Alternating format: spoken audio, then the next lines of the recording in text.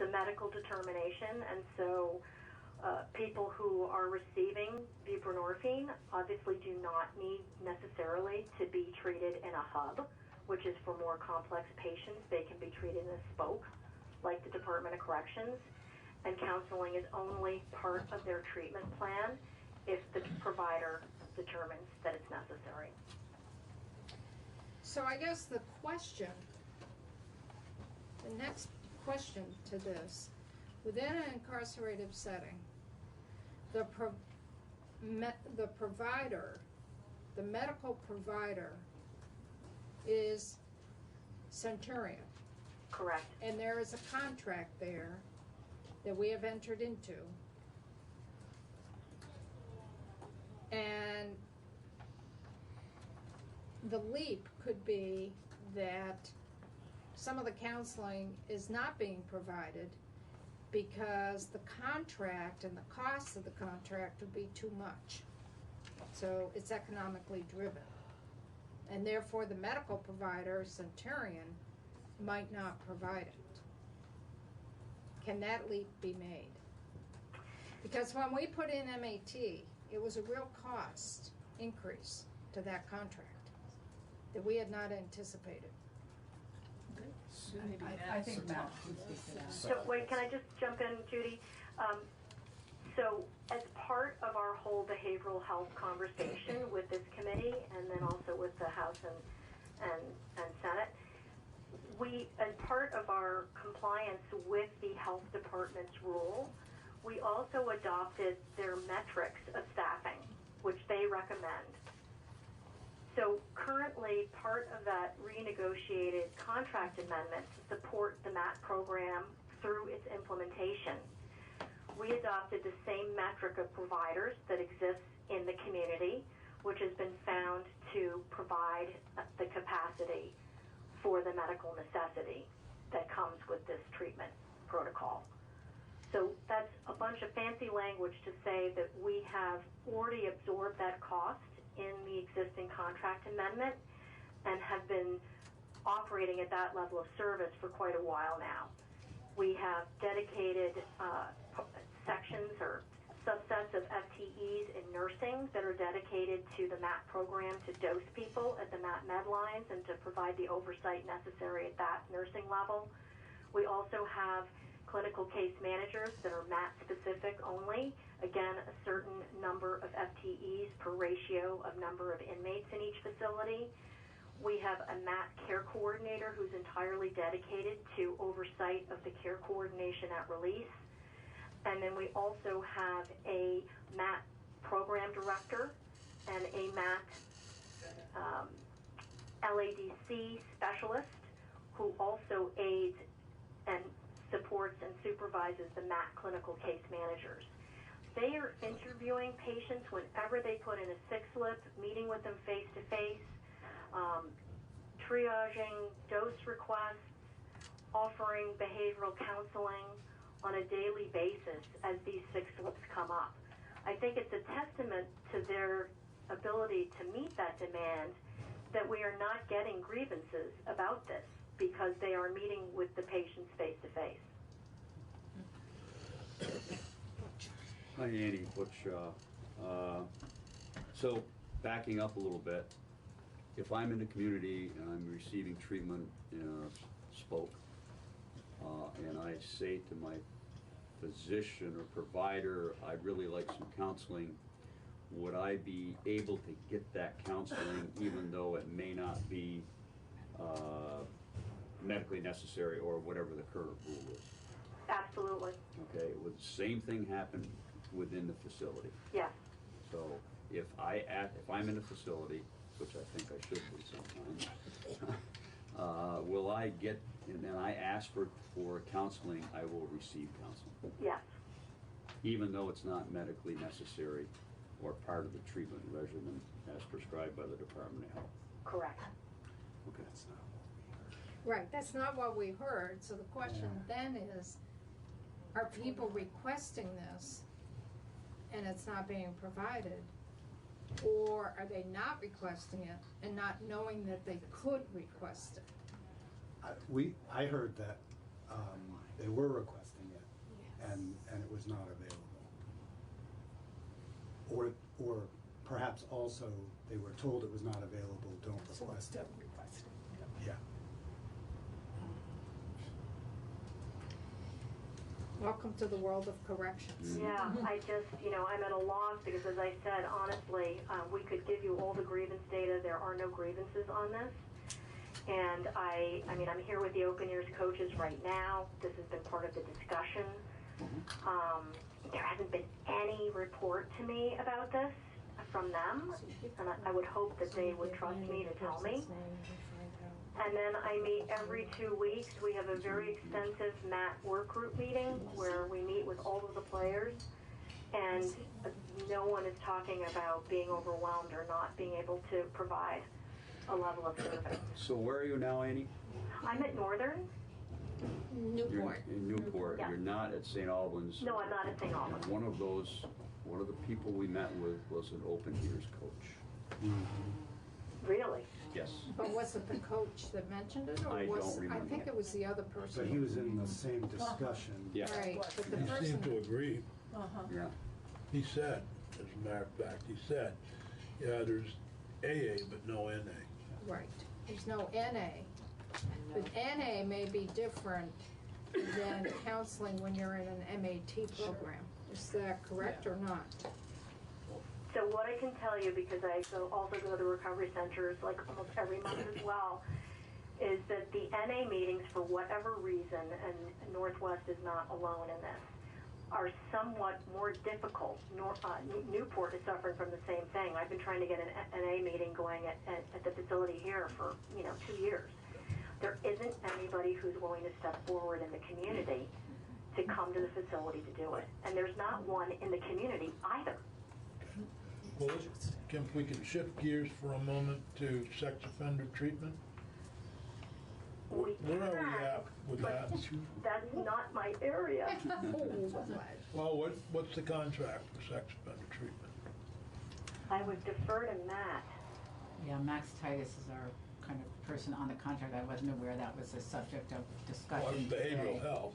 Yeah, and I remember when you were talking about the old days. I don't when want to there was be, a I don't want to treatment. be difficult here, but I just have had too many concerns expressed by various people regarding the behavioral health contracts that the department has, and it's just, so. If we don't have answers to the sex offender treatment, I would like them at some point, because you can send them to me personally, but concerns me that at one time, Vermont had one of the most renowned sex offender treatment programs in the country, and now we're having a hard time getting sex offenders out of our programs, out of our institutions. And I suspect that part of that is the housing situation. We hear the complaints there. I know there's a battle going on with St. Johnsbury about transition residences there, and whether or not, the problem that the department has is getting sex offenders out into the community who are past their minimum and have been treated. Communities don't want them.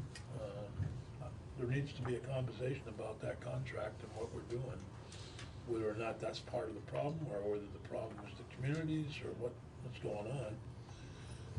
I didn't know that you weren't prepared to talk about that. Well, the transitional housing piece is a whole separate piece. I understand that, but I'm saying that the sex offender treatment, let me back up, maybe I wasn't very diplomatic. I'd be more diplomatic. What has happened with sex offender treatment appears that there are a number of sex offenders who are past their minimum that do not have an appropriate place to live, and part of the reason they don't have an appropriate place to live is because they can't find a community placement that will accept them. And is that reflective of the treatment program? Is that reflective of the community's adverse, or is it reflective of the department's trying to find placements for them, and it's not easy. I don't know what's going on, but we've been asked to look at various groups of individuals for release into the community, and how do we ensure that these folks get out. And we've been having discussions about perhaps presumptive parole or something of that nature. And if we go in that direction, that means that we would presume that if you're past your minimum, you're going to be released unless the department has a reason not to. Yet, we seem to have great difficulty getting sex offenders back into the community. And I think there's a real reluctance of landlords to take, if there's a housing requirement, it's a very difficult thing to get landlords that are willing to take people that have sex offenses. I don't think it's necessarily the lack of or inavailability of treatment. I do think that there's difficulty getting people into the community in a community that doesn't want them, and if there's restrictions of where they could live, whether it's near children or some other type of imposed restriction, those also limit the options for people. And I would just chime in that the Sex Offender Treatment Center, Sears, is bundled under program services and is not part of the Centurion Behavioral Health contract. Okay. Whose contract is that? So that is managed under Kim Bushy, She would be Who the was here person to this come in. morning. Yeah, and she would be the person to speak and to she that. would be the person to speak to that. And I that's think we got too much bureaucracy. that's in her charge in regard to the TIPSA and the VASOR, the sex offender treatment assessments, etc. It's handled under criminogenic risk and need. So, Annie, the folks doing that work, Mm-hmm. are they state employees or is that contracted out? Matt? So, yeah, thank you. So, the VTIPSA folks are part of our department, but the services are through contracted vendors. There's a number of contracts, and I apologize, Senator Sears, and all that we don't have the list of those. Not including the program service component of behavioral health. Senate Judiciary Committee meeting January 8th. I would like a complete list of all contracts with all providers and all, whatever you call them, whatever you want to call them. Like a complete inventory of all the contracts, how much they're for, what they're providing, what they're not providing. And I'd like to also have a complete inventory of the number of offenders who are incarcerated on January 1, 2020, who are past their minimum, and the reason they're not being released past their minimum. So that'd be January 7th. It was the first day, yeah. So January 8th, please. And if, Peggy, if you would set that agenda for contracts, so you don't have to worry about what to do the first day. She was worried. She was worried. So I would really like to get a full understanding, and if you could share that information with Stephanie Barrett from Joint Fiscal.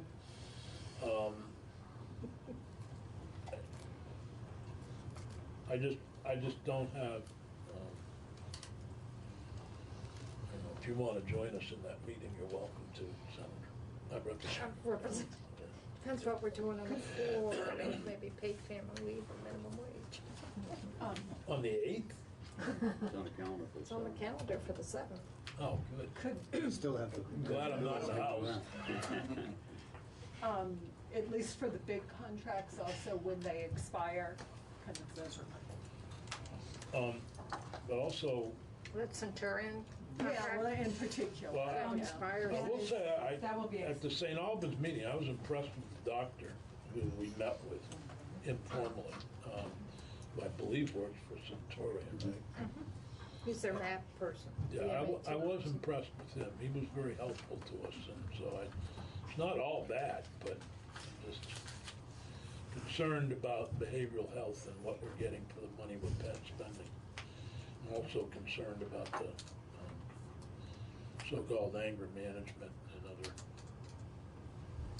programs that are being offered. And can I just say that it isn't just like the MAT program and stuff. I had a constituent who called and was concerned because of an inmate who was suicidal and didn't feel that they were getting enough help there. So I'm hoping that that's taken into Yeah, consideration the as behavioral well. health. Yeah. Absolutely. When is the Centurion contract up? It runs to June 30th, 2020. So you're in the process of Selecting looking a vendor. for another vendor or that vendor or whatever. New contract. Are We you, will have a new contract With somebody. with someone. and so are you already into the year extension of the existing contract? I'm kind of remembering that you had it for maybe a couple of years and the opportunity to extend. Yes, so we're in the final The final. amendment, Okay. and that's, yes, extended through June 30th of 2020.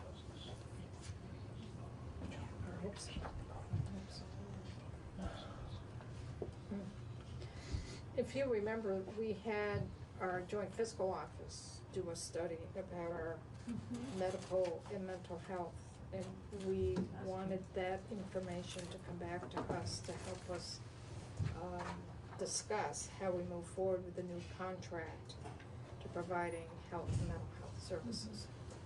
Which we That was got last year, We right, received because that we knew this report. contract was Yeah, expiring, yeah. coming up for, was gonna expire.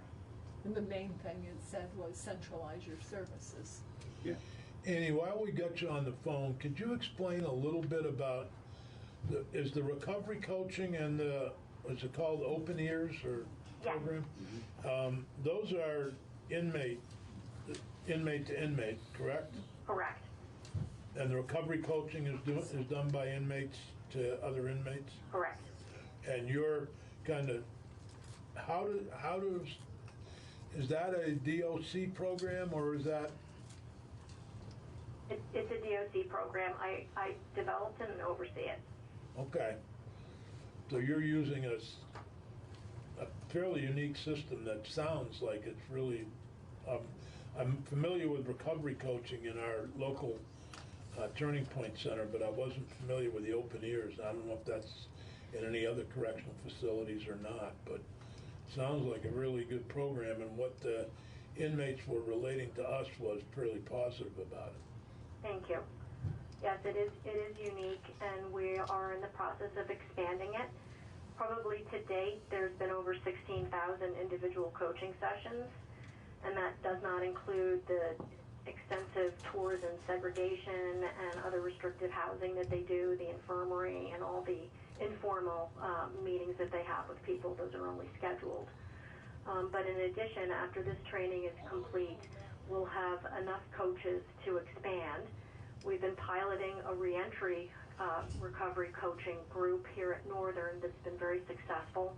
It's facilitated through a coordination with the recovery center here in Newport, and a recovery coach who works there who is a formerly incarcerated person.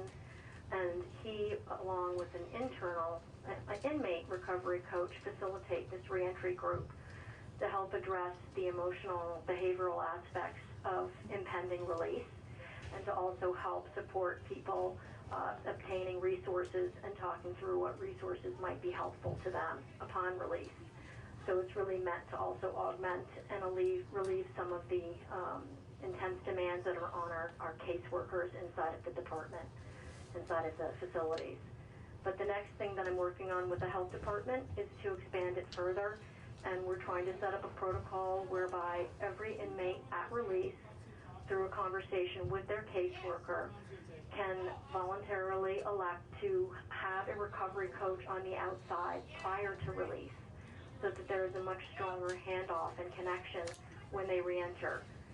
And I'm waiting for the protocol to draft to come to me, hopefully in the next week or two. But the health department is involved in that, as is all the recovery centers. So we hope to streamline a universal system and train caseworkers on how to make this offer to releasing inmates and then put it into motion. Good. How is that different, Annie, than the pilot project, or is it just the extension of the pilot project? The reentry group will just be expanded. Northern had more coaches and had more workforce capacity simply to do it without straining the coaches since they deliver so many individual sessions.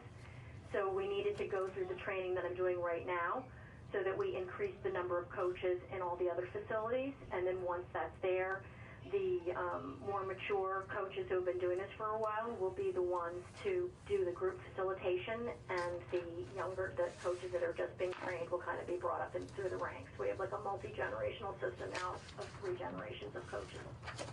But I'm thinking of the piece of reentry and then connecting with the outside recovery coaches. Yeah. Yeah, so that will happen at the reentry group, and then the separate individual connection will also be made through the development of this protocol that I just talked about from the health department meeting I had. We're working with Fawn Montague, who is the Recovery Network Director. She's in turn coordinating with all the recovery centers. Representative Emmons, you know that I go to all those centers. You've seen me in action at the centers. They know me very well. They're all primed and know about this effort and want to participate. But we're just looking to try to work with our sister agency, ADAP, to make sure that this is centralized and that everybody has awareness of all the levels of service that are being provided. Are the recovery coaches all volunteers? Yes. Well, they're volunteers, but there's money that comes from the current from the turning points. But It's part of their budgets. Oh, so are you asking about They don't get, are they They're compensated? not paid by DOC. Are you talking about the inmate coaches? No. Well, I'm particularly, well, I know that the recovery center coaches are volunteers, at least in Rutland. And I'm just wondering about the I think they get No, paid. they get paid. They get a little from the turning point. It's not great, but It's not great, but that's part of the do turning point. the budgets. inmates get paid? The inmates get paid. I think you'll find in Rutland. They get some compensation. I don't think it's getting rich, but No, No, I'm there's sure some it isn't, but, compensation. and it may do be that one do particular you, either of you coach have does it. information on any of the contracts that you'd like to share with us that you came here to talk about? It's recovery coaches. I think we'd probably give a more complete picture if you gave us the opportunity to go back and go through and make that listing for you. I think it would be more helpful. We had focused on the Centurion contract, which, as I said, we didn't think we wanted to sit through today. There's a lot interwoven. There's not a specific behavioral health alone section, so we did not bring that. It's really hard to figure out what we contracted out, what we do in-house. Are there any more questions or any? Sorry to bring you all over here for very few questions, and I know that we just heard about your new assignment, so good luck. Good luck. That was earlier at noon, at 11 this morning, so I was surprised to see you here, actually. It's my closing up of business on a lot of things day. No, I'm going to retain a few things that I'm working on that are Okay, continuous. good. It's a temporary reassignment, so I will help out over at the Secretary's office and at Chittenden. Let me know if you want to join us on the 8th. We'll do it in the morning Okay. at 8:30. You may not be on the floor till 10:30 or something. Right, but right, okay. You're welcome to join us. Can I just ask maybe that, Yeah, please. before the 8th, if you can maybe on maybe the week before, get that information to Peggy so that we can make sure that we're staffing them properly with whoever covers that particular area, because I'm guessing this is probably a pretty wide swath of different contracts, and I want to make sure that this. Yeah, we'll get all that together, and also anyone who would provide the At the written next testimony. meeting, can we concentrate on transitional housing instead of the other contracts that we had talked about? I was gonna say, do you want me to? I'd like to focus, if I'll you're show all you at the end of the prepared on the meeting. transitional housing, to talk about that next week. That seems to be, there's also, and part of that reason for bringing that up here is because it really is a justice oversight issue, is this, what do you do with the St. Albans work camp? And I know. Johnsbury. It's on Johnsbury, right, excuse me, yeah, thank you. the issue, I think we all received emails from Senator Benning and somebody else who were, you? No. No? Oh. No. Well, anyway, there was, a meeting took place in St. Johnsbury with the St. Johnsbury Select Board and Commissioner Duchette, I believe, about the work camp and what to do with the 50 or odd beds that aren't being used. And there was tremendous pushback from St. Johnsbury, but they'd like to use it for people that we don't have incarcerated. I'm just paraphrasing, okay? So, we've got a problem. We've got a facility with 50 beds, and the town is saying you can't use it for what you really need to use it for. They want to use it for a group that's no longer incarcerated. I don't know how we're going to deal with this, but if we were to, it would be helpful for us next week to hear a little bit about transitional housing and what the plans are to either expand it, or I know in Bennington there's, they're willing to look at women at the depot program. They've already got 14 beds for men. I don't know how many are being used, but a better discussion of transitional housing would be helpful for all of us.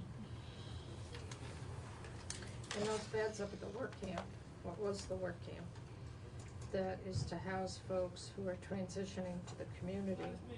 The contract right now with with St. Johnsbury is there are no sex offenders that are to be housed there unless they come from the area. Right. So that's tying, what we're hearing, that's tying DOC's hands in terms of putting folks, part of those B1s, that might be able to stay at the St. Johnsbury facility, but they're a sex offender from another part of the state. And St. Johnsbury is saying no to that. But St. Johnsbury is also getting money from the state for what is called a readiness to serve. And that was negotiated when those B1s went in there. Based on 100 beds. Based on 100 bed, was it 100 or the other 50? I don't remember. No. Yeah. Anyway, we increased their make ready and be ready money from that population. And I was part of the discussion in St. J.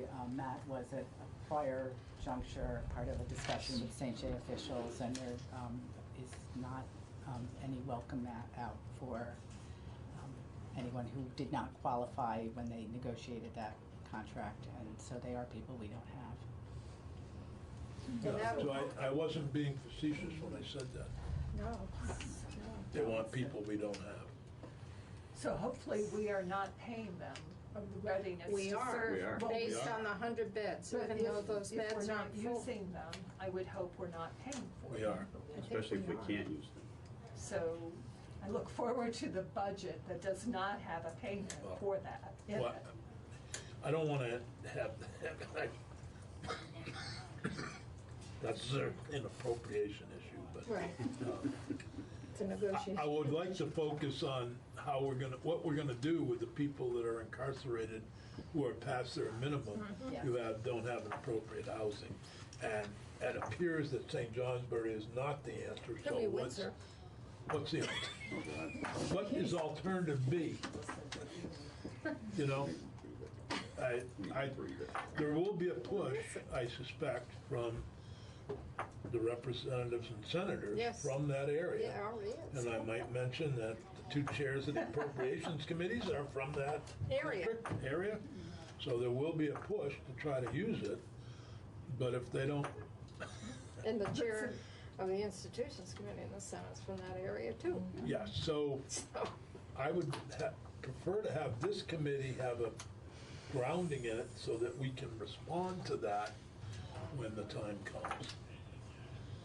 But So that's for next week, you want? next week to talk about transitional housing, clearly, It's on schedule at noon right now. yeah, clearly, yeah, I just want to make clear what we're talking about, that there's been some lack of clarity from me because I was out at sea on these issues.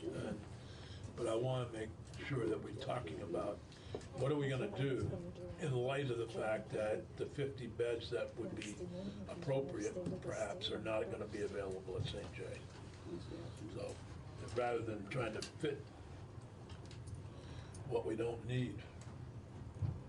You could ask the question, why are we buying what we don't need? I do that all the time. You buy what you don't need, or you ask the question? I ask the I'd be question. happy to in my committee. And they get kicked. Yeah, you sit anywhere near kids? Yes, I do. I'm this close, or closer. And Butch kicks me. All right, thank you both very much, and I Thank you. appreciate it. Thank you, Annie. Hopefully, we're clear on next week on the idea of transitional housing. Thank you, Annie. You're welcome. So besides that, and what else you want to talk about next week? What we We did. have time scheduled about an hour and a half for the justice. Here's the agenda that we have so Reinvestment far. Justice, yeah, because we're meeting on, Should we talk We're meeting about- on Monday. Should we talk about what we did throughout these 10 meetings, and if there's any legislation needed in various committees and jurisdictions, without letting you report? and we're not coming in at 10:30. We're coming in at 10:30. You are? I Yeah. thought you and I meet are We're 9 meeting at o'clock. 9. 9 to 10:30. You're not coming in at 10:30. I'm not I coming mean, in it's at at 10:30 next week. If we don't have a snowstorm that day, which I hope we don't. We don't. Did you check it? I think we're gonna have to delete the presumptive parole report. I think we're gonna have to put in you have to have time for the Woodside, the closing of Woodside and hearing from state employees. And So you want to hear if that's, I also want to add a judge to that group that we hear from on closing Woodside. Right. Judge Grierson or something? Yeah, and I'd like to hear more from the state's attorneys as well. I think that was rather brief today, and I think they had some significant concerns. So Judge Grierson, Pepper, Yeah. Pepper, anybody else? So this, getting rid of Yeah, getting rid of that and just put Steve Howard in Steve here. Howard, and then we'll Showers, 1 continue to with 3 that at inches. 11:30, and then at noon we'll do the, Yeah. So I'm gonna add Matt Dagges, knowing they're gonna tell me who else to add. yeah. Do we want more time on this now that we, 1 to 3 No, I inches. think that half an hour should be enough, don't you think? I guess, we may have a Are you snowstorm running with next these Tuesday. next week? No, we're not. It says maybe. 1 to 3 inches during the day, 1 to 3 inches later. and we have this, so right now we do have a half an hour state contract. You wanna take that off, right? Yeah. And then do you want me, where do you want me to add time? All right, well, let's do lunch at noon, then, and put them at 12:45. Okay, Or lunch. do- Well, you're I just gonna get can't here at come 10:30, you because have of- lunch that early, or No, it's up to you? I guess you're right. That's right, you don't have to lunch that early. Have lunch at 1. We vote on this off? Well, appropriations them is at 1:30. meeting. When is the Probst meeting? 1 o'clock Monday, lunch, Tuesday, okay, Wednesday. so that gives you We could an do a hour cameo. for this part. Well, and I 1 was just o'clock thinking if you were lunch, meeting 1:30. at noon to talk about 30 the, to 15. then I could come down for that. Okay, all right, so that sounds good. I don't know what we're doing here. What are we doing at noon? We're doing it here? Yeah, for, So We're I gonna know do lunch at 12, at noon is gonna be traditional. appropriations is oh, meeting transitional I know. housing, okay. Yeah, so 1, I was hoping to lunch. sneak out for parts of it, but Yeah. I may not. Well, sneak out as much as you can. Get a note. Just tell her. note. Get a note. Just tell her that. No, it's more a fear of what will happen in Okay, there if never I mind. leave. Never mind. They'll be fine. Well, it's just the administration presenting a budget, right? So that will be our, that will be our last meeting, Our last meeting. and there won't be any other meeting prior to the session about anything that should Yeah. Unless you But Butch's desire an request, emergency meeting or something serious comes up. Butch's suggestion that we just kind of review what needs to be done, did that make it onto the? No, it didn't yet. That's a good, yeah. Michelle, would you be able to review whatever needs to be done that we didn't do? Whether we did do. Or that we Needs think needs to be legislated. Legislation. Right now? No, No. next meeting. Well, so I was just reminding Peggy, so I'm only here till noon on the 17th. Right. Should we do it in the morning? So, you mean go over, I Is mean, there anything we've missed? That's the question. I mean, just remember when we were meeting over the tax department, I kind of went through your charges. There were some things that you didn't really Yeah, Yeah. but it kind of seemed like, you know, you decided what your priorities were, Yeah. and I raised those, I can go over those again for you, but What about So my question was not what were we supposed to be doing, but what have we done that needs more action? In the that- legislature. During the session. During the session. This is a good idea, maybe we should talk about it in the committees of jurisdiction and go further. Well, the whole justice reinvestment needs to be legislation. right. So should we just I mean, use you that guys as are all a are like template kind of your for- Yeah, representatives because of that all yeah. needs to be in legislation in order to get federal funds to help us. You can take those back with us. But that would then be the. Yeah, the recommendations that they make to be the legislation, so it's Well, I whatever mean, I think they come up with on the 22nd is their final meeting, but unfortunately, we have to have our bills in, so that's why I'm hoping that next Monday we can get a better idea of Yeah. what's going on there, and then on Tuesday, they're gonna present this committee.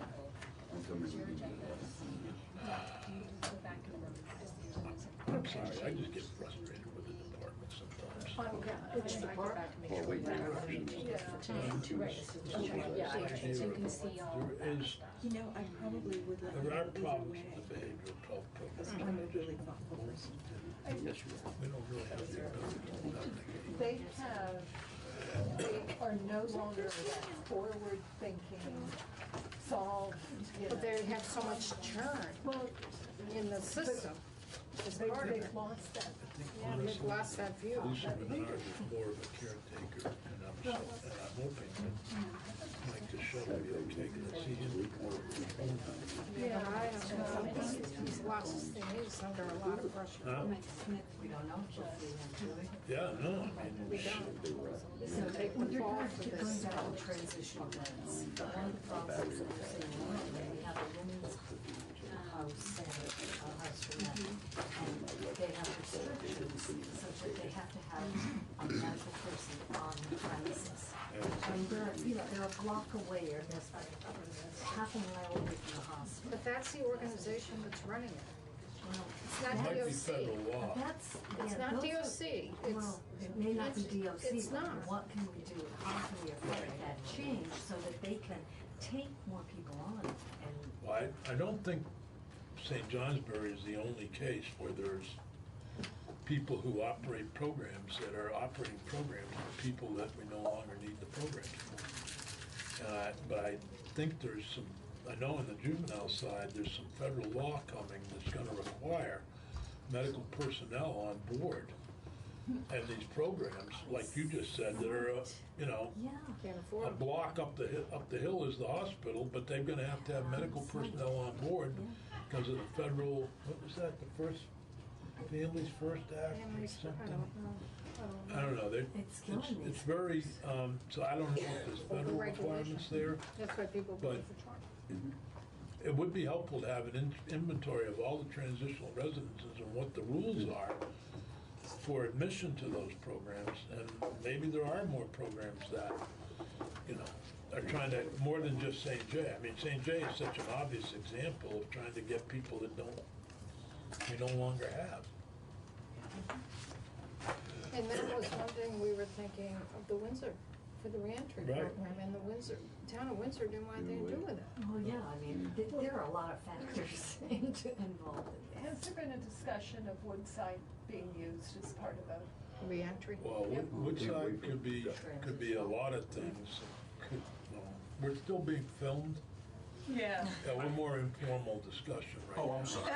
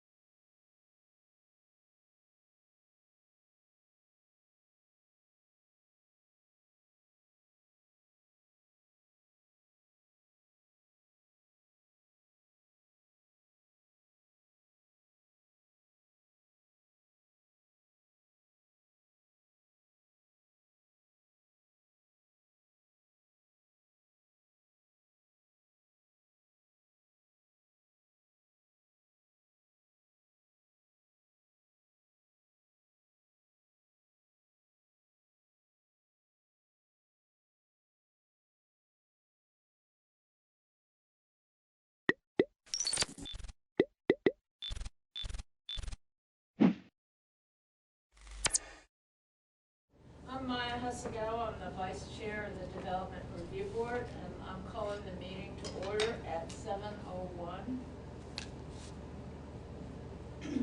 And I have some opening remarks. I don't know if you guys have heard these before or not, but anyway, I have to read them, so here we go. At the DRB, we hear applications for land development in the town of Brattleboro and appeals of zoning administrator decisions. Procedurally, the Development Review Board operates on the record. Broadly, this means we take a clear record of testimony from the applicant and any interested parties, and then issue a written decision with our finding. Applicants and members of the public should be aware that as we are on the record, this is your opportunity to comment on and provide evidence regarding an application.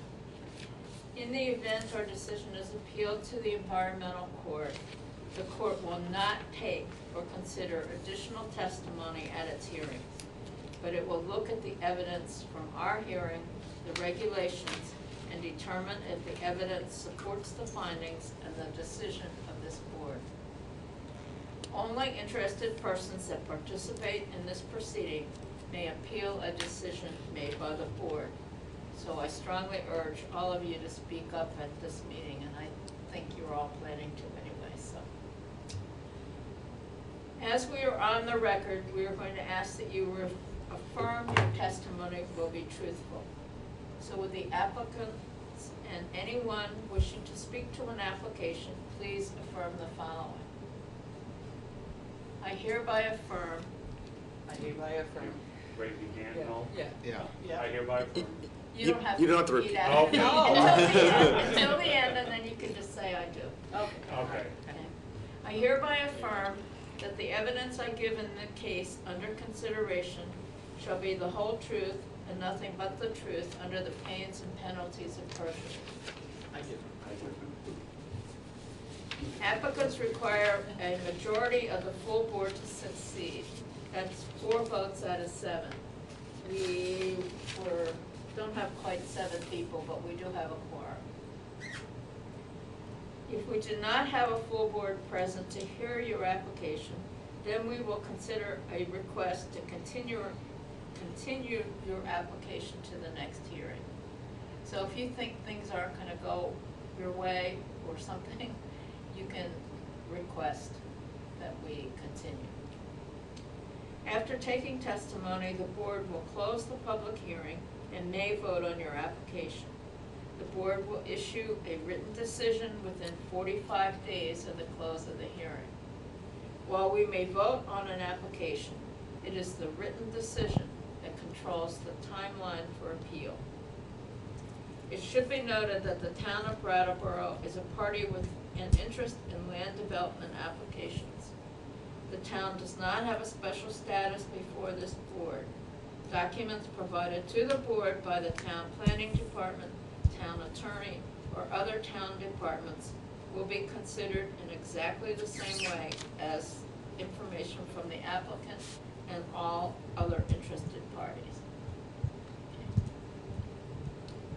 So, I have a motion to approve the minutes of, what's our last meeting? November 20th. November 20th. So moved. Second. Any discussion? All in favor? Aye. All opposed? Anybody opposed? No? Everybody was sworn in. So, yeah, Yeah, we've been properly warned. you were properly, we were Yep, properly, yep. yeah, I saw it in the paper, actually. So, Yep. and. Twice, actually, because this was on last meeting as well. Here comes Pardon my lateness. Stray member. So, I'm still gonna appoint you, Okay. Ian.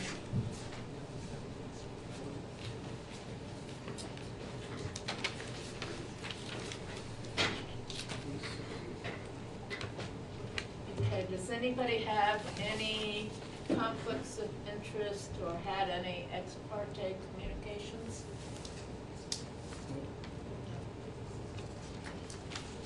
Okay.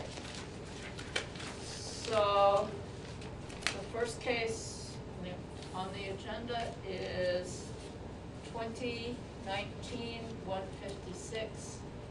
Timothy Kavanaugh and Diane Leary. Do you want to come and take a seat there?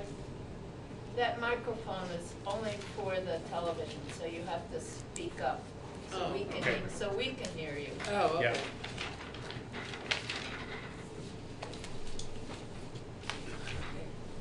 Can you introduce yourselves and then talk about your project? Okay, and have you had do you, prior to this, do you look at the?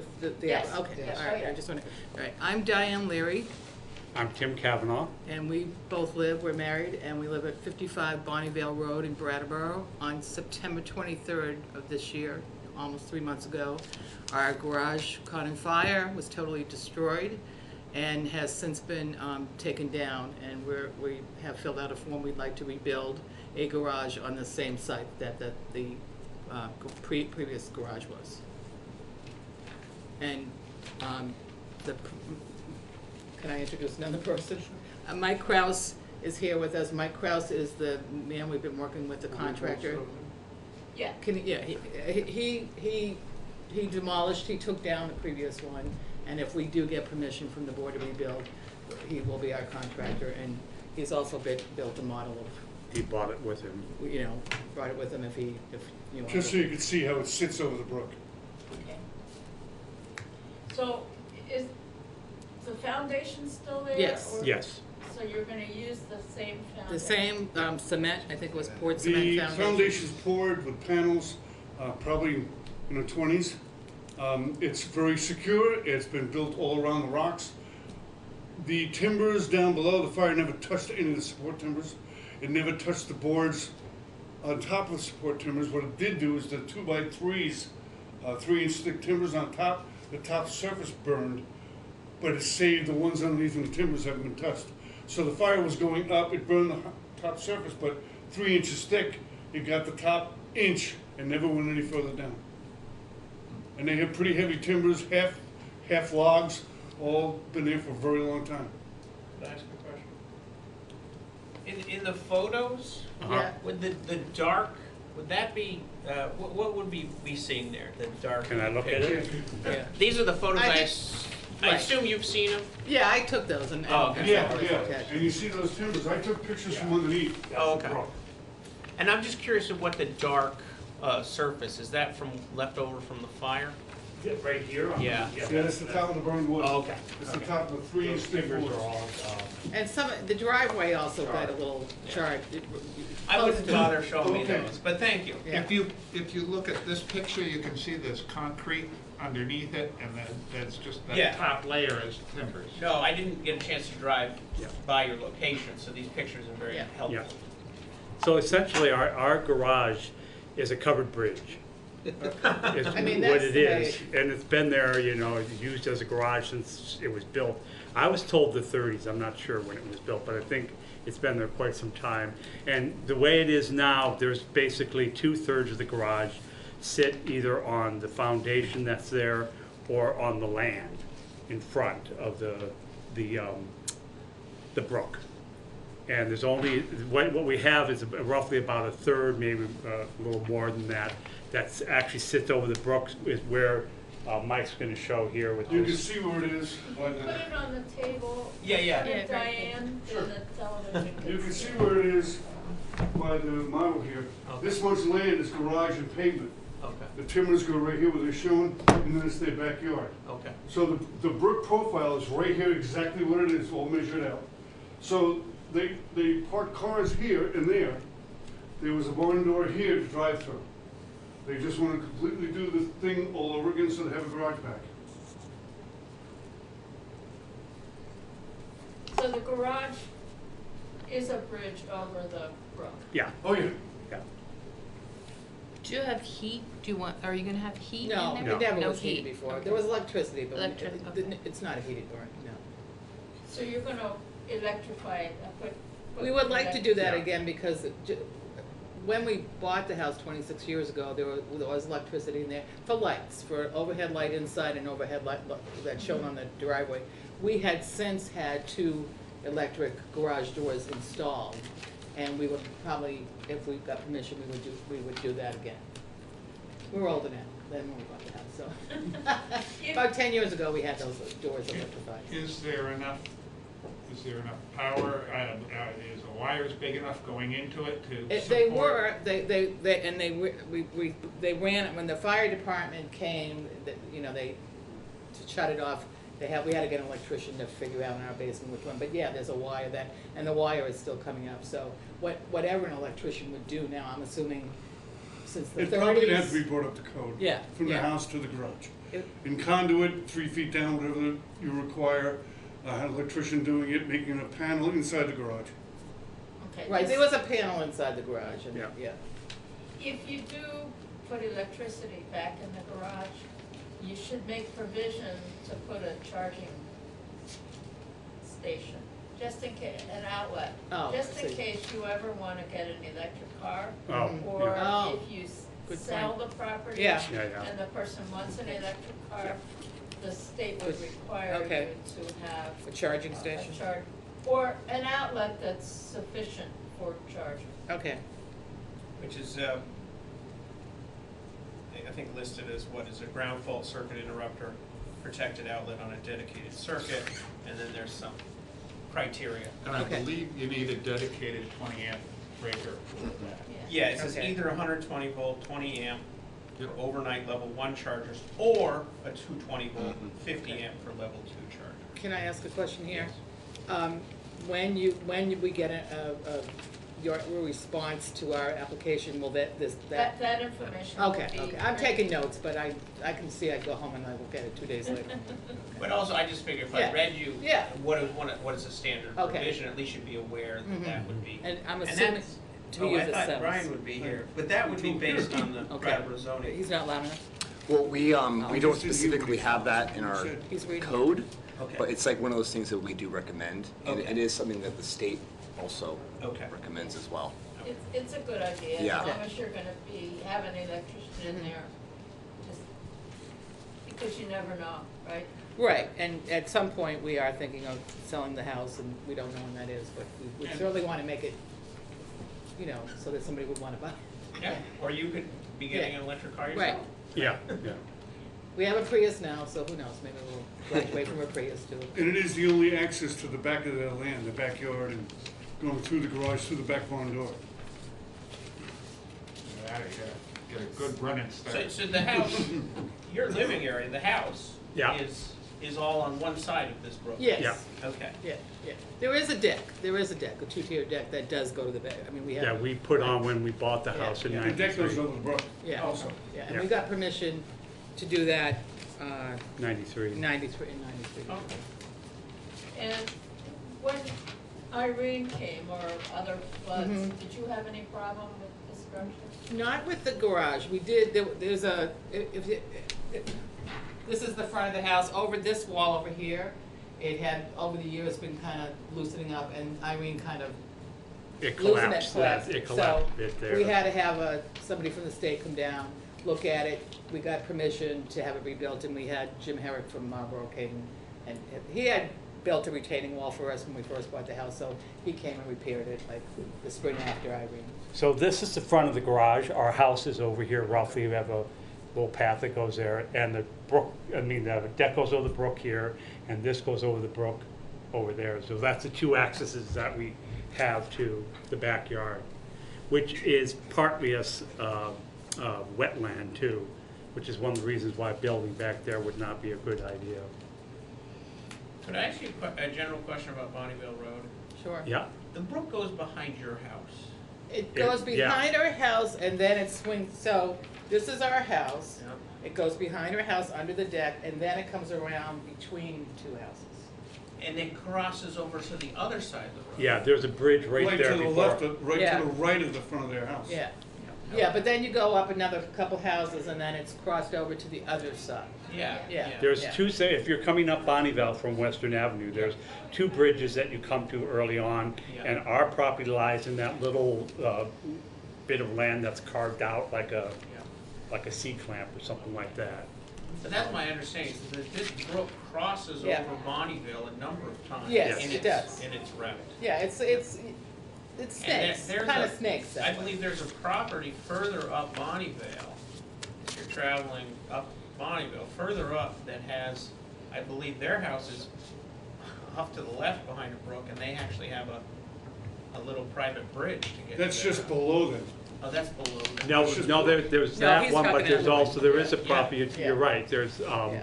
And there is a property below you. there's that- two bridges that, at least for Yeah. Brattleboro side of Bonneville. The brook only has two places where it crosses, where it needs a bridge.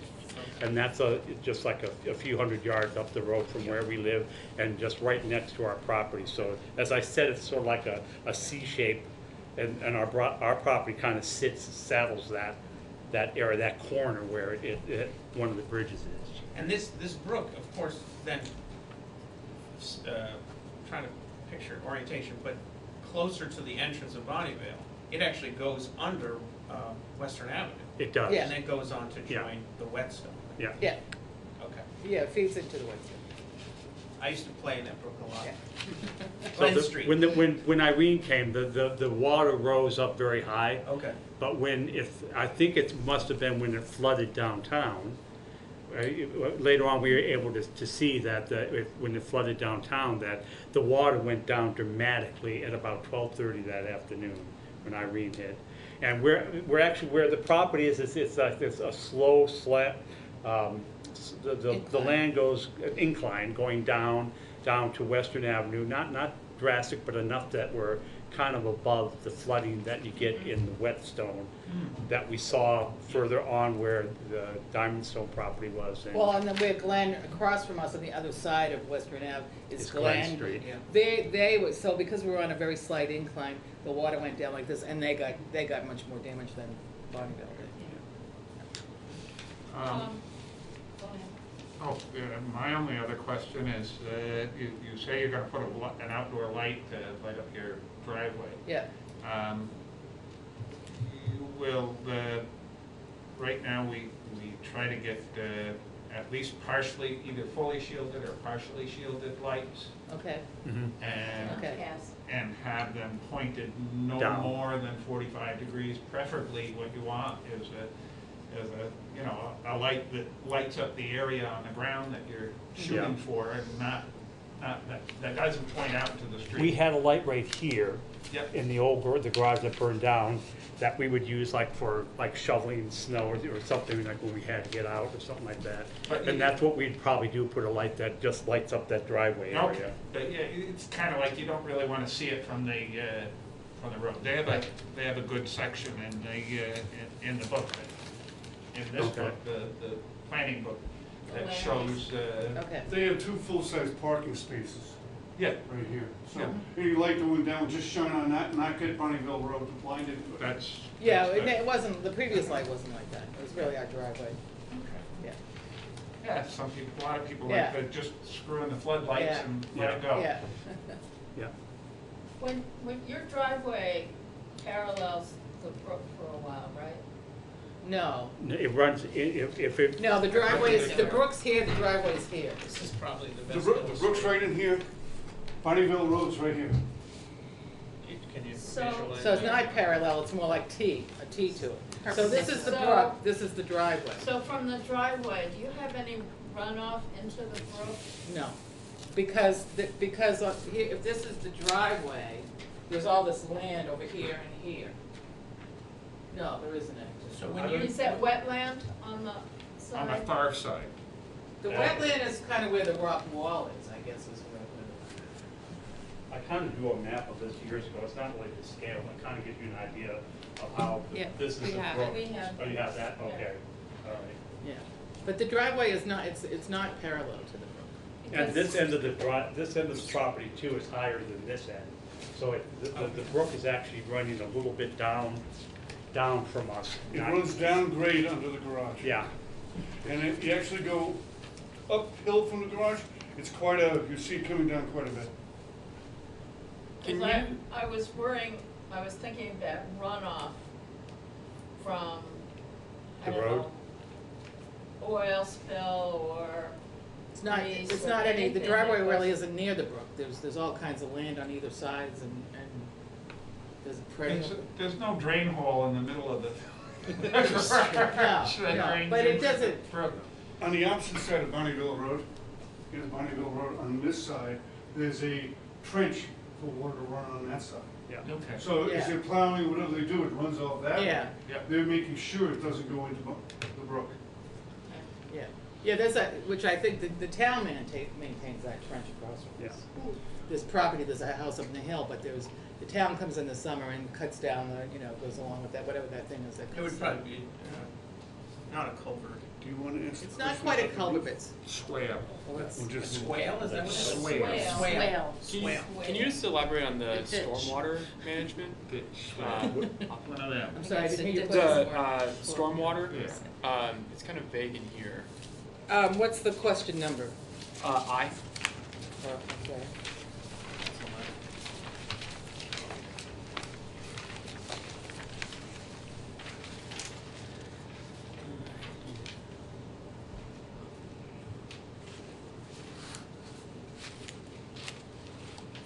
So what is it that you would want, how I'm could we just curious elaborate? where is it being run off to? What, Based you on mean when it was like the roof? that? Is it just going off the roof right into Well, the road? Yeah, right Yeah, now, yeah, okay. there's no garage. Would anyways if it was Yeah. raining on it. Would Yeah, I rain don't into know the what you're brook, asking, too. because we don't have any garage now, so. I mean, the design can do. the design for, yeah, for, Well, yeah. it the- falls this- off in here, it falls off here, we have a roof rake, so we have used the roof rake to pull it away from the brook and put it either in the back of the land or in the front and the side. But rain just, like, when it rains, Yeah. it just. Yeah. Goes straight. It would be very much like the Creamery Bridge, Mhm. you know, which basically rain falls down on that bridge and it goes down into the brook. So, same with snow, that slides off. Okay. Thank you. I think you summed it up by saying your garage is a covered bridge. It is, It's it just really. you can't drive all the way through. Yeah, it's Yeah. not used for a covered bridge, but that's essentially what it is. Must have been a charming feature when you bought the house. I know, a lot of our neighbors were very upset. We're not liking not having it, protecting our car from the snow, it's new for us to have to go out and dig out in a way, not digging out, but digging the car out, so it was a very nice asset to the, it was also good for storing, garden. Interesting, Yeah, yes, right. What would be the general size? I think this illustration showed us. 20 by It's a 20. 20 by 22. Okay. Yeah, Yeah. that's, yeah. Same The size. platform Yeah. itself is framed for 24 by almost 24. Okay. That's what the foundation is on both sides. Okay. The timbers didn't go all the way to the edge of it, Uh-huh. so they have like 6 inches they can gain on either side, Okay. just to make it Yeah. follow the footprint, but just use the foundation that's there, Yeah. rather than coming back 6 inches. They left the timbers on the outside like a space, I don't know why they did that, but Okay. whoever built this in 1930, Bonneville Road was probably, we spoke about this, Western Avenue was probably dirt. So- Oh, yeah, Yeah. it was. Anybody have any other questions? Just one kind of curious as what caused the fire?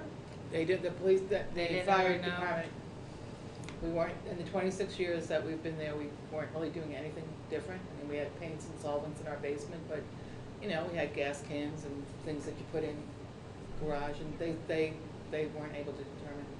The place where it started too had dry stuff, like we have a charcoal dry barbecue pit, and we had charcoal down there that was, unused. We had, newspaper there, which was flammable, that was unused, but it was nothing, And there the was no electricity. oil or anything like that. The electricity was shut off because we weren't using that bay.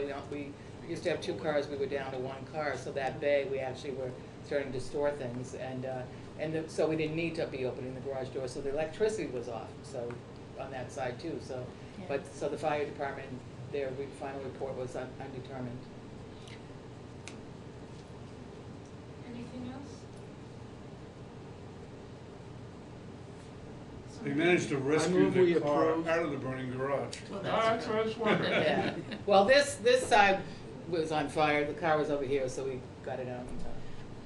A couple of Anybody like to make a motion? I was starting to. I move we approve it, with no additional conditions. Second. Any more discussion? All in favor? Aye. Opposed? Where's the mouse? You're good. So, do we understand you approved us rebuilding this? Okay. I just wanna say personally, I love the model. Yeah. Because it makes it very clear. It's the Mike's best design. one I we've do ever this, had. I do a lot of timber framing, Yeah. Yeah, and I do this for, yeah. I have built models which help sell the work when you Yeah, see a yeah. model, full model of it. Because when you do a blueprint, Yeah. I do that also, but people are like, I don't get it. When they see the model, they go, oh, I absolutely get it now. Well, I think it gets very clear Yeah. what it is we're approving. When we Yeah, first, you could have when we weddings first there. lived there was an old man who used to go for a walk. I haven't seen him in probably 20 years, but in the summer, he'd stop and he'd look at me and he'd say, I never saw the like of it, a garage over the brook.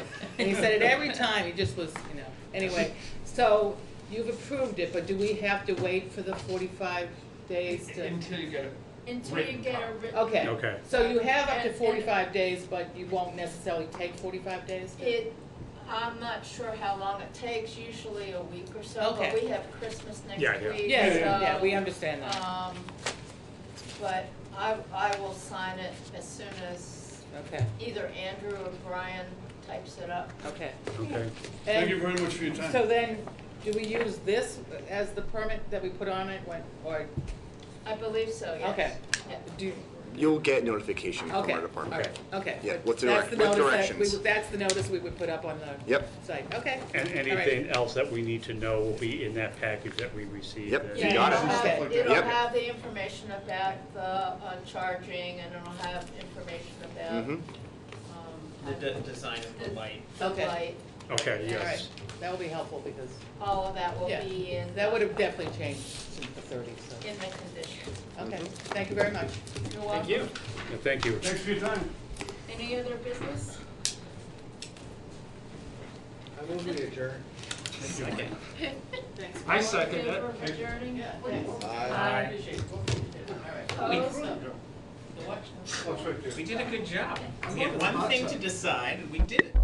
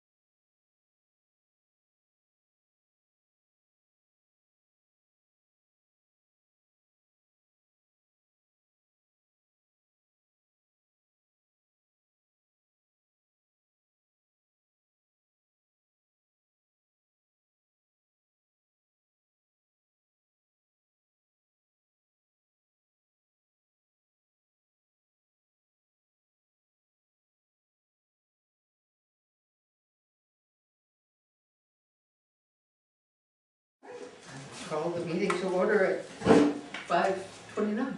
All right.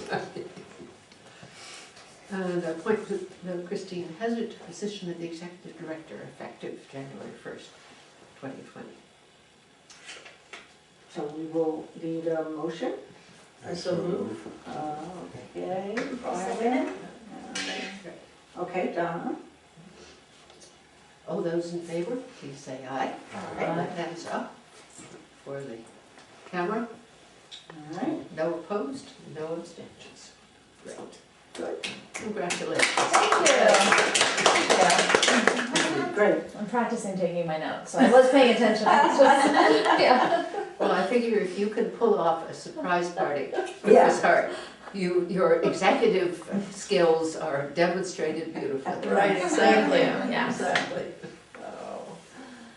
All right, so as the board secretary, I will do the election of officers. Thank you.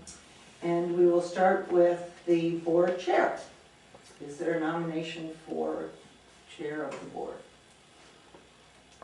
Jen, would you like to do that? Yes. Okay. It would be an honor. Great. I'll nominate Janet All right. for chair. And second? Second. Are there any other nominations? Hearing none, all those in favor of Janet continuing, please say aye. Aye. Thank you. All right. If I don't believe in myself, I have to vote for myself too. Yeah, you did. Now, the board vice chair, I should tell you that Tom Murray has been the chair. He's not with us tonight. I haven't heard anything about his desires, so I just would put that out there. So the position of board vice chair is on the table. Well, he certainly has been a good support. I know when I have not been able to do with signing off, he has stepped up to do that. It has traditionally been longevity on the board, but I must admit Donna would be my choice if we had a chance, if you were able to do that. Well, I don't want to take it away from Tom if it's something he wants to do. So, Is it something that we have to do tonight, or should we talk with him first? You really do need, I'd like to get it done because the officers all start January 1. Right. I think it's really up to you. As I said, he didn't express nothing to me. Now, he might have talked to you. He hasn't spoken to me at all. So, I think it's your prerogative as the board. You got a preference? I would like to nominate Donna Rathway as vice chair. Okay, Second. I'll do it. It's fine. Okay, so Janet and Ira. All those in favor, please say aye. Aye. Any opposed and any abstentions? All right, now the board secretary is the executive director. So do I have a nomination for I'll secretary of the nominate board? Miss Christine Hazard. Yeah. We'll second. Very good. I knew, I was waiting when you were gonna get to be trouble. Watch out, Christine. Okay, so Christine Hazard has been nominated as board secretary. Are there any other nominations? You don't have a choice. All those in favor? Say aye. Aye. Okay. Very good. You have your officers and your new executive director. So you're off. Yes, indeed. Good. Review and approve the minutes from the meeting of October 28th and November 18th. The November one, I would just make the correction of who's writing checks for December. Oh, Tom's listed and I'm doing it. oh, okay, November, Do I have January? Is that true? No. just. Is that October? I had October. Okay. Okay, wait a minute, so Got it. who's doing December? I am. Oh, Tom's. You are doing December, okay. And because he was gonna be gone. Okay, and Tom is doing January. Yeah. Okay, all right, great. But that's what the So That's what the minutes say, they say say. Donna October, Janet November, Liz December, and Tom in January. The minutes for the December 16th meeting. Oh, Don't the have it L correct. meeting. The October 28th one is right. Yes. Okay? Yeah.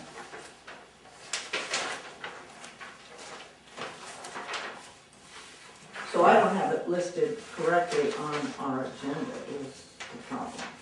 It's just on that one spot. Yeah. February will be a problem for me, because I'll be away for the bank for a whole week. Wow, okay. And then I'll probably have a vacation week in there too. All right. But I could still do it if somebody just wanted to cover those two. I mean, we could like split it or something, like, you know. We can talk about that I just want you to January heads meeting. of it, yeah. Okay. Because that would be next in line, Yeah. so. Yeah. I was like, ooh, February. Is Byron in the rotation as well? Yeah. Okay. Yes.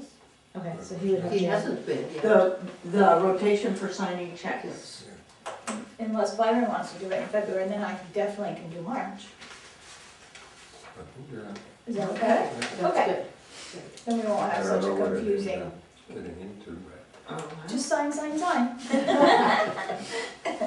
Or ask questions if it seems Yes. appropriate. You'll That's- get that's asked why we into do the that. office Yes. Thursday afternoon, sometime on Friday Friday. Yes. And you all have a stack of checks that goes either this high or this high. Yeah, it depends on what time of the month it is. Right. That's right. And that's when you see all the invoices and the checks.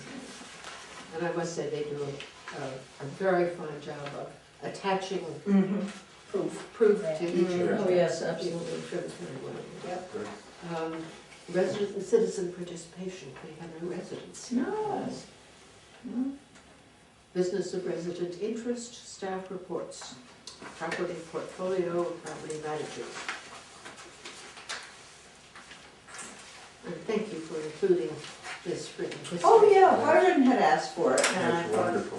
That was very nicely done. I thought I should put that in for everybody. I like this, you know, because now I can go Oh, through that's, and yeah, Yes. that's Christina, schedule, so Put it put all everything together. on the schedule. do let her know right away if there's a time that is really bad, is where you know you're not gonna be around, because then she might be able to change it. Well, I have right now a meeting date of March 23rd when I will be away. Okay. But we have a new vice chair. Yeah. Who will lead the meeting. Okay, you better be doing some training. Yes. All right. The property management update. Incredibly yellow. Yellow, right?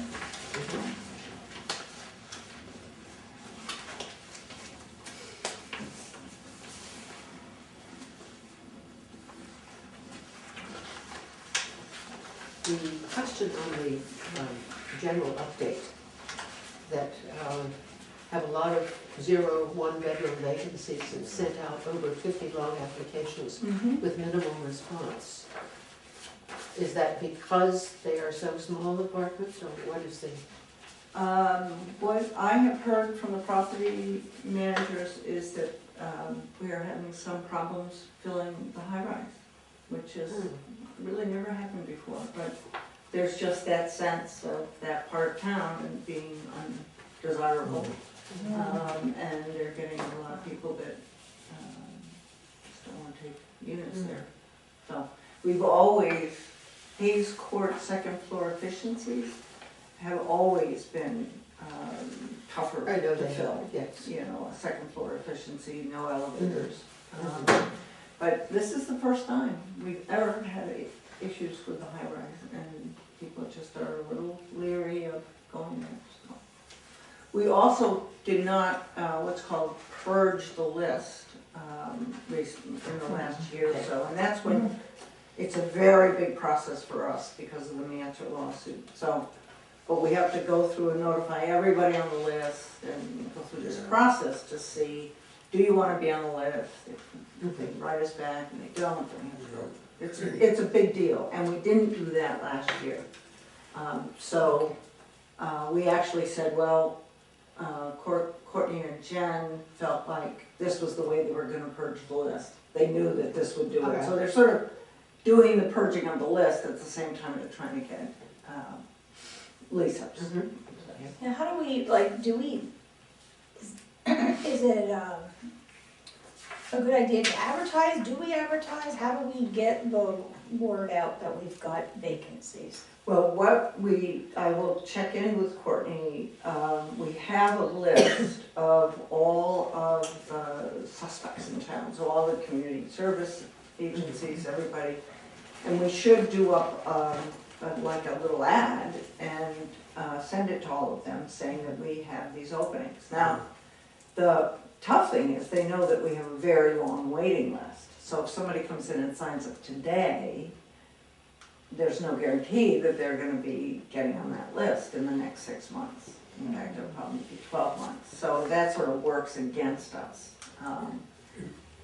You have a long waiting list for vouchers, but a shortage of applicants for apartments? No, this is for the apartments, and we have very long lists, and we have to go through the list to get, so somebody that applies for today is behind, I think, what did I just did it, we had 175 people from out of the area and another, I think 200 that were in our service area on that list, and I think the one at the top was from 2016, I think, or 2017. And people from that list they don't wanna Right. live there? Yeah, so they'll So you go turn us down down. to the list and they're like, no, we Or don't we want don't that. get a response, Or we which is don't get a then response. puts us in a Oh. situation where we have to do follow-up, because we can't just say, oh, well, we didn't get a response, Oh, so good. we have to follow up, we have to send to their next,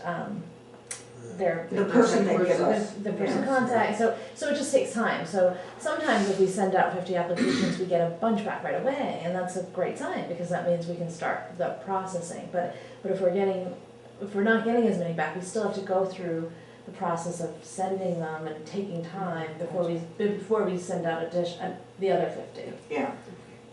It just, And because our list is so long, we really are looking at people that applied in 16 or 17, and, you know, many of Lives them may have have, changed. have moved on, gotten Right. places, and, you know, they don't care, our mail comes and they ditch it, Wow. you know, I would. And so then we have to do all this follow-up and all this stuff, it's just, it makes it very, Yeah. laborious. Very But- labor And you intensive. can always sort of do that one at a time. We do them in batches, so we'll take a whole batch of people. Okay. On this one, they said they had taken 50. So you can take you have to take from the top, you can take 50, send them all out. And then it's just whoever gets their stuff back is the person that you start processing. After, it's not like we have to wait and completely finish number one, and then completely finish number two. Yeah. Send them out to 50 people, and then you just take them as they come back. But the ones that don't respond, then you have to send out more mailings and stuff, so. What's the average size of a one-bedroom apartment? About, I'm just trying to think, 450, 500 square yeah, feet. and then the studio is probably, the zero is the studio, I think it's around 3. I think it's something, 3. 3 and change. So one bedroom is about 400. Yeah, yeah. And Red Clover is 550, so. Those are good Change. size, Red Clovers, that's a good size one bedroom. Yeah. Rent receipts? Yes, people in legal.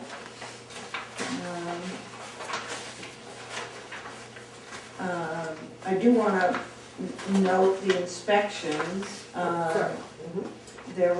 We have lots of inspections, the fire department inspected, Housing Vermont inspected, and then because of RAD, we have a contract with the Springfield Housing Authority, and they came down and did the HQS inspections of the 4 properties that went into RAD, so 203 units. And they came two folks from Springfield came for a day and a half, and they got them all done, it was great. And because HQS doesn't mean anything. Sorry. Housing quality standards, it's Thank the you. section 8 inspection protocol. And RAD is rental assistance demonstration subject. I can't never remember all these. Well, I know. that's why I tend to do that. Yeah. As inspections go, the housing quality standards are pretty simple. They're pretty straightforward, yeah. Though we did have a couple people fail. Not our part of the apartment didn't fail, but the tenant failed. What is the process of correction? When it's a tenant caused, or landlord, they are given 30 days to make to take the corrective action. If it's the tenant, they risk us suspending the aid for them, which is serious. And if it's the landlord, we will do the same with them. We'll stop paying them. So that's the carrot there is, you're not gonna get paid. And those are for Section 8, because we're the landlord in public housing. Well, it's the same now for RAD. Ah, okay. It's the So same. we're the landlord. Because we are the, Okay. are the, we're the contract administrator for the contract on the RAD properties. So it's the same. So it's taking something, rethinking of the language of who we are because of the rental assistance Right. demonstration project. Mm-hmm. Very helpful. Mm-hmm. Right. We commented that the collection is down in Ledgewood and Warcourt due to a few residents and litigation. Where do those going to stand? I believe Courtney went to court last week and is going to court again this week. So we had one that paid up, probably this doesn't reflect that, paid up in December. We had a bunch that were going to court and, good, a fair number of them paid up. So that would be reflected in your December. But this also is a very, difficult time for rent payment. This is when it's the holidays and people sort of see their tax refund on the horizon. So that can sort of cause some issues. Yeah, back to school, it starts in, back to school, and then it goes into Halloween, and then Christmas is really the big, the holiday season. And so we did have a few families get to a zero balance, which is the first time we've seen a zero balance for them for a very long time. And so that was really wonderful. But I think it was the first time, they had incurred some legal costs because of it, which is really too bad because now they have to pay the legal costs. So it's very challenging for some of our folks. Then FSS, Resident Service Coordinator. This is the orange. Who's choosing the colors of your paper? It's quite wonderful. So we have a lot of changes. My role is changing, and we're in the process of moving some staff around, and potentially making our one of our SASH coordinators that's part-time a full-time coordinator as of the year. So, but we're still ironing out all the details. So there's going to be some internal shifting that you will hear more about in the next few months. But last month, I would say probably it was all hands on deck for RAD. We had a lot of staff supporting the property management and getting all the lease signed, and we had events at every housing site in the evening, in the daytime. We had staff going out to people's apartments, knocking on doors, and just to get everybody signed up. So it just took a lot of manpower, and everybody was all hands on deck. So that was primarily what we were focused on. The only other thing I really wanted to make note of is that the SASH program it's really exciting. We are partnering. We got a little bit of money from the Department of Health to partner with Hotel Pharmacy for a pilot project to work with Hotel Pharmacy to support our participants around hypertension and med management. So that will start in January. So that's very exciting. And it will run for 25 weeks. Good. That's great. So I just want to make a note about the all hands on deck for Red. It really was very impressive. Everybody, everybody had to help. And if they weren't, out tracking people down with their leases and this and that, then they were doing somebody else's job because that person was running around. But it was really quite something, and I think it happened very quickly.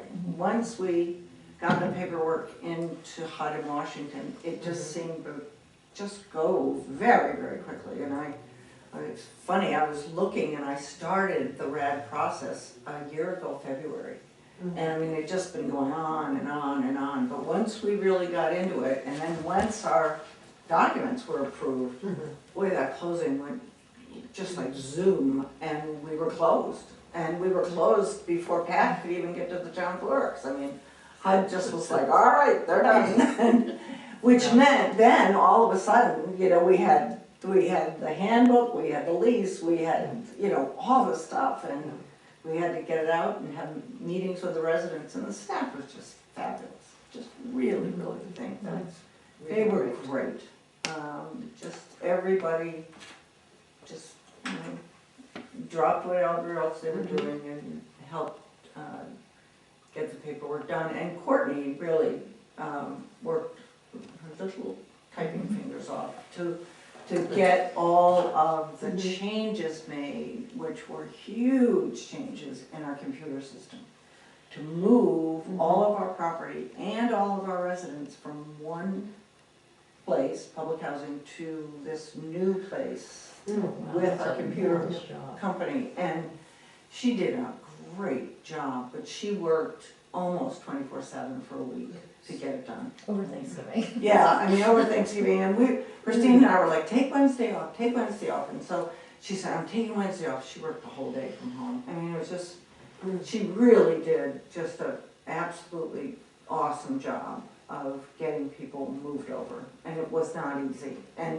And she was on the phone with the computer people and really established great relationships with them, and it just really went well, but it was a lot of work.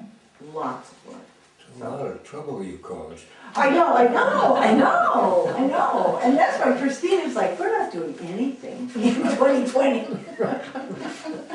Everybody's gonna like me so much. Every project. My fear is that, January 2nd, we're gonna get the notice for moving to work, and we're gonna get approved, so.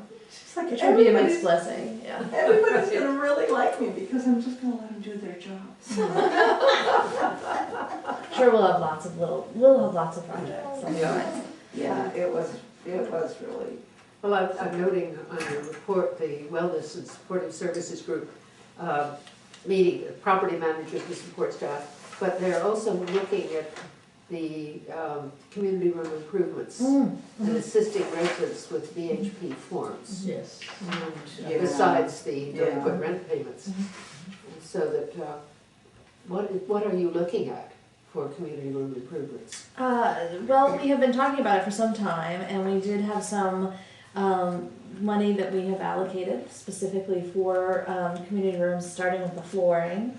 And so we've already started at we started at the Melrose Terrace office primarily because we're making that old community room space into offices. Okay. So we started there, but we will be working on the community rooms and starting with the flooring. So Jack is working on that, which is great. And then the staff is also, we've started a component, I don't know if it's in the report, where every meeting, when we meet once a week, we take 10 minutes to talk about staff wellness and how to do staff wellness improvements. Excellent. And one thing that's come out of it has been that they said, well, you know, our office, we don't like our office bathrooms. You know, it's the one space we go to be alone, and they're depressing. And so we started talking about what it would look like to have the office bathrooms just spruced up a little. And so it's interesting. That's not what I was thinking. When we started talking about employee wellness, I thought they would say, well, we need more time off, or we need, you know, mental health breaks, or we need masseuse. I don't know. I didn't know what they were going to say. And for them to say, well, you know, we'd like to really spruce up these spaces, it wasn't something that had ever occurred to me. And so we're just trying to keep that on the radar, even though money is tight, looking at ways to improve these little spaces in a way that's effective. Yeah. Are these things that you do in-house?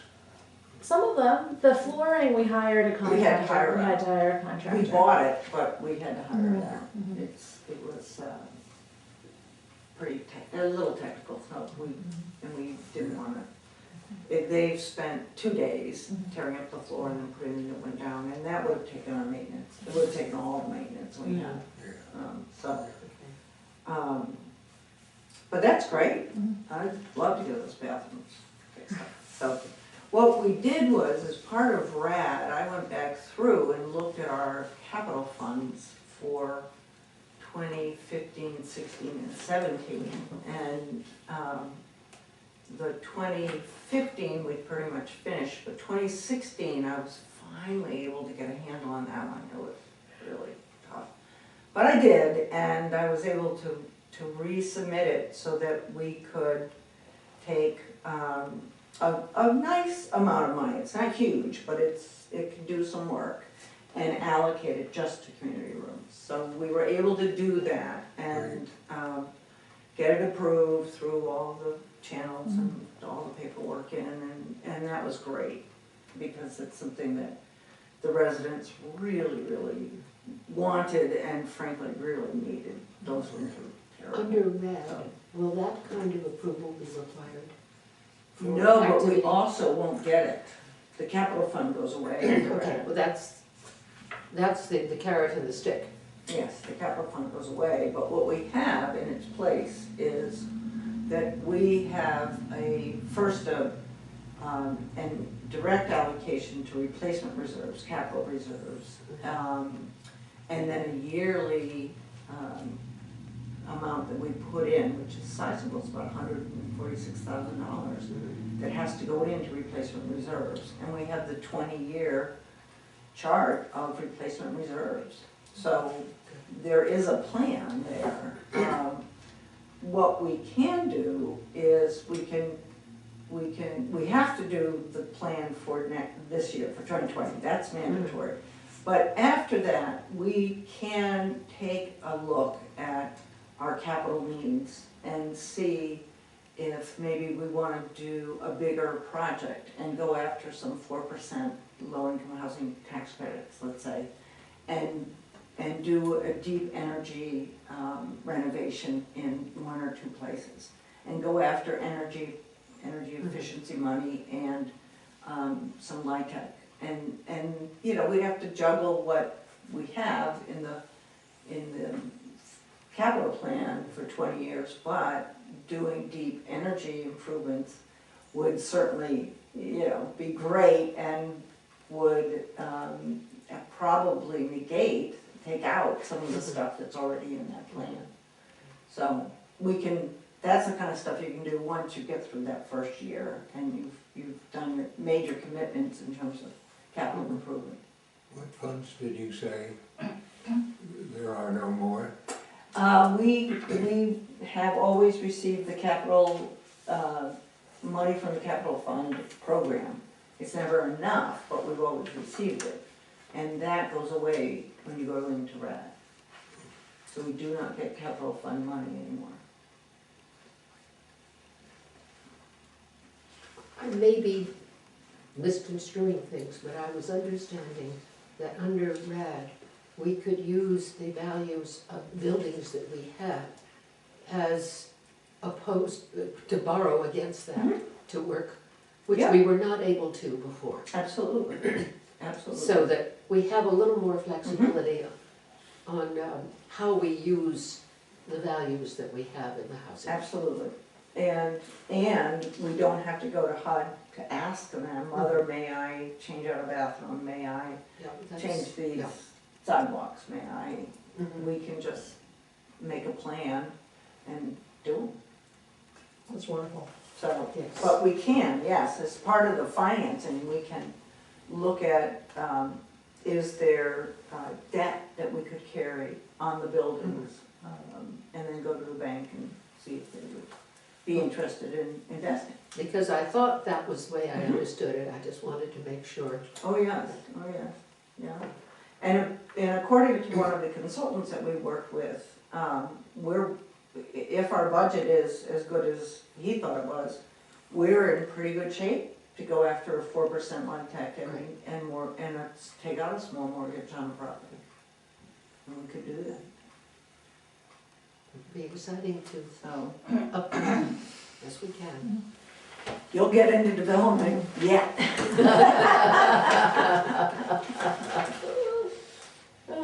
Meanwhile, you're hanging around. Yes. Meanwhile, I'll hang on. I'll be putting little notes under her door. Capital improvements. Energy efficiency. Well, meanwhile, this nice Sash Flash newsletter. Yep. Oh, these are always my favorite. Yes, they really are. How was the movie matinee attended on the 13th? I think it was pretty good. Shauna hosted it, and I think they did pretty well. I think they had fun. Yeah, she's really building up participation at Hayes Court. That's wonderful. You know, Red Clover is easy. They just come. But Hayes Court takes a little bit more because their community room is set off. It's not part of any of the buildings. And so in the winter it can be hard, but she has worked really hard at that. And Lorelei as well at the Samuel LA Apartments has done a fabulous job at cultivating community and improving the community there. Okay. The blue housing choice voucher, show the trust here.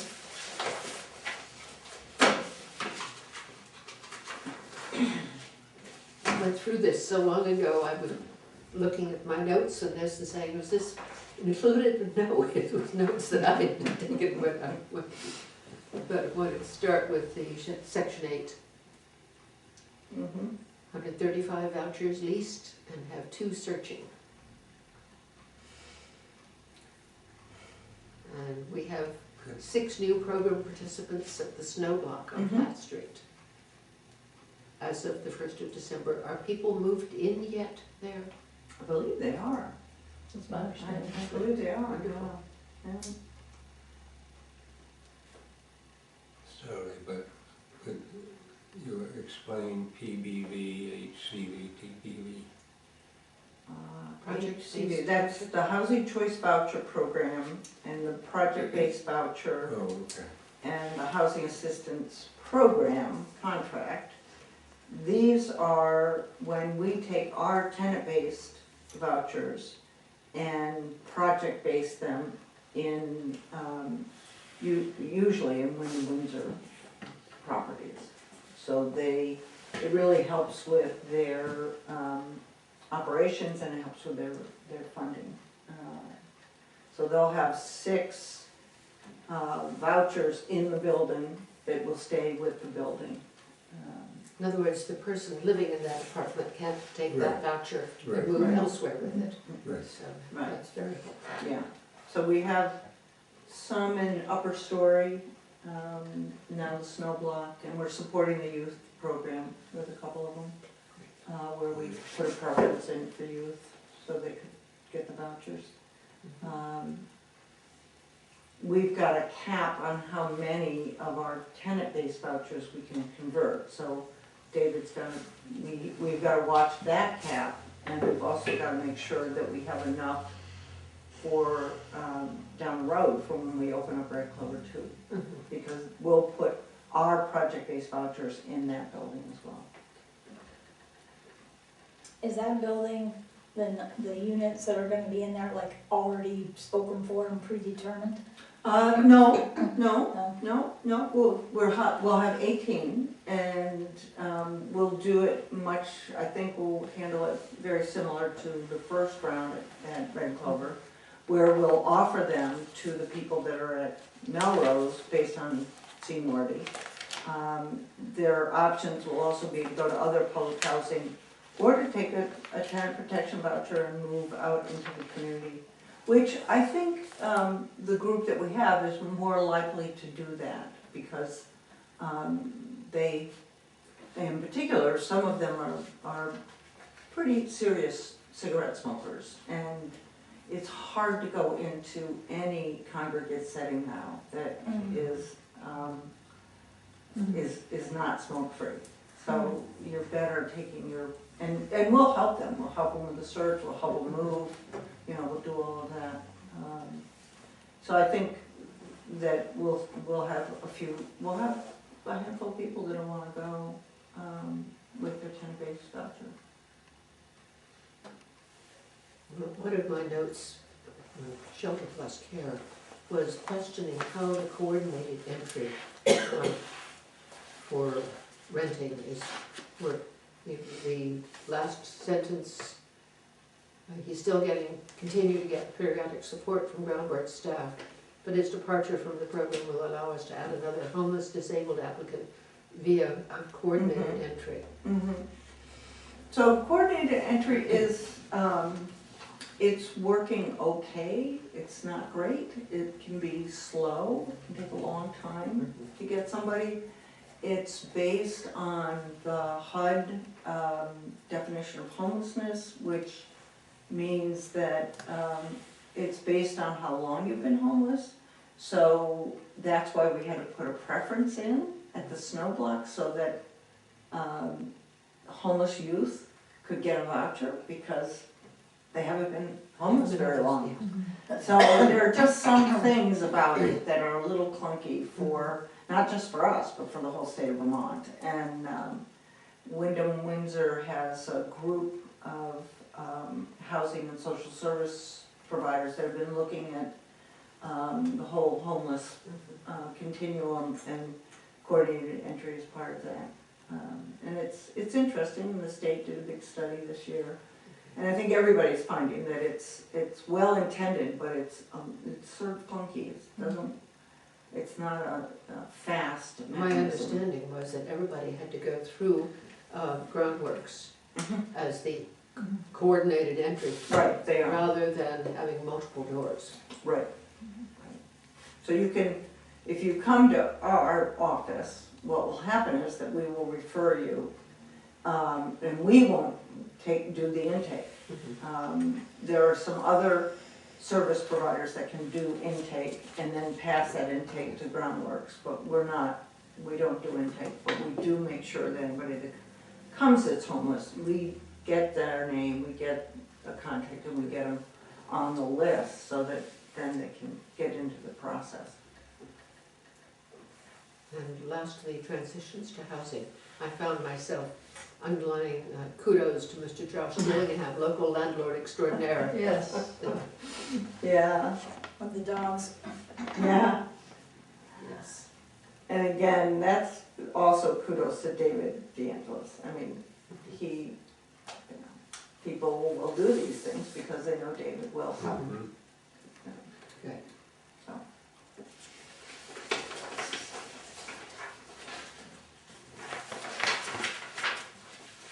The update on the rental assistance demonstration project, right? I think we did it I think already. we did it, yes, we did. We gave you the update Yep. on that, so. Financial review? We don't.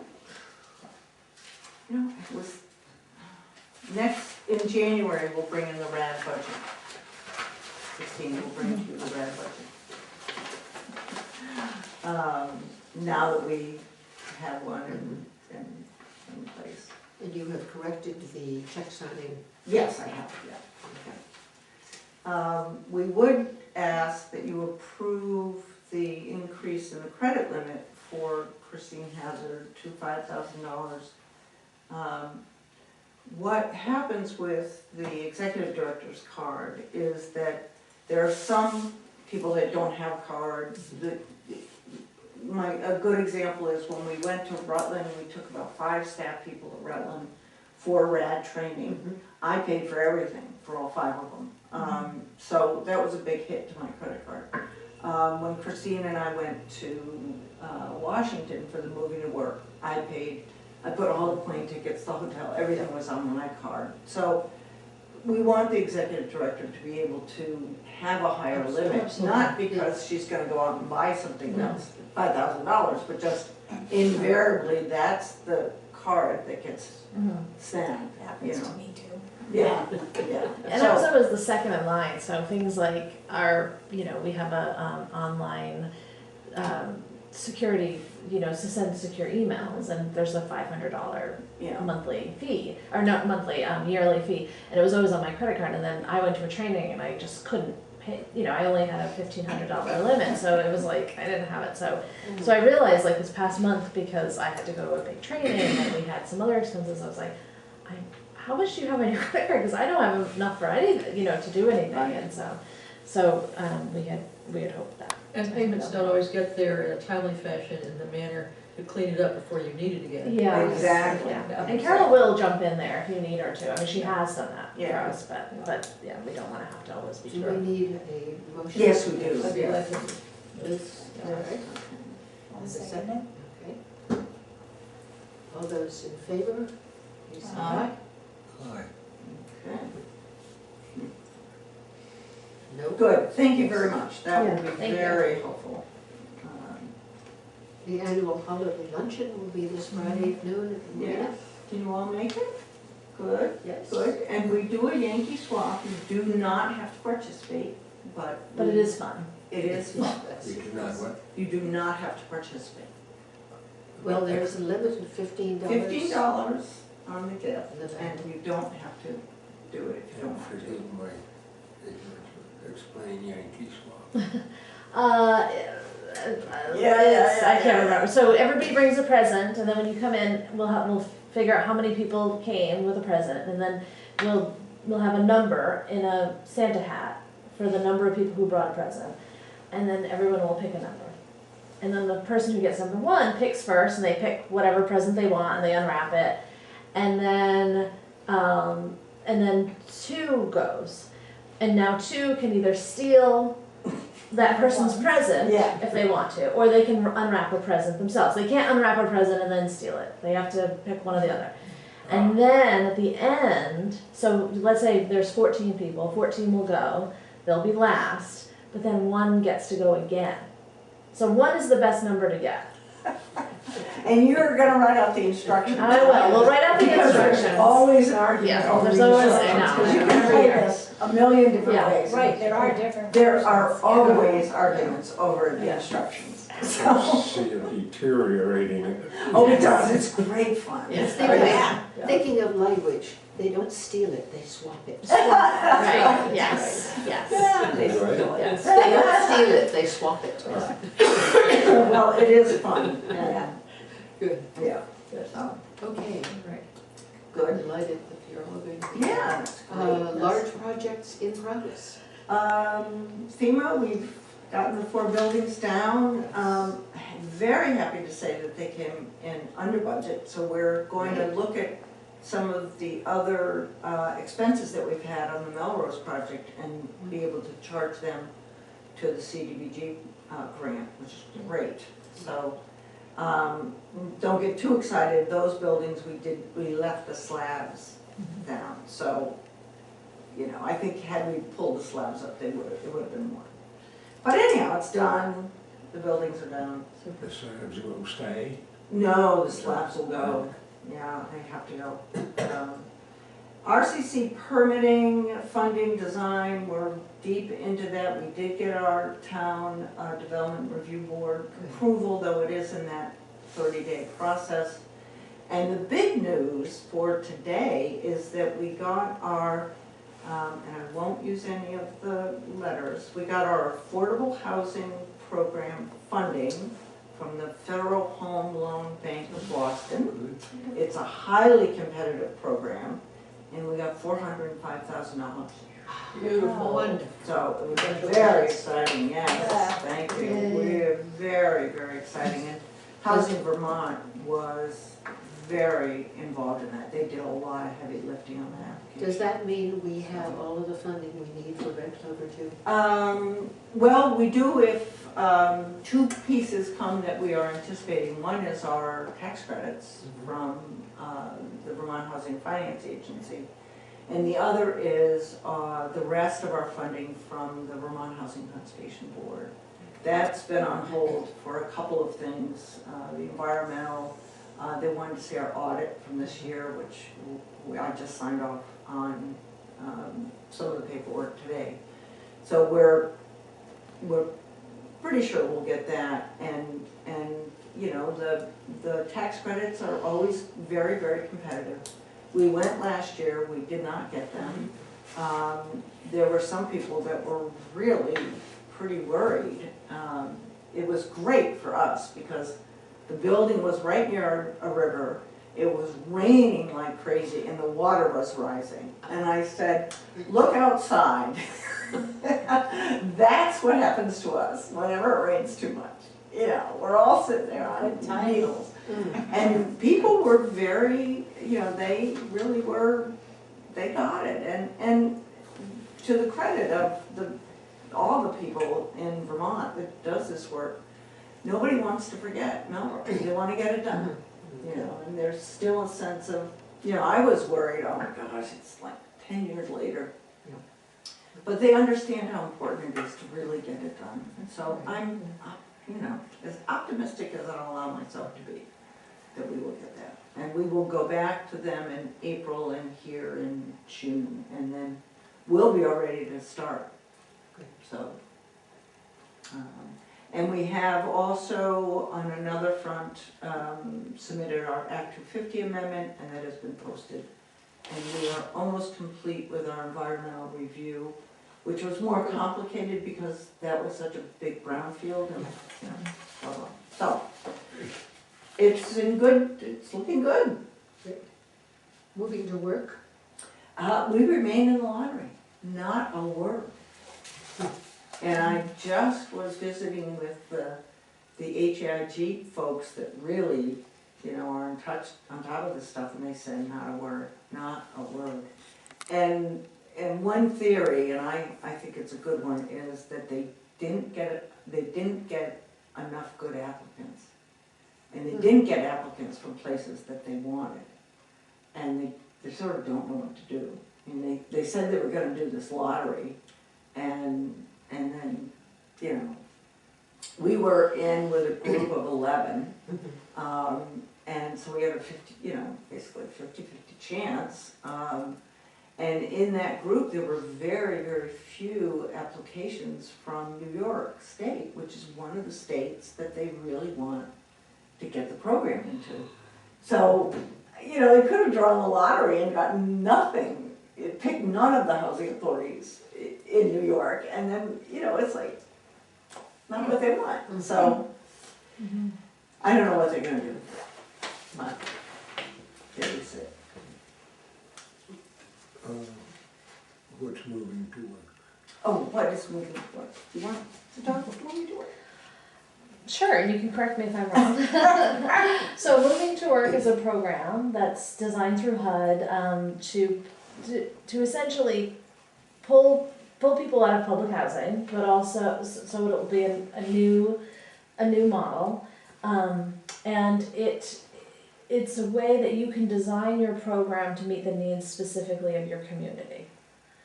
And so you get a lot more flexibility in the way that you design your program. And so the reason we wanted to go to Moving to Work was because we wanted to look at what our community's needs were, and to figure out if people wanted housing for homeless youth or kids getting out of the foster care system. I'm not saying this is what we've decided on, but these were just ideas. And so to look at a way of developing a housing program that meets the needs of the community, and then you measure what your impact is. So you create a program, and then you create how to measure the program, and you report that way. So it's a different way of reporting to HUD than under public housing. Now, we've already gone to Bratt, so we've already separated ourselves a little bit. We have a little bit more flexibility in some areas, and that was really more financial. This would be more social service. So moving to work does not mean employment. No, it's an old name that does not imply that we want our residents to all go to work. It is just, it's an old name, and we would come up with a new name. We wouldn't even describe ourselves as moving to work agency, we would come up with something else, and we've already brainstormed about it. Yeah, which is what most agencies do. So Keene is a moving to work agency, and they've started projects with youth and different programs, and so it would allow us some flexibility with our funding to create new social service programs and just new programs in general, just to be a little bit more deliberate about how we meet the community's needs.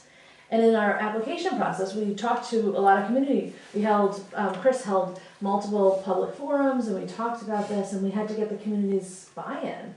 And people were very excited about it, because for the first time, public housing has been really, had this very narrow way of working. And so Chris really started to say, we want to change that. And two ways we wanted to change it was RAD and moving to work. We didn't know which one was going to come first. So we just started working on both.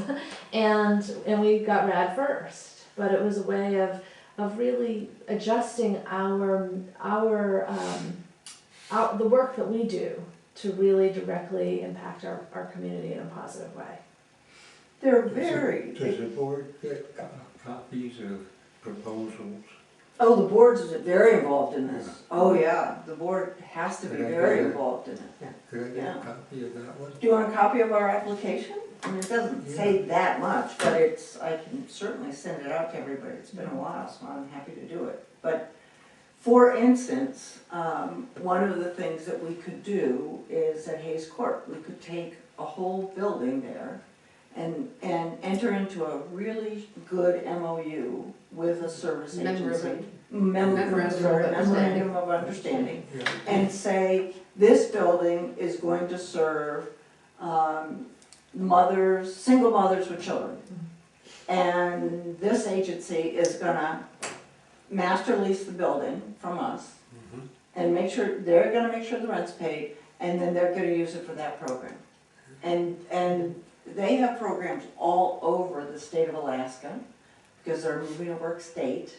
And this woman flies from place to place where they have incredible programs going on, where they've done that. You could take a whole building and say, one of the things we need is short-term mental health beds. I don't know that we could provide that anywhere, but that's a real need in this community, really need it. Is there a way we would have the ability to ask the question? And collaboration often with some other. Yeah. That's great. And as I hear your description, we don't have to be the agency providing the program. No. We contract with another agency to provide the program. We provide the container for the program. That's it, exactly. That's perfect. That's it, exactly. Yeah. Cool. So it's very exciting. I mean, it's a great program, and you can do different things. When it started, Byron, it started about 20 years ago. Very small pilot. I think they had 13 agencies out of over 3,000, and Keene was a pioneer. And it was during a regime or a president's tenure that said everything had to be moving to work, had to say something about people going to work, so that's how the name got in there. And that makes it confusing. And it is so far from that. I mean, but it does do that. I mean, I can go on and on. There's so many great examples. I mean, San Antonio did this whole neighborhood where they built lofts.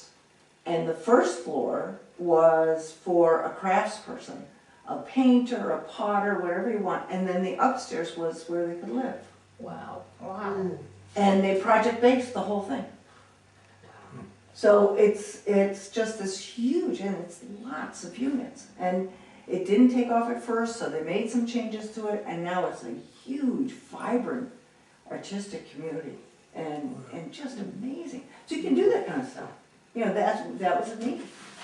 So I will send you the application, and I'll send you, the Housing Authority Insurance Group that I'm connected to has put out some really excellent, one really, really good report that I'll send you all, because there's tons of stuff written, but this is a very good one, and it really, you'll get a sense of what it is. Christine and I went to their, they have an annual meeting, it's in April, in DC, and your head is just spinning when you leave. It's so exciting. It's gotta be a gathering of the most creative, innovative housers you could ever wish to be with. I mean, they're just, isn't it? I mean, it's just, it's just amazing what these folks are doing. So cool. So anyhow, that's what we'd like to do. Thank you. We'll see. So we're waiting very patiently to hear. Although I'm not rushing it because I think the staff would. Yeah, right now they need a break. Yeah. Yeah. Yes, that was what was promised, nothing new for the next year, Right. until it happens. Except NTW again. Right. We'll accept. Is there any other business? Yes, I would like an executive session to discuss personnel matter. Do I hear a motion to So, go into executive session? Okay. I'll second it. Okay. All those in favor, please say aye. Aye. Thank you. And we'll say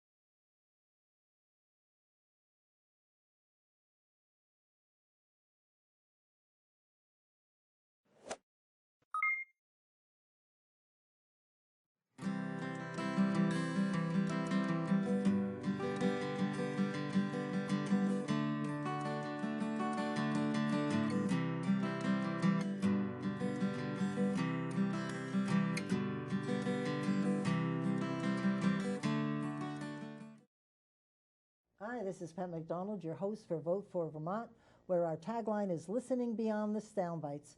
Tonight I'm going to turn the studio over again to Deb Bilodeau, who's the chair of the Vermont GOP.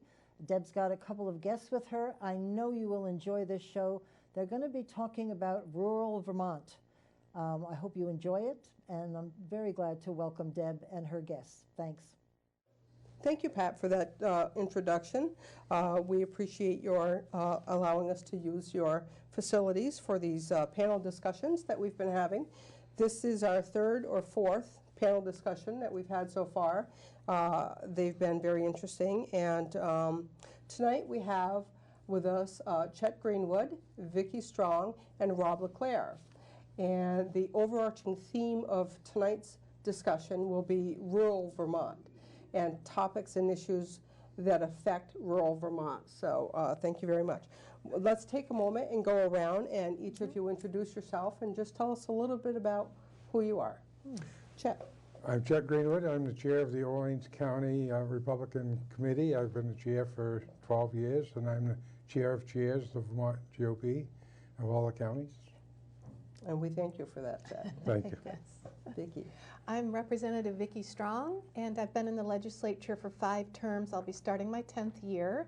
I live in the Northeast Kingdom in the town of Albany and represent 7 towns, rural towns, and I'm on the Ag Committee right now in the legislature, and it's been my privilege to serve there. I have several other hats as a pastor's wife and a Gold Star mother, and I'm also a Weight Watcher leader. Ooh. So quite a diverse background, and I appreciate being here and sharing with you today. Well, thank you, Vicki. Thank you for all that you do for us. Rob LeClaire. Well, I have several hats. Most of them pale in comparison to my 2 folks to my right here, but I'm a state rep from Barrytown. I'm actually in my 3rd term. Another one of the hats that I have is I am the recently elected Washington County Republican Committee chair. And I'm also the assistant minority leader in Montpelier. So we have a lot of different things that we're all doing. Mm-hmm. Thank you. We have a lot of quality in the room here tonight. Thank you all for your service to Vermont. So let's start off here. So Chittenden County. A lot of people outside of Chittenden County admire Chittenden County very much because it is Chittenden County. Kidding. So we know that Chittenden County has around 164, this is according to 2018 numbers, it has around 164,000 people in it. So that means approximately 1 out of 4 people in the state of Vermont live in Chittenden County. Interesting.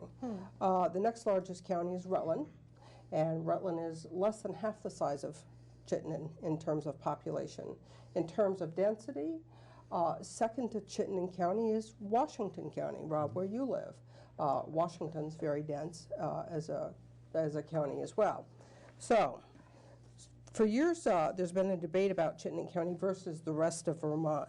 Political and financial powers reside in cities.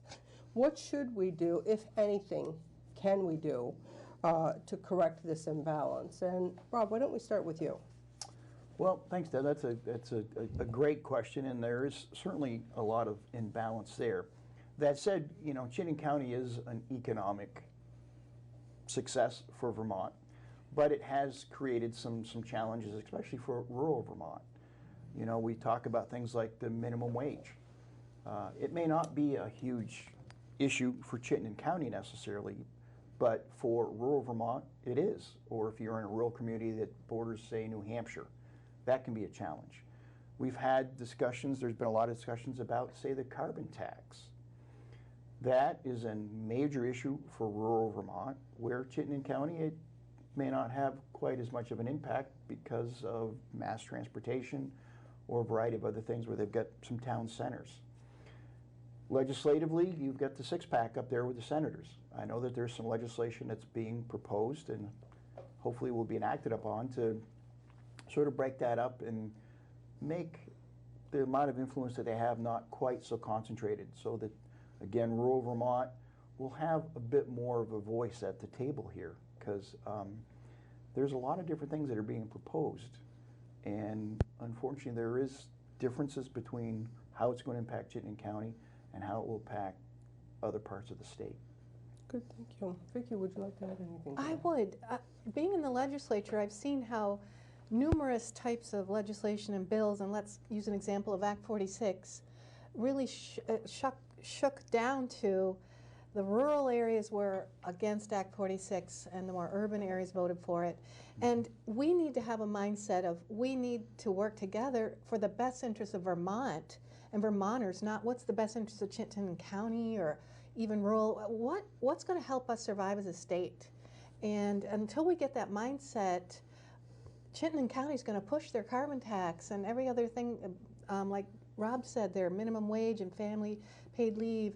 They're just going to be on this roll.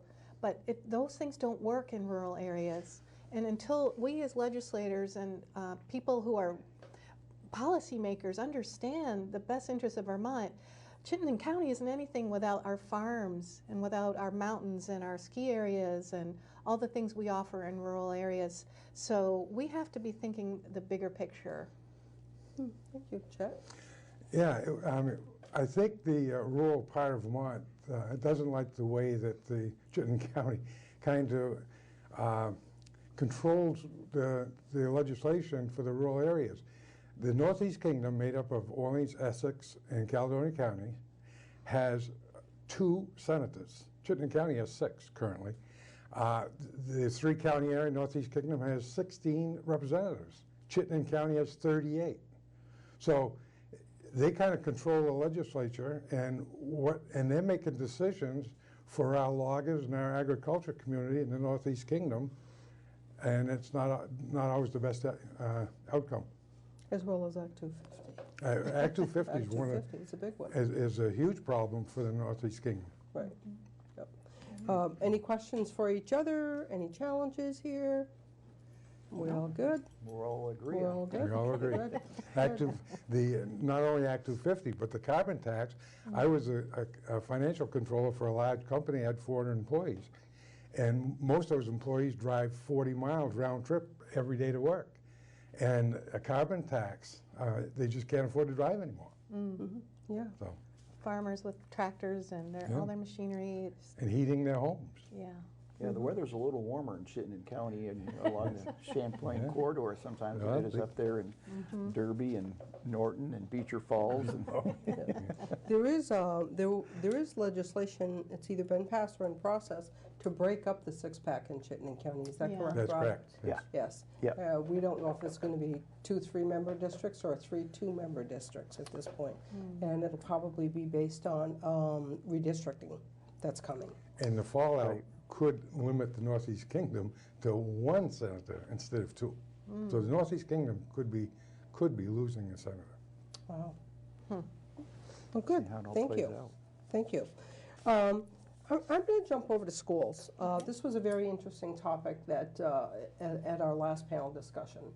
So Act 46 has been, I believe it's Act 46, has been forcing, I thought at first it was voluntary, that merging was voluntary, but it appears that it's being forced now, although there are some communities that are voting no, we're not going to do this, or we're saying we're not going to do this.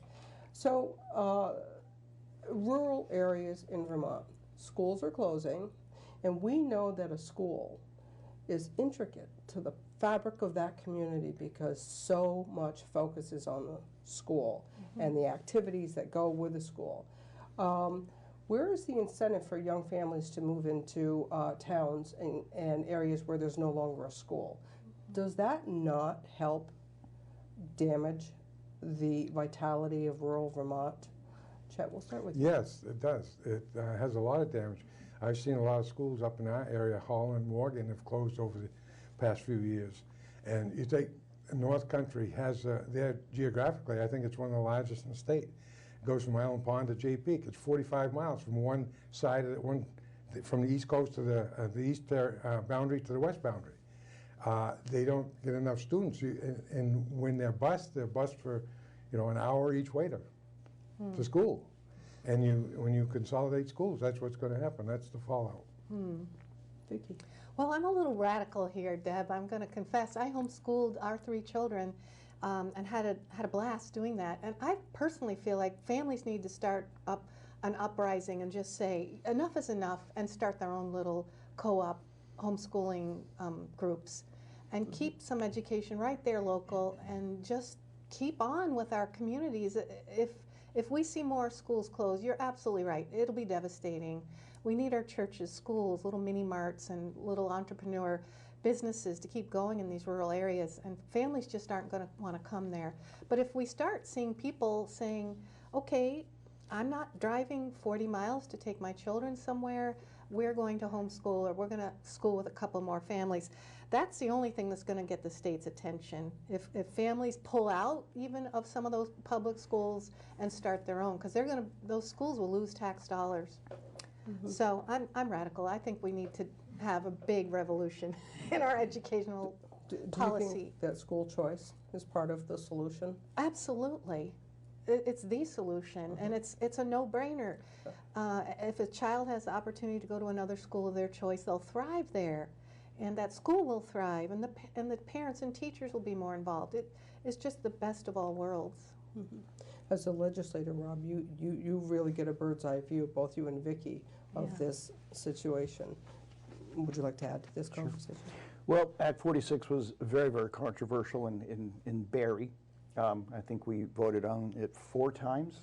I think we had 2 revotes, and then the state board still forced us to merge. And you know, one of the things about it, when you're talking about it being voluntary, there was kind of a carrot or stick type of approach initially, where that if you merged voluntarily, you were given some funding and offset your tax rate, and then as things played out, it became more of a forced issue. And one of the concerns about that whole thing was that the state board, it seems that they had kind of a vision right from the get-go that they never really articulated to people. And so like our community, you know, we have a vote, it would go down, we'd go back, try to come up with a different plan, and we just never got any clear guidance about that. And you're right, the schools are a major part of what makes our communities a community. We do have a balancing act, though.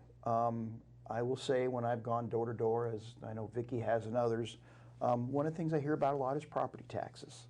In fact, I hear probably about that as much as anything. And so we do have to take a real hard look at the cost of education. Small doesn't always mean more money. I had seen a report not that many years ago that had a breakdown of community, what it costs per student, and there wasn't a direct correlation between the size of the school and the cost. Montpelier, sometimes I think we're more a part of the problem than the solution.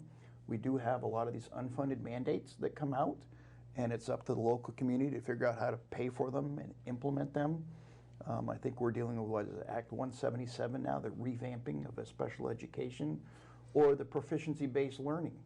You know, that came out of, I forget what bill, but the Department of Ed, and it's been a huge challenge because it depends on what school as to how they implemented it.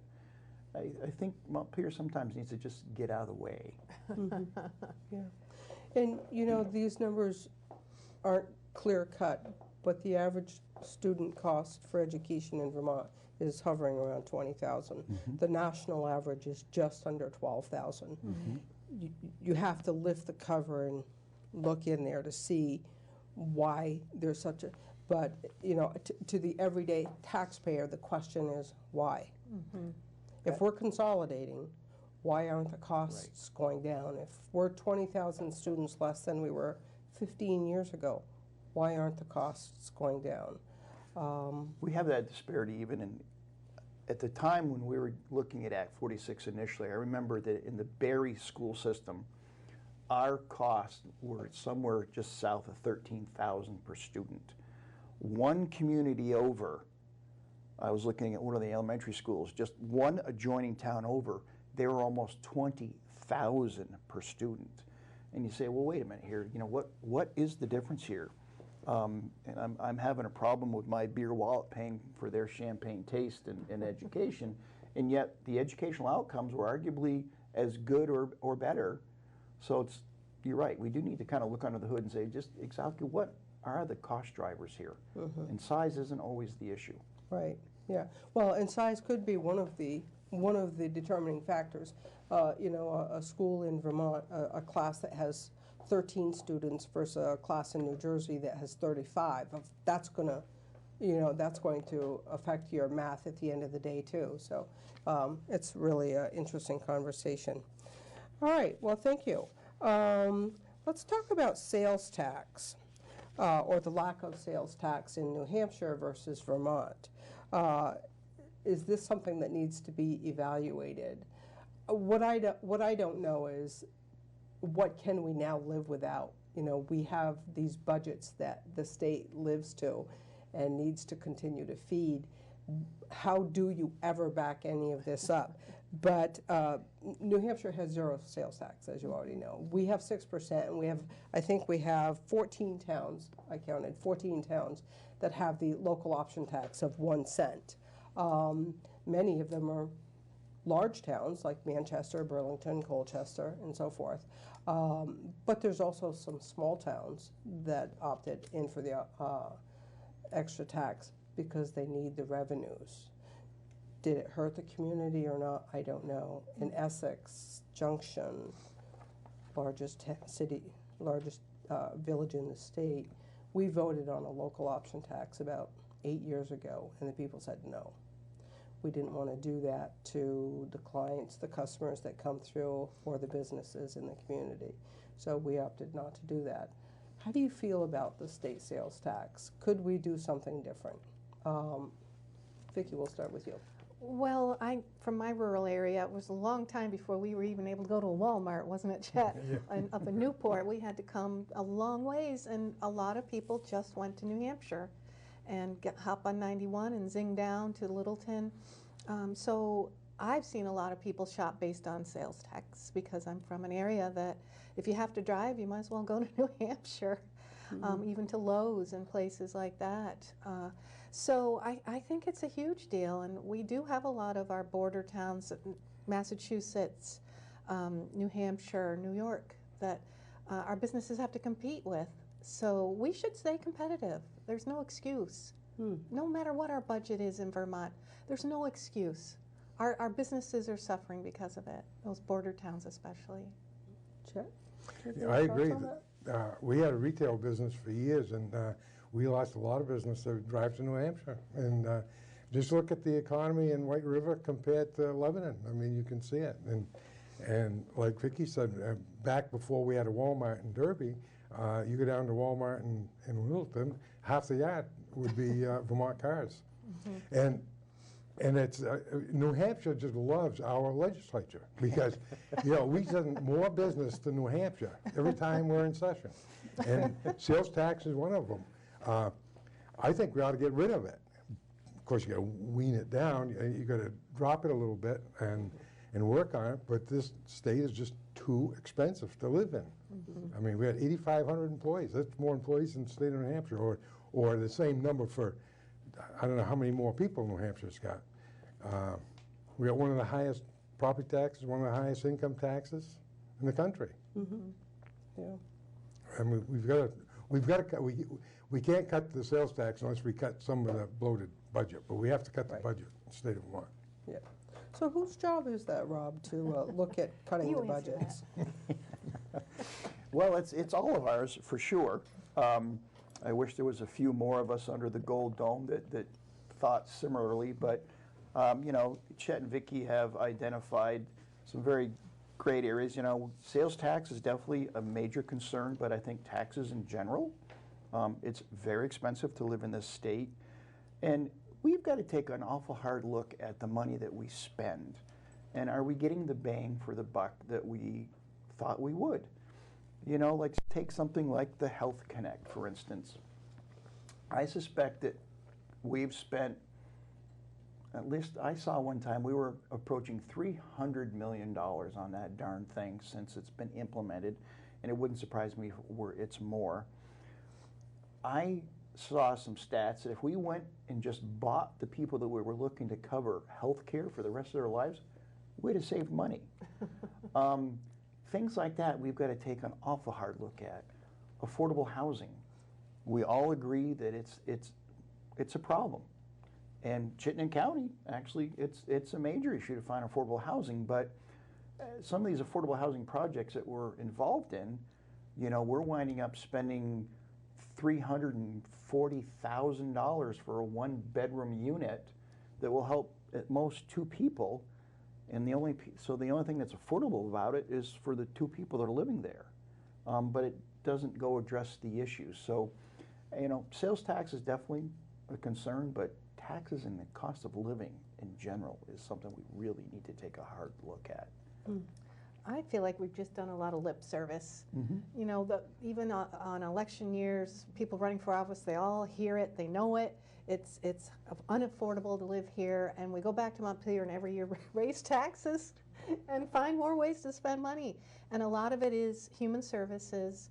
It's a huge part of our budget, and we just offer a lot of money in terms of welfare and all the services we provide people.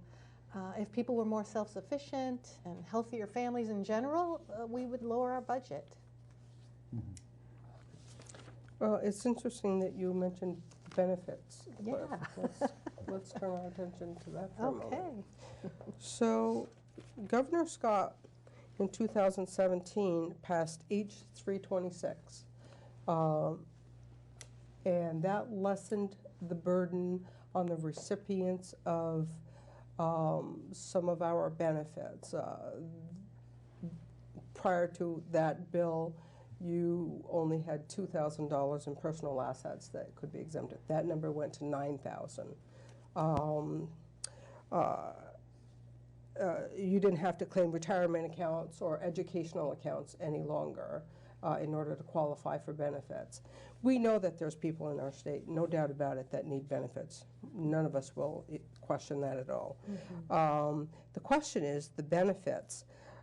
The cliff itself, the number that I'm hearing is that you could get upwards of $42,000 worth of benefits from the state of Vermont. And that's more money than some people make that go to work 8 hours a day. Some of those benefits are from Reach Up, Reach Ahead, child care benefits, probably SNAP and other programs.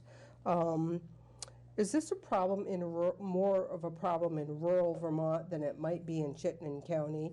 And if so, how would you suggest we address this? Jack, we'll start with you. It's a big problem. You can't find employees because they're making too much off the subsidized rent, the free health care, and the SNAP cards, child care. They just, you can't pay them enough to come to work. Or the ones you hire, they want to work 4 days a week. They don't want to work over 30 or 32 hours because they lose the benefits. And we see it all the time. Mm-hmm. And it's, I think the benefits increased. You know, they're increasing faster than the minimum wage. And I'm not talking minimum wage people. These would be, we've lost, when my former employer, we lost employees who stayed home to take care of their children because they got better child care. They couldn't afford to come to work. And they were, you know, 15, I'm talking $14, $15 an hour employees. Wow. Right. I know that as a landlord for over 34 years, I've seen everything that you could see from a landlord's perspective. And I've seen situations, and I know of a current situation, that husband, wife, a couple of children, everything is subsidized. There's no incentive for them to go to work. The rent is paid, the SNAP, and a tax return of $9,000 is what they received last year. Oh my goodness. And I look at that and I struggle with it in my head because they're capable of working, they're not working. And I'm wondering, where are the checks and balance? How are we monitoring the benefits that we want people to have, but we need to make sure that we're doing the right thing by these people, and just giving money and benefits is not the right thing. No. Rob, what do you think? I agree, and like you, I'm a landlord, and I've seen firsthand the benefits cliff that it actually does act as a disincentive, because I have had tenants that had the initiative to go out and get a job, but by the time they went through and figured out what they were going to bring home with the job versus what they were going to lose in benefits, it certainly made sense for them not to work. And that's a problem. We should not have a system in place that disincentivizes people to go to work. You know, if somebody needs a little help with childcare, and that's one of the things that I don't think that we do a good job of, is there is a lot of benefits out there for these folks, and generally these people don't get in the positions they're in because of one poor choice or one stretch of bad luck. It's been a series. So what makes us think that giving them all these goods and services that they're going to be making better choices?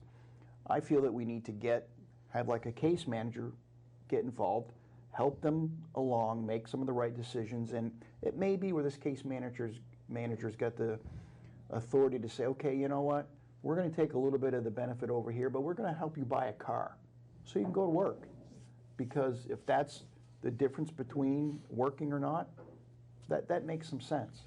But yeah, when we've got a system in place that one winds up being generational or multi-generational, I think we've got to take a hard look at that and say why, because it's to help up. It's, you know, a safety net. It shouldn't be a spider's web. That's right. Yeah. Yeah, there's a lot of people who need help, and I'm all for it. We should help them. But there's too many people that want it and don't need it. Yeah. I think the problem is in the distribution and or the management of the distribution. And I think our bureaucracy has grown so large that you can't get your arms around it, and the left doesn't know what the right's doing. And there's all these programs out there, and I don't know what sort of checks and balances. Too many programs. I had a tenant that was on a WIC, young mother with a child, and it was one of my buildings where I collect the trash. So for a few weeks, I am taking away these pre-packaged things of like baby food, never been opened, milk, black olives, just a bunch of canned stuff. And after about the second week, I said, geez, I can't take this anymore. So I made a phone call and said, hey, listen, we got a problem here. Either this young lady doesn't know what to do with what you're giving her, or you're just giving her too much. Because I'm taking stuff home like cans of salmon and tuna fish. To their credit, it seemed somebody got there, and I don't know what they did, but the left hand and right hand don't know exactly what's going on. That's why I said we need like a case manager. We've got to have more coordination here, because not everybody needs the same level of help or the same help. All right, let's go to agriculture. Vicki, you're on the Ag Committee, you said. And we know that agriculture is part of our brand. We know what the value of it is. I feel like, as a lifetime resident of Vermont, that farms are slipping away from us. Annually, we know that they're slipping away from us. I don't know what the number is that we're down to, 7,000 maybe? 700. 700, that's what it was, 700. It was like twice that, Yeah. and now it's down to Yeah. 700 dairy farms. Dairy farms, yep. What can we do? Is there anything we can do to revitalize the ag industry in Vermont? Well, right now it's really in a transition, I would say, from the dairy farm image, which we want to keep, but because of not just national pressure, but worldwide pressure, because the milk prices are tied to a worldwide scenario. It's pretty amazing that the amount of powdered milk in Europe has to do with our milk prices, or the amount of cheese in a cave in the Midwest. So it's complicated, and right now our farmers need a fire hose of help, and we're giving them an eyedropper. So they're struggling, many going out by the day, and the answers for those dairy farmers are not close, I'm afraid. But we do have our UVM Extension is an excellent organization that's helping But there's a lot of transition going. You're going to see a lot of farmers transitioning to new ideas, their own products made on the farm, whether ice cream, cheese, butter, cottage cheese. In general, dairy consumption has dropped dramatically. I just heard it on the radio, like by 20%. People aren't pouring milk on their cereal anymore. They're running out with a muffin or a dairy alternative product. So Vermont knows, and we're aware. Even our agriculture committee sent a letter to our congressman to say we need to stop calling soy milk milk. Let's make it what it is. It's not really dairy or milk, and revitalize that idea that dairy products are wonderful, they're healthy. So that's something that's on everybody's mind. But when you take the whole scenario of Vermont, the land taxes and things like electricity, the farmers just have a huge overhead. And it's harder and harder to stay in business. So the smaller, little more entrepreneur type of farming that's cropping up, hemp products, sheep, goats, different kinds of vegetable farming, it's all, those things are starting to flourish and make a difference and keeping our farms going. But in the bigger picture, we still need those dairy farms. And how it's all going to play out is still a big question mark. Mm-hmm. So it sounds like there's a lot of repurposing of farms going on. A huge effort. Even in my area, I have a local dairy farm now. They make their own cheese, and several are becoming quite world-renowned in Greensboro. Albany has a great new business with a farmer. The hard thing, I think, too, we want to look at is a lot of these farmers aren't making it unless they get grants and government help. And that, to me, is a sad, in a way, a sad thing that a farmer can't function without a grant. And they're getting grants for barns and other kinds of things to start a new type of business, that our economy is such that it takes that from the government to help them.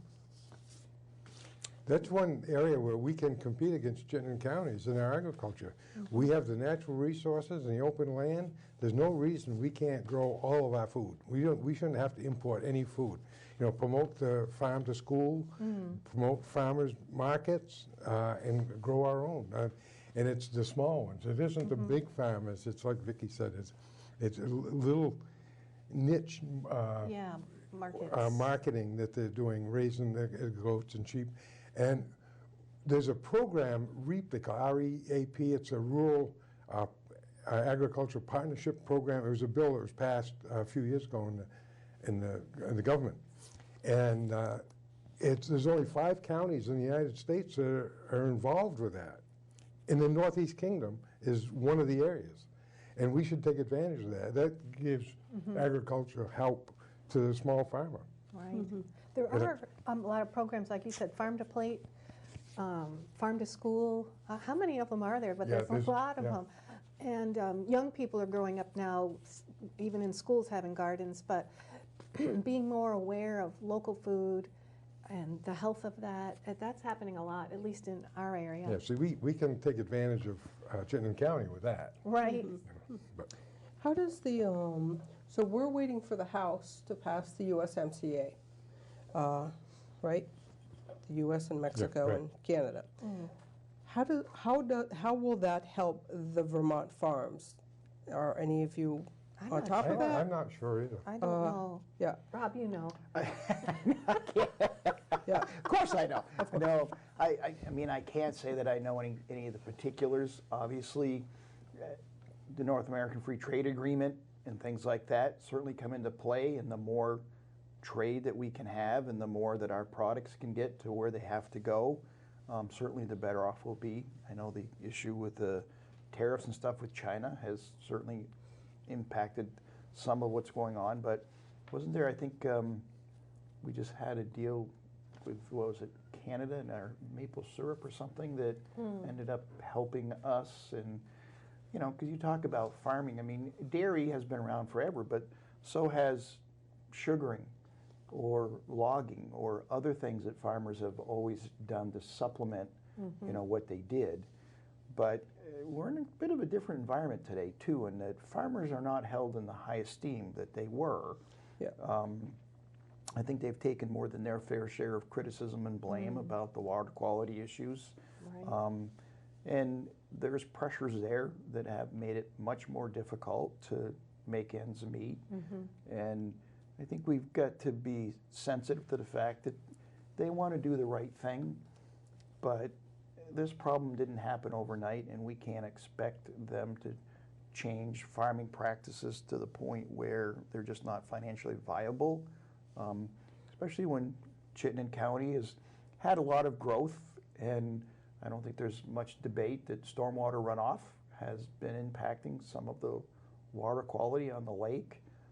There is some legislation there that got passed here a few years ago that they're doing the rulemaking on now about the 3 acres of impervious surfaces. That's going to be a major shock for a lot of property owners in the state. Hopefully we can do something about that, but farming's it's tough financially, and again, they're not held in the higher esteem that they used to be. Thank you for bringing that up, because one more thing I'd like to mention is the Department of Agriculture, Agency of Natural Resources, these agencies that are regulatory in a lot of ways come across to farmers in the more oppressive, aggressive way in their attitudes and in some circumstances. And I feel like if we can lighten the load of a farmer in terms of, hey, how can I help you? I'm not here to penalize you and fine you. There's things we can work on together. We're trying, I think, to bridge that problem, and I hope to see more progress with that farmers are feeling helped and not more oppressive regulation. You mean I can't put my manure pile there? My cows have to be out of that stream, and how am I going to afford a new walkway? There's help financially, but we really need to help farmers know we're on their team. We're not trying to shut them down. Yeah. Do you think some of the oppressive actions toward farmers are the result of the climate change agenda that not just Vermont, but the nation and the rest of the world has? Is some of that oppression the result of driving to meet standards on climate change regulations? I think a lot of it's water quality. I think water quality is the biggest is a issue. big one. Like Although Champlain and the... I did hear that there are some that feel that cows are affecting climate change with the... Well, yeah. Flatulence. I do want to say that I think there's an opportunity for the Northeast Kingdom and agritourism. There's been at least 6 Amish families moved into the Northeast Kingdom, Brownington area, and there's more looking at farms now. And it's quite a tourist attraction. They do a great job making bakery stuff, and it's sold locally. So, and they're a welcome addition to the Northeast Kingdom. Yeah, they're buggies and horses. Yeah, and I love that. That and the other one is, and talking, Rob mentioned maple production, in the old Ethan Allen plant in Island Pond, a Canadian company came down, opened up, and they tapped, I think, 87,000 taps. They've got a huge business. Wow. And that's something that you don't see in the metropolitan areas. So we should encourage that type. I mean, that's no impact on the economy, on the landscape. And I think it's great for the economy. Right. But even though we have these wonderful opportunities that are happening, as you just described, if you have no schools in your rural Vermont, there's no incentive for young families to move there. So the people that work in these businesses will be there, but... There's a lot of disincentive to move to rural Vermont. And one is the cost of building a new home. If you want to build beyond your water and sewer line, like out in the country, the cost is almost prohibitive.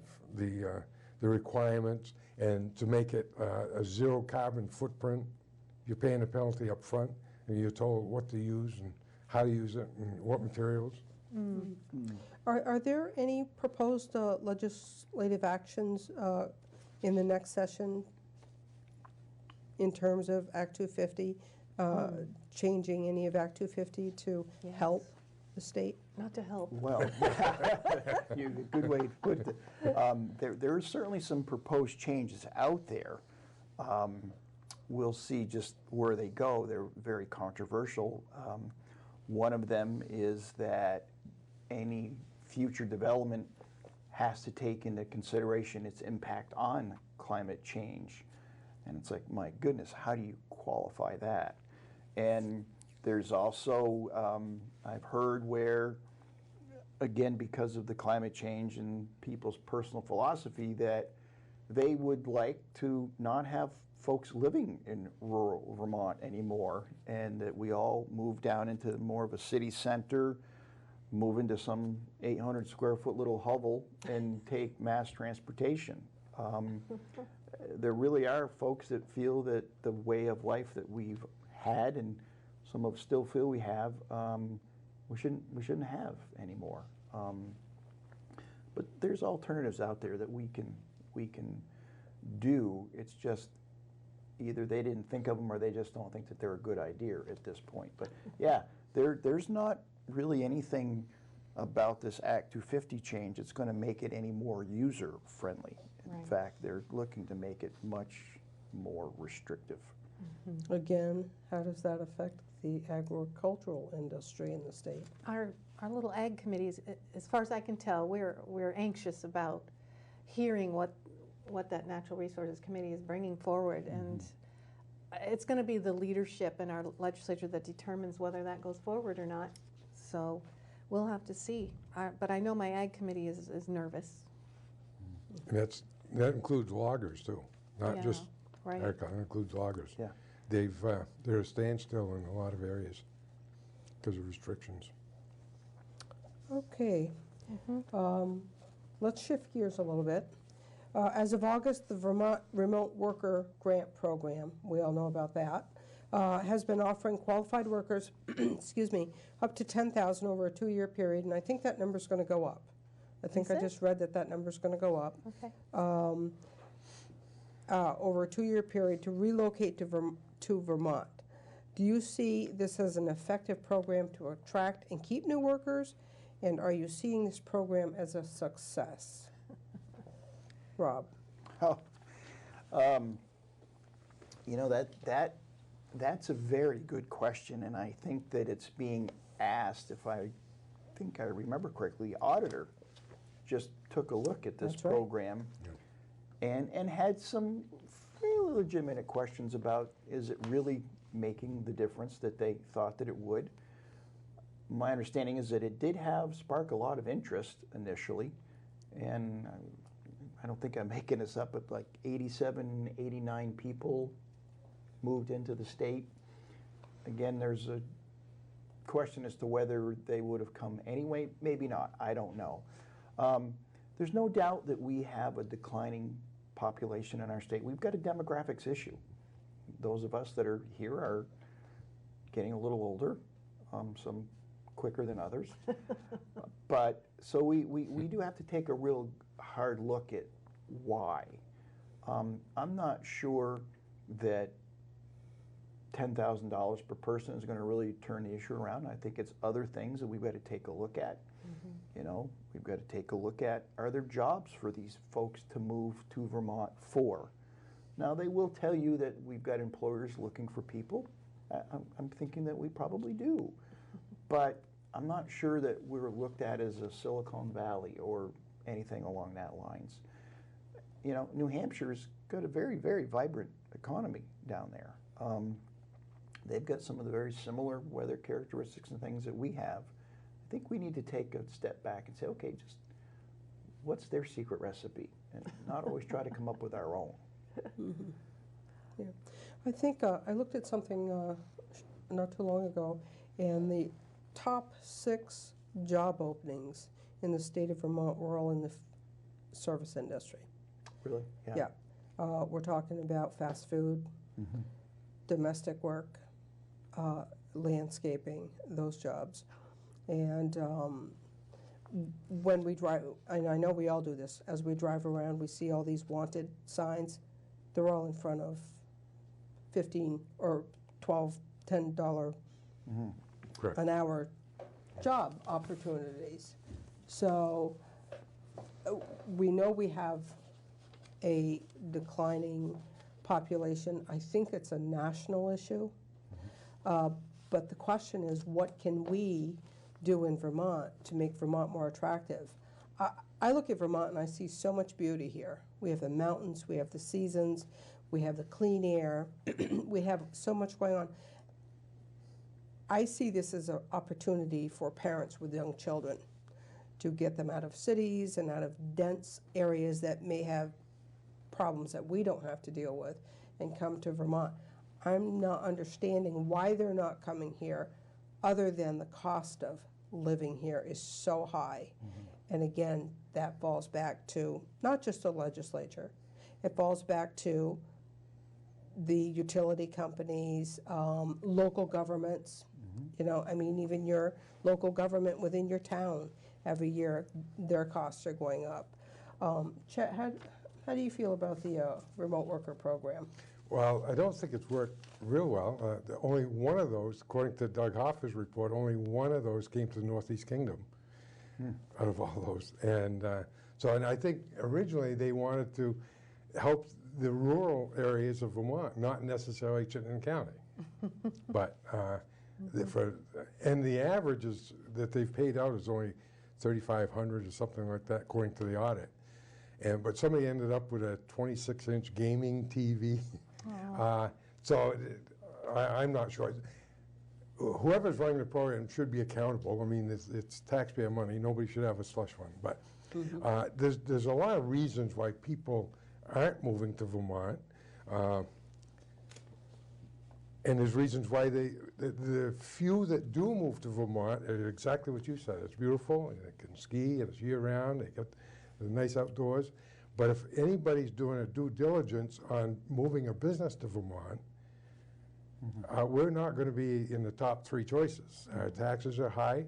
Our regulations are stiffer than most places. And we're making more and more regulations all the time. We have more chemical regulations here than the U.S. government has. I mean, the company I work for, we had to have a full-time person just to keep track of the chemicals used, because Vermont had its own list over and above what the government has. So it makes it very, very hard for people to make a living in Vermont with the taxes. And It doesn't make sense, like you said, Deb, because it's a beautiful state to live in. It's a great place to raise a family. But in the different circles I've been in recently having to do with veterans, they're very upset that we tax their retirement. And veterans deserve to keep their retirement money. And they leave our state. They serve here in the National Guard, and they leave. And we see a lot of the older folks, our generation now, leaving. And if we stop that hemorrhaging, we would have that higher tax base. We have the highest inheritance estate tax, I think, in the country. Is it because we're one of the oldest per capitas in the country, and so there's all that revenue that's coming in as they look forward to it? All of that adds up and makes a difference, all those ways. It inspires people to not have Vermont be their state of residency. Yes. They'll live here 4 or 5 months and then live someplace else. 6 months and what is it, 1 day? If you live someplace else, you're a resident of that state. I have a lot of friends that have moved out of Vermont. I was just going to say, there's not a month that goes by that someone I know is not leaving Vermont or on the way out the door already. Moving to states, not only Florida, but Maine. Maine is cold. And they're moving to Maine, and they're taking their hefty retirements with them. And, their assets and everything with them. I'm thinking, Right, so why do we inspire them to do that? We ought to change things, again, check what their secret recipe over there is, and I'd rather have a half a loaf than no loaf at all. Right. And generally these folks are at a point in their lives where their demand for goods and services are considerably less. They don't have kids in the school systems, and we want you to stay here, not just for your money, but we want you to stay here. We've got to get realistic that people are making choices in their financial. I heard something interesting yesterday, I think it was, and this is Washington, D.C. politics. And someone was speaking with people in Washington, D.C., and Washington, D.C. Politicians, congressional, senatorial people, really are out of tune with what's outside of the Beltline, that they really don't understand what's happening on the ground outside of the Beltline. And sometimes I wonder about Montpelier. Who's in Montpelier, and do they have a grasp on what's going on in rural Vermont? Now, I know, Vicki, you're rural Vermont. Right. Rob, you're Washington County, second densest county in the state. But the makeup of the people in Montpelier, are these everyday people that we're talking about here? Are they, you know, people will tell you, oh, trust fund babies are down there. I don't really support that argument. I just wonder who is down there. Right. Well, of course, we as Republicans are absolutely in tune with our constituents and who sent us there. But, you know, you raise a very interesting point in that quite often it's really easy to get wrapped up in the theoretical in Montpelier. Policy. Right. But sometimes there is a marked difference between the theoretical and then the practical or the actual out there on the street. And I don't think that we really do a good job of that at times. You know, I've got several different businesses. I do anything that's legal and a few things that aren't. Just kidding. But, you know, I consider myself a little differently because I'm on both ends of the legislation. Like, I'm a landlord. And so when we're talking about landlord-tenant issues, I mean, the pendulum has swung way, way, way, way in the favor of the tenant, to the point where I actually, as a landlord, it is in my best interest to have an apartment stay vacant than it is to take a risk on somebody and get the wrong tenant in there. There's something not quite right with that. You know, I went to a forum here not long ago where they wanted to raise an $2 a night per occupancy fee to help homeless people. Who could be against helping homeless people? But I said, I'm absolutely opposed to that, because if I had a real partner in a state agency, I would take a risk on a homeless family. One of my buildings has 3-bedroom apartments in it, but there's no incentive for me to do that. There's things that we can do working together to make it better for people, but we need to work together. But yes, the Republicans were absolutely in tune with our people. I heard recently a joke on TV. What do you call a person who has 2 jobs? Lazy. Here in Vermont, I mean, we have, between my husband and I, we have 3 jobs, and we could use another. It's just getting to that point where how many jobs do we need to make ends meet? And I do think the legislature's out of tune with that idea, that Vermonters, everyday Vermonters, are having to do multiple jobs to pay their bills. And a lot of those legislators are, some of them have lawyer husbands, I shouldn't say this too much, but or retired and have good benefits, and the average everyday Vermonter that's working hard, I don't know that they relate to them really. Yeah. My son-in-law and daughter, 2 young kids, have been spending $2,000 a month for child care.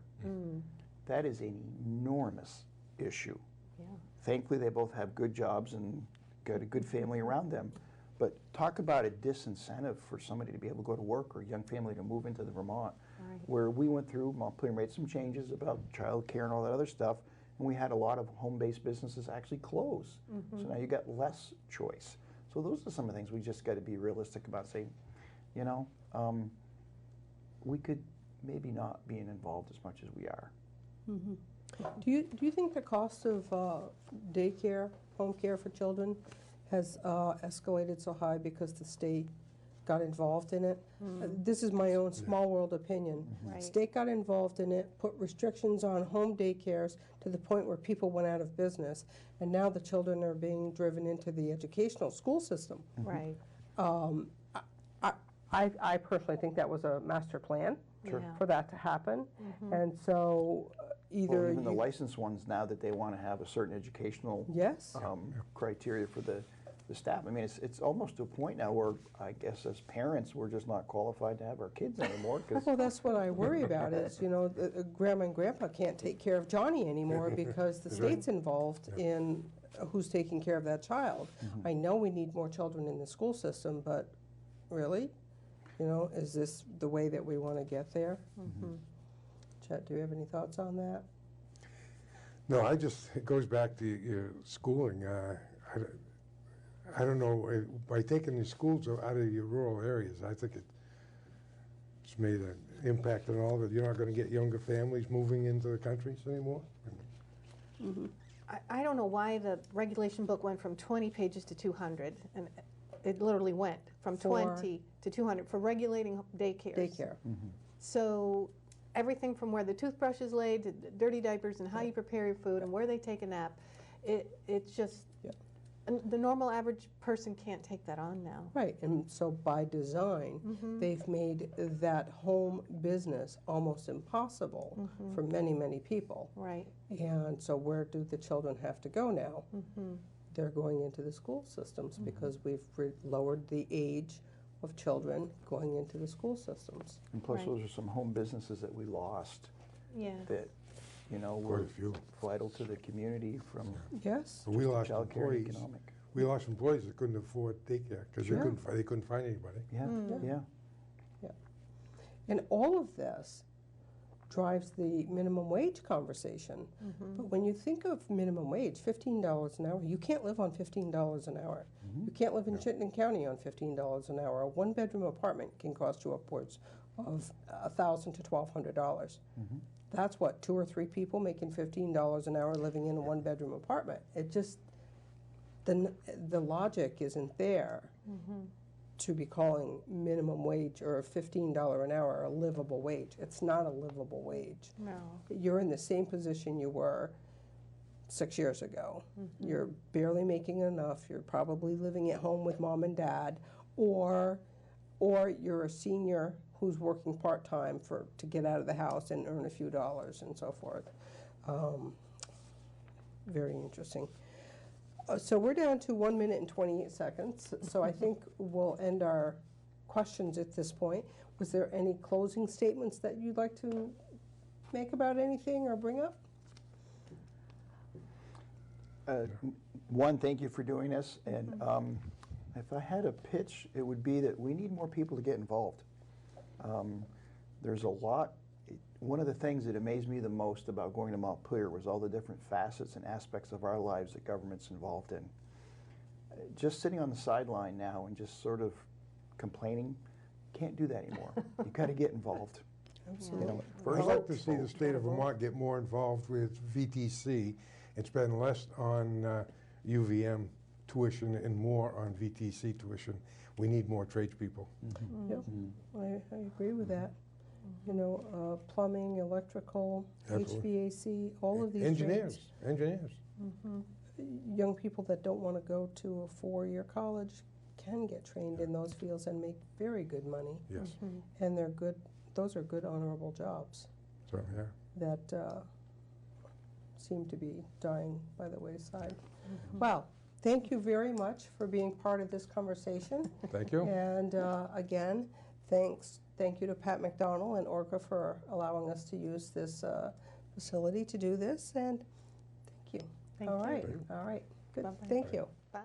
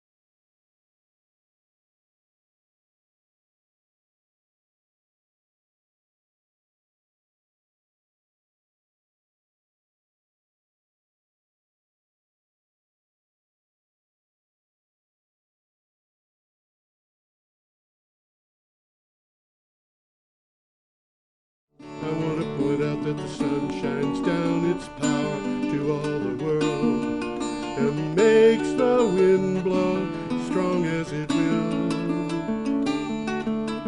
I wonder how gentle rains can fall upon the land, so lovely earth can stay lovely still.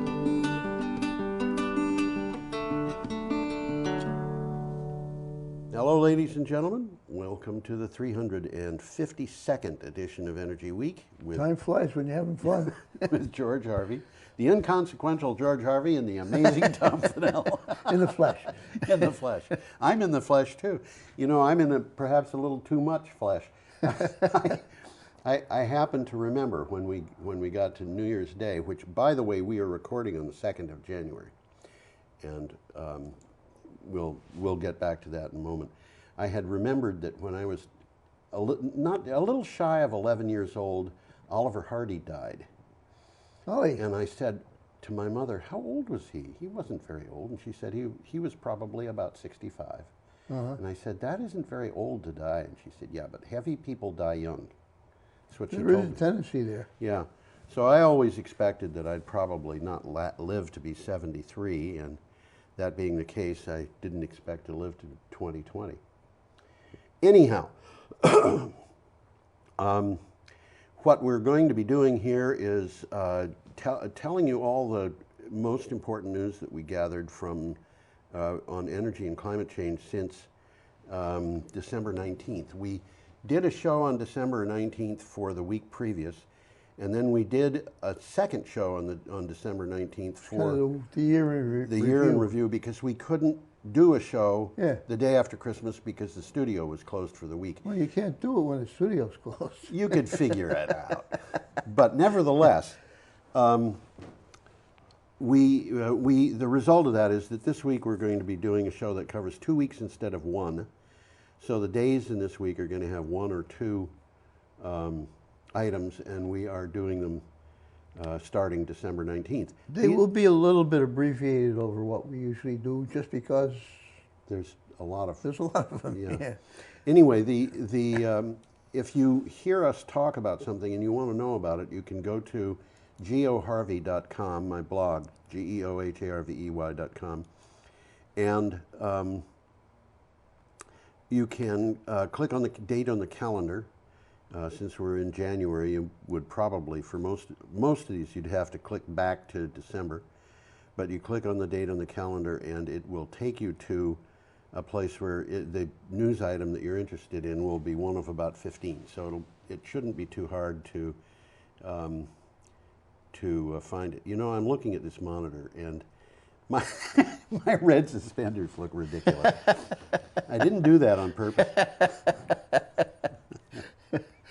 Anyway. Well, I usually about this time pipe up saying that I read these things, and Yeah. some of them are very well worth following up on. Some of the stuff that And we're I'll going to be try- talking I'll about. try to caution you. Yeah. You know, that it's worth looking at. I want to get straight into this. Some of them take a long time, too. Yeah, I want to get straight into this because, you know, here I've got an issue with a, there we go. I had an issue there with the monitor behind me. Well, we got a picture coming We up. do have a picture, and this is And there it something which is. is pretty local. It's from That's Utility liquid air Dive. storage, and it Yeah. is a kind of a local. It's almost local. We're at the southern end of Vermont. This is in the northern end of Vermont, but it's in Vermont, and it is from Utility Dive. First U.S. long-duration liquid air storage project planned in Vermont. Highview Power Storage and Encore Renewable Energy. And, you know, writing for Green Energy Times, I do a lot of stuff writing about Encore Renewable Energy. Yeah, their name A has lot of come up, stuff. yes. It comes up a lot in Vermont. Those two companies are planning to build the country's first liquid air energy storage system in northern Vermont. And there it is. In a bid to address transmission issues in the region, the proposed project will be at least 50 megawatts. Which isn't terribly big. Not terribly big, but you know, 50 megawatts of storage you're talking about a significant impact. They're on the useful. Well, I local- got a little blurb about that. Okay. because lithium batteries are more attractive for under 4 hours usage. Right. Okay? Liquid air technology is overall less expensive and requires a lot less space. Okay. And they haven't told us where this is going to be located. Well, I but think it's in the they will Northeast locate Kingdom. it where the grid is most congested in the state. Yeah, I think I heard that it was in the Northeast Kingdom. Well, it would have to be, I think. But I'm not. Just because of the way the not sure. grid is. But you know, this is an indication of something that's happening in this country, and that is it's cheaper now to put in local energy storage than it is to build new transmission lines. Well, it's changing the nature of the grid, but you're absolutely right. You're absolutely right. Yeah, and you're absolutely right too. Tom and I are an interesting pair because we're always absolutely right. Except when we're right. Except occasionally, yes. Once in a while. Well, let's move on to one of our favorite people here. You know, this computer is just driving me bananas. There we go. You've heard us talk about Bob Murray before. Yeah. This is something that I read this and I thought, oh my gosh, this is not nice. Well, Bob Murray, who, in case you don't know, is a coal mine operator. Yeah. Okay, and it's interesting because in his youth, he actually was a coal miner. He was actually in several accidents in coal mines. Yeah, he's a real coal miner, but he's gotten into the big business. Yeah. He owns coal mines. Well, we'll read the title because it says a lot. Yeah. Bob Murray paid for science denial instead of coal workers' wages as the company went bankrupt. Just one of his companies. But you don't have to worry about it, you see, because the federal government stepped in and guaranteed the retirement. Well, isn't that nice? Isn't that nice? This is from Electric. While his company spiraled into bankruptcy, Bob Murray spent tens of millions from the company's coffers to pay himself, his successor, and several anti-science and anti-environment lobby groups, according to new court filings. Well, I got a little takeaway there. The money was spent at the same time as Murray is asking courts to excuse his debts to his workers, which is in the form of pensions and health care So he's plans. giving himself money and asking the courts to allow him not to pay money to his Bingo, workers. that's exactly right. Okay. The guy's a sleazebag. Well, it certainly sounds like that's too kind a word. It certainly sounds like it. I've never met Bob Murray. I know people who have met him and don't like him. You know who I met once? Actually shook his hand. Rupert Murdoch. Oh, did you? Yes, I did. I was not impressed. I'm sure he was not impressed either. Okay, we're up to Friday, December 20th. I don't know who the most prestigious person I ever met is. I just can't remember. Me, maybe? You're up there. I don't believe you. Well, let's take a look at another picture here. Okay, I'll bet you've met the Lieutenant Governor. Hope I clicked it twice. Now I clicked it once. Okay. It is a bunch of coal cars. And it's for Friday, December 20th. And it says that a FERC order could boost coal over renewables, raising costs for consumers. This doesn't make sense. Well, it does, really. It does. Inside Climate News. It does if you take it from the point of view of let's save coal at all costs. That's where it makes sense. Yeah. Rules approved by the Federal Energy Regulatory Commission, which is referred to as FERC, are designed to counteract state subsidies that support the growth of renewable energy and use nuclear power. This is sneaky. The change would require higher minimum bids for subsidized power plants.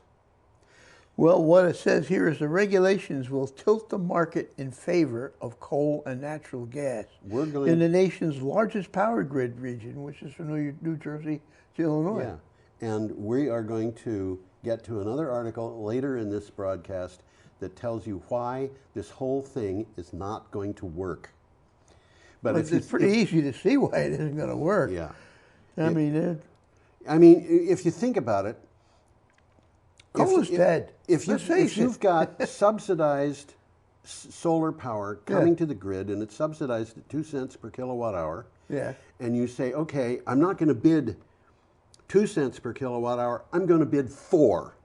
Well, you're hitting the minimum that they've got and you're still below the cost of natural gas and coal. Yeah. So it's not going to work.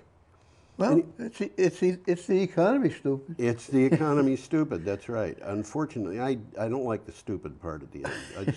Okay, gang, this is the economy at work here. Should we go on? Yeah. We're up to Saturday, December 21. We're just cruising through these because we have fewer things every day. This is an interesting article. Yeah. Scientists created a new sponge that could clean up oil spills. Yeah. The secret to cleaning up water contaminated by oil may lie in the cheap, common polyurethane foam used in mattresses, enhanced by a special coating. In a study published in Nature Sustainability, this is a peer-reviewed journal, scientists found the material consistently captured almost all of the oil in under 3 hours. That's amazing. You know, I'm sure they never expected such success. I have no idea. But you know what's going to happen when they use it? The polyurethane foam will fragment and contribute to the plastic in the oceans. Well, the sponge was designed to recover micrometer-sized droplets of crude oil that get dispersed in the ocean after oil spills and leaks. Right. As well as in wastewater from fracking. Yeah. So these are problems that they're solving. Yep. Okay, now our next item is from the BBC, still December 21st. Oh, this is a very interesting article, and it's very timely. This has 2 pictures, so let's put the first picture up. Let's get the first one up there. That picture, when I looked at it, I saw that it was referred to as coming from high-altitude aircraft. I would imagine. It's a picture from the air of 2 fires. Yeah, and I thought when I saw it, you know, you can actually see the curvature of the Earth there. And yeah, you can. I thought maybe it had come from space, but you know, this probably from an airplane. I would say from an airplane.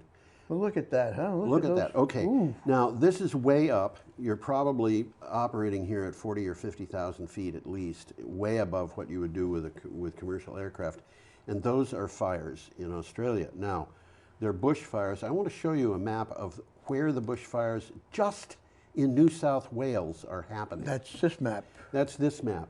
In this map, the red part is areas that are either on fire, were on fire when this was put up, which was the 21st of December, or had already burned. Well, to put that picture in perspective, that's about the size of California. From north to south. From north to south, Yeah. not east to west. Yeah. And it's also interesting that there's no fires to the west.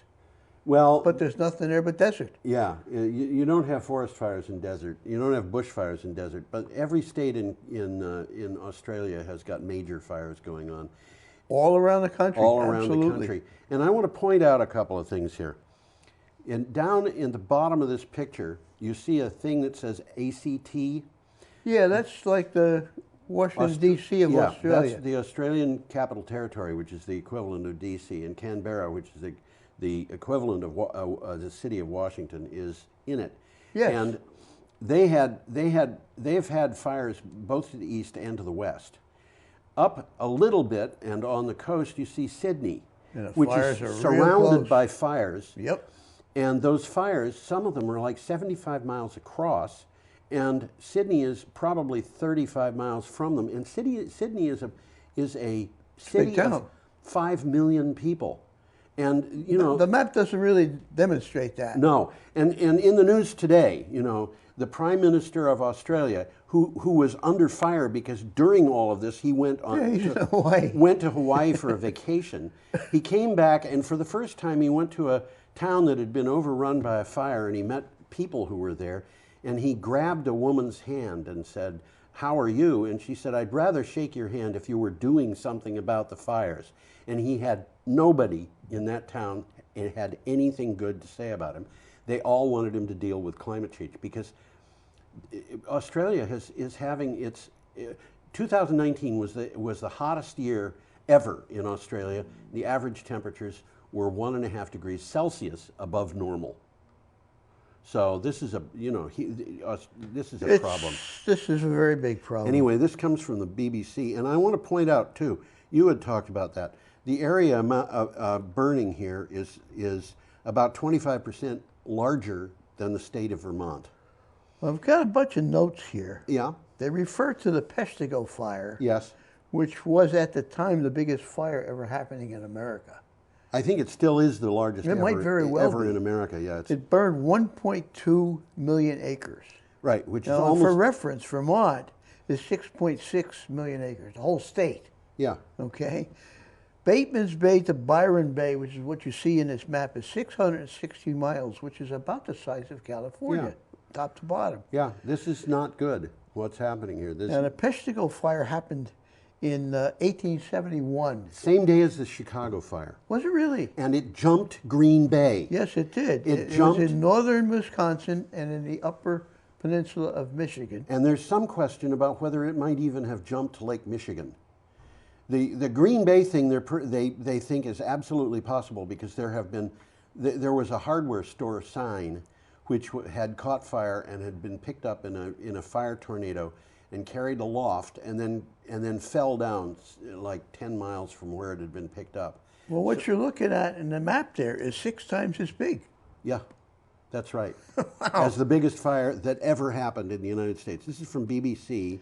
Well, this is what the article says. Yeah. Australia Fires, a visual guide to the bushfires and extreme heat. And you're looking at the visual guide right You're now. looking at part of it. There's a bunch of pictures in this. It's a very interesting and grim article, and if you look it up, you're going to be reading it for an hour. Australia is grappling with massive bushfires fueled by record-breaking temperatures and months of severe drought. Months? I got news for you, whoever wrote this. It's years. Yeah. Fires in New South Wales have already burned at least 2.7 million hectares, which is 7.4 million acres this season, destroying more than 700 houses. This is a visual guide to that. Well, it's 2.7 million hectares. In California, 1.8 million hectares have burned. Yeah. And in the Amazon, where really things are just starting to heat up, I think, they burned 900,000 hectares. That's another thing. These fires that we're looking at on this map, the fire season hadn't started Hadn't even yet. started yet. Yeah, this is their We are this now is their summer. You know, 2 weeks later, we are now starting into the fire season, and Oh, boy. at that point we were just starting into the fire season, which lasts until March. Is there anything going to be left of these? I mean, Well, it's interesting. We could use this kind of to slide into the next article, Okie which is from doke. Sunday, December 22nd. Yale Environment 360. And it says that the global price tag for 100% renewable energy is $73 trillion. Yeah, let's think about that for a minute. The global Well, effort. considering what you're looking at here, and keep that in the back of your head. Yeah. The global effort to transition to 100% renewable energy by 2050 would cost $73 trillion up front. But the expense will pay for itself in under 7 years. Now, that's interesting. Yeah.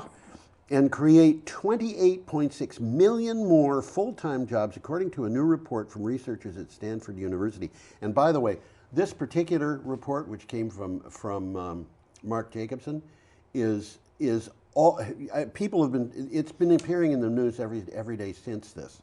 Today, I was reading news articles about this report, and what he's saying is, if we spend that money, which is not all going to get spent in 1 year. Oh no, it's over a period of time. It's over a period of time. We're going to be making money back while we're spending it. Well, what they're trying to accomplish is increased energy efficiency, duh. Yeah. Okay. And the electrification of all energy sectors, including transportation, buildings, heating and cooling, industrial processes, agriculture, forestry, fishing, and the military. Did I skip anything? Probably, but I couldn't pay attention to What they really want to do is to electrify everything. They want to electrify Stop using everything. fossil Yes, fuels, absolutely. period. Absolutely, that's how it's done. Now, I can think of renewable energy that is not electric, and that includes, for example, solar heat. Yeah. Which is you can actually Pure solar. Yeah, pure solar. Yeah, I know heat. a lady's got a pure solar panel on her house that heats the house. It's not electric at all. Neat. It's on the side of the house, and it just gets hot, and they pump the hot air into the Yeah, house. they don't even have to pump it. In some cases, you can do it with a siphon. Gravity does it. Gravity Yep, does gravity it. does it. Okay, we are up to Monday, December 23rd, and we have a Nice picture. image here. Let's get the picture up. So This is an image that I think is actually a little bit silly. Negalite and pozolite. I'm sorry, but Well, this is a flow battery. Yes. And It's supposedly Lockheed Martin's special flow battery, but it's a regular flow battery. They don't tell you what's special about it except some of the specifications. In those two tanks, the Nagelite and the Pozolite, there's no limit to how big they can be. Yeah, and they can be lakes. Yeah, and there's no limit to how big the cell stack could be either. So this could be a very, very large battery. Yeah, that's right. It could be a very large battery. All right, let me read this. Why don't you read the title? Yeah, Lockheed Martin tests innovative flow battery technology. This is from Clean Technica. Lockheed Martin announced that it is partnering with TC Energy to develop new energy storage systems based on Lockheed Martin flow battery technology. They say the ingredients are not toxic, that's important, good, that's good. or expensive, That's good good too. but have sufficient energy storage capability to be commercially viable. And you know that toxic and expensive parts are... That's important. The two things that are holding flow battery back. Yes, absolutely. So this is beneficial, quite beneficial. I mean, I'm trying to figure out what's unique about Lockheed Martin's, and that's it. You know? Yeah, that's what it is. They've come up with a Negalite and a Pozolite that they aren't naming, probably because they're so ridiculously inexpensive that you could do it in your own kitchen. So it could very well be. Okay, should we go on? Well, this flow battery technology that they're talking about is capable of storing large amounts of electricity for 6 to 12 hours and dispatching it as needed. Yeah. Well, we're talking large amounts of electricity. Yeah, and in fact, I did an interview a couple of years ago of a flow battery company in California, and I said, "How big are your batteries?" And they told me they had one size that they were selling, and I said, "Have you ever considered putting these into a residential size cabinet?" And the guy said, "Yeah, but we haven't got the money to develop two sizes at the same time." So okay, they could come to homes, but they haven't yet. Okay, we're up to Tuesday, December 24th, day before Christmas. Item from Texas Standard. Yes, renewables are a bright spot in Texas's tumultuous energy market. A survey from the Federal Reserve Bank of Dallas estimates that about 8,100 Texas oil and gas sector jobs might soon disappear in another oil downturn. That could happen. Could happen, but it's not all bad news, especially for the renewable energy market. Texas produces 20% of all U.S. wind power. Looking at it from a slightly different view, if Texas were a country, yep, it would actually rank as the 4th in the world in producing wind power, exceeded only by China, Germany, and India. There you go. I mean, you don't even think about it. No. China, Germany, and India, and you didn't even say Denmark. So they're bigger than Denmark. Yes. And you didn't say Scotland. So they're bigger than Scotland. Yeah.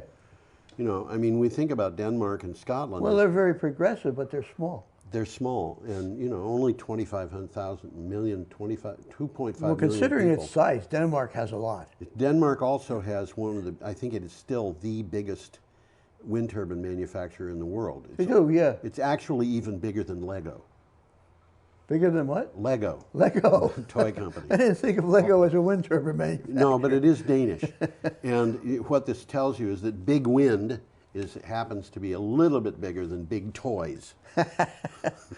Well, let's move along here. Okay, and touch base on Australia again. Still we got on a picture December here. 24th. And oh my gosh, I hate this picture. Well, okay, Daniel Knox in a controlled burn. That is Daniel Knox. That is Daniel Knox.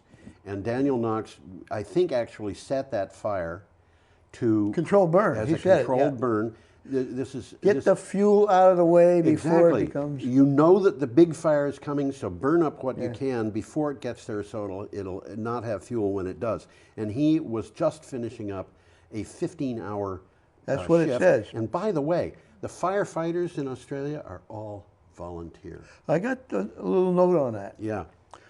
Well, Australia, it got a title. Australia fires. Thousands of volunteers fighting the flames. We're doing this because it's a passion, said Daniel Knox. It's a brotherhood. He was one of thousands of Australians who dropped their ordinary lives to battle the nation's raging fire crisis.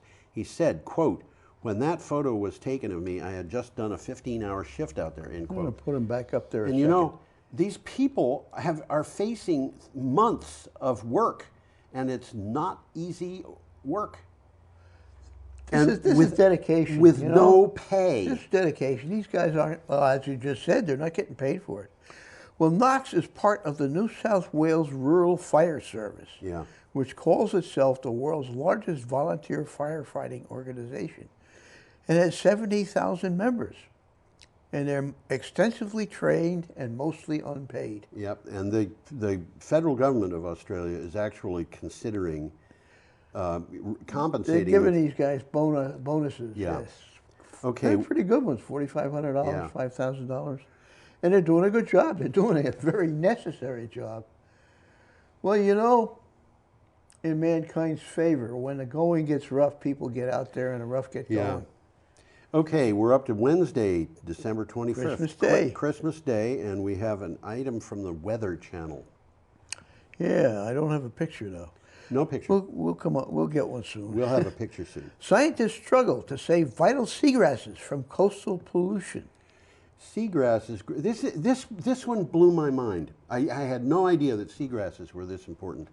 Seagrasses grow along coastlines nearly everywhere around the world, and they can store twice as much carbon in a given area as temperate and tropical forests. You don't think about that much. No, you don't. Well, the fact of the matter is, we don't have seagrass around here, but you can get the same kind of super potential, bigger, I think, with peat growing in ponds.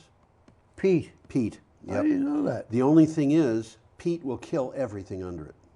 Okay. Okay, because it produces stuff that's toxic to many life forms, which is why if you have a deep wound or a bad wound, you can put peat moss on it, live peat moss, to keep it from getting infected. Oh, okay, over 70 species of seagrasses in coastal habitats are among the most poorly protected species.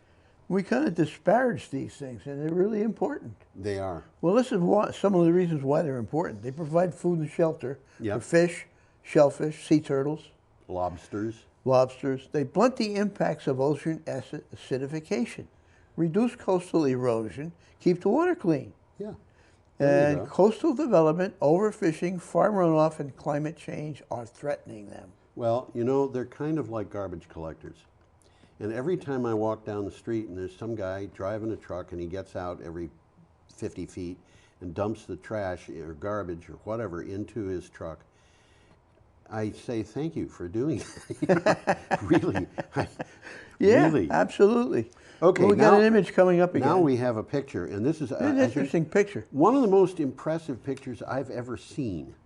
And this is no-till with cover crops on the left and conventional farming on the right. It comes from Inside Climate News. Why don't you read the title instead of staring at the photo, Tom? After a rough year, yeah? Farmers and Congress are talking about climate solutions. Midwest farmers who have always voted Republican are now going to their congressman and saying, we have to find solutions. And here is something that is interesting. The Midwest floods of 2019 revealed another benefit of sustainable agriculture. Fields farmed with conservation practices. Picture up while you're talking. Yeah. Fields farmed with conservation practices recovered faster from flooding. Farmers saw the difference. How could you miss that difference? And now they're taking their new knowledge to Congress.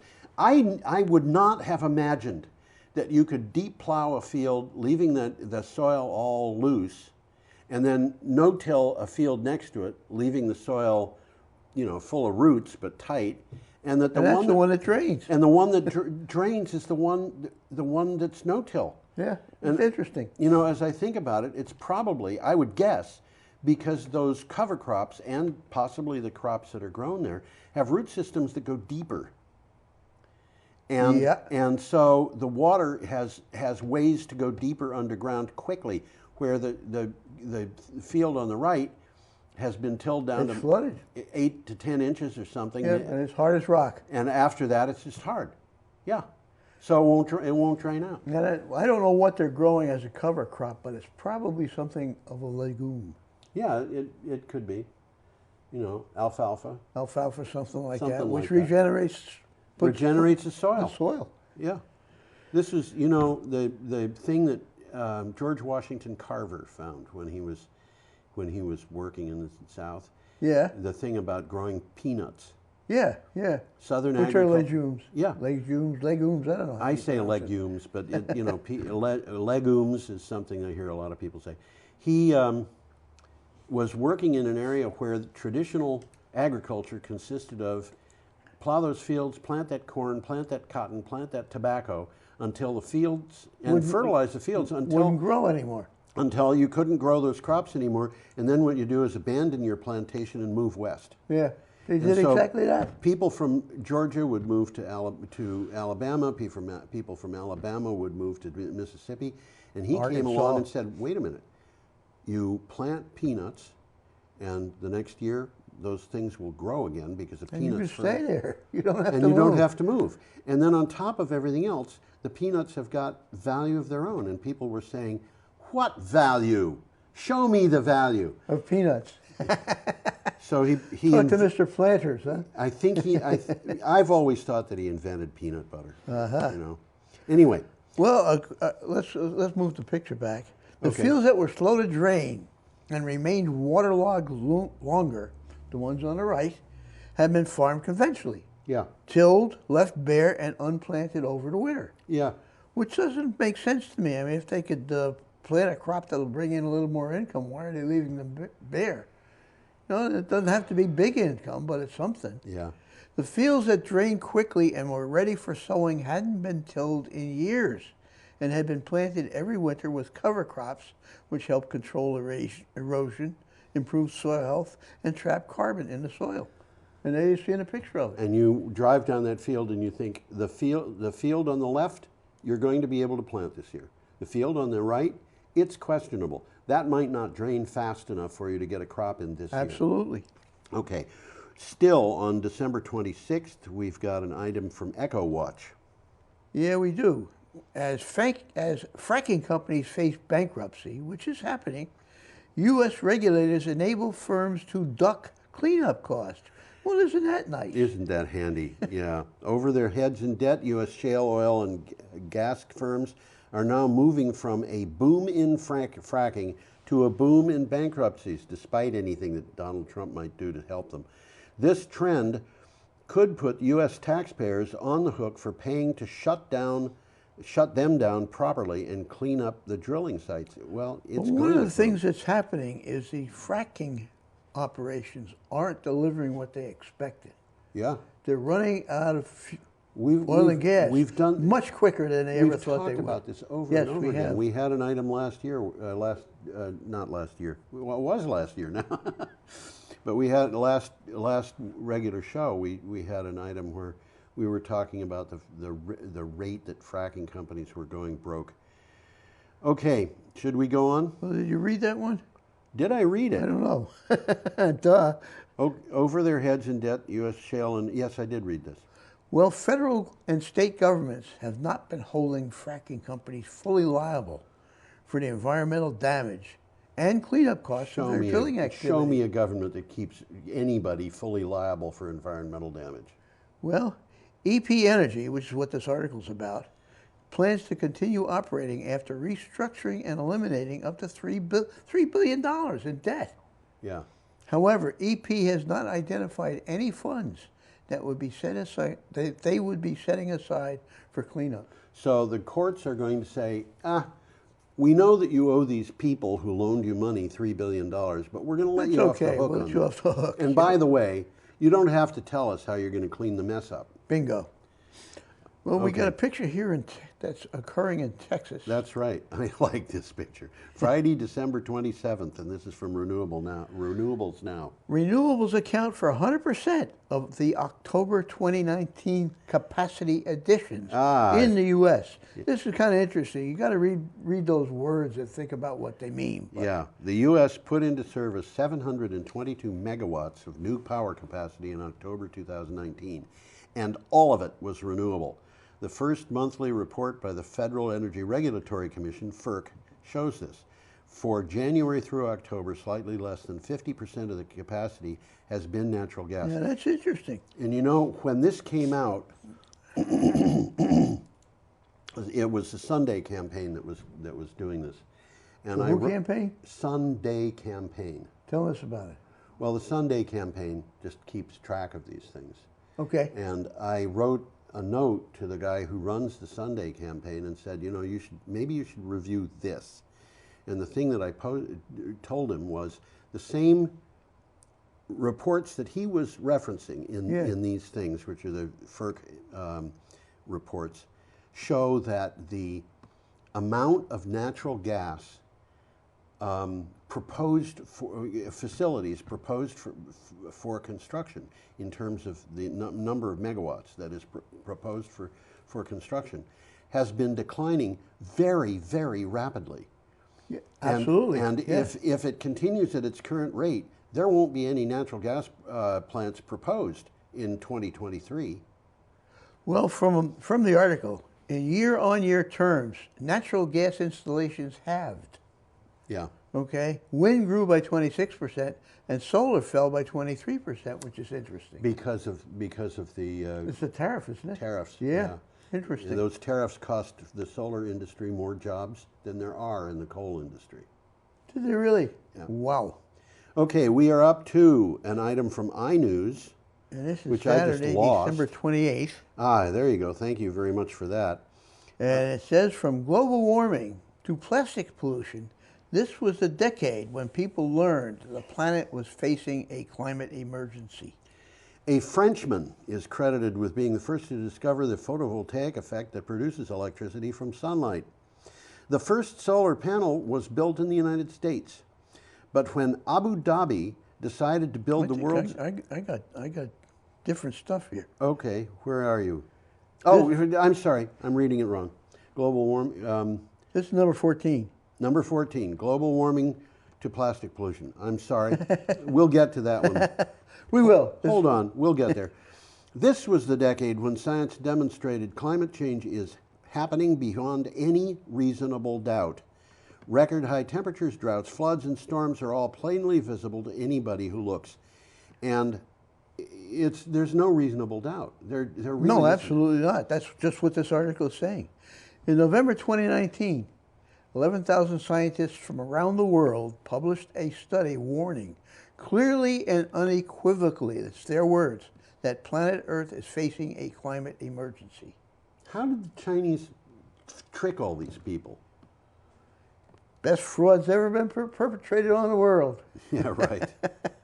I can think of better frauds. Let's move to Antarctica. Okay, let's do that. This is an item from The Guardian, and we do have a picture. And that's yeah, we do. A rather nice picture of a glacier or iceberg. Well, that's a big glacier. That happens to be falling apart, but nevertheless, go ahead, Tom. Submarine to explore why Antarctic glacier is melting so quickly. Yeah. An international team of scientists at the Thwaites Glacier in Antarctica is preparing to drill through more than half a kilometer of ice. Half a kilometer is, about a third of a mile? Yeah, about that, yeah.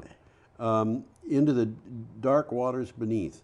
They plan to lower down a torpedo-shaped robotic submarine to explore with hopes of finding out why it's melting so fast. Yeah, this particular glacier, well, I'll mention where it is. It's on the coast of Marie Byrd Land. Right. Okay, which is named after Admiral Byrd's wife. And we all know where that is. It's a large pie-shaped state, if you call it a state, in southwestern Australia. How in the world is anything in southwestern Australia? Southwestern Antarctica. How do you call something southwest when it's on Antarctica? Well, I was thinking that same thing too. The Florida-sized glacier is melting rapidly. Yeah. Since the 1980s, it has lost an estimated 540 billion tons of ice. 540 billion tons. And it's melting rapidly. They're trying to figure out why. Scary. Yeah, it's actually just more of the same thing that's going on in Greenland and other places. Stuff like that. Okay, we're up to December 29th with an item from the European Sting. And this is the first time I had read anything from this particular site. Aha. And you know, whenever I come across a site that I have not visited or haven't visited recently even, I have to check to make sure that a person on a different computer can open the link that I put in.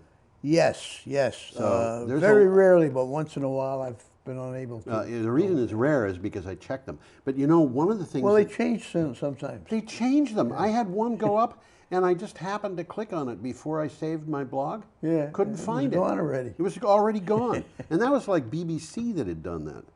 Okay. Got a title? The future of energy is being shaped in Asia.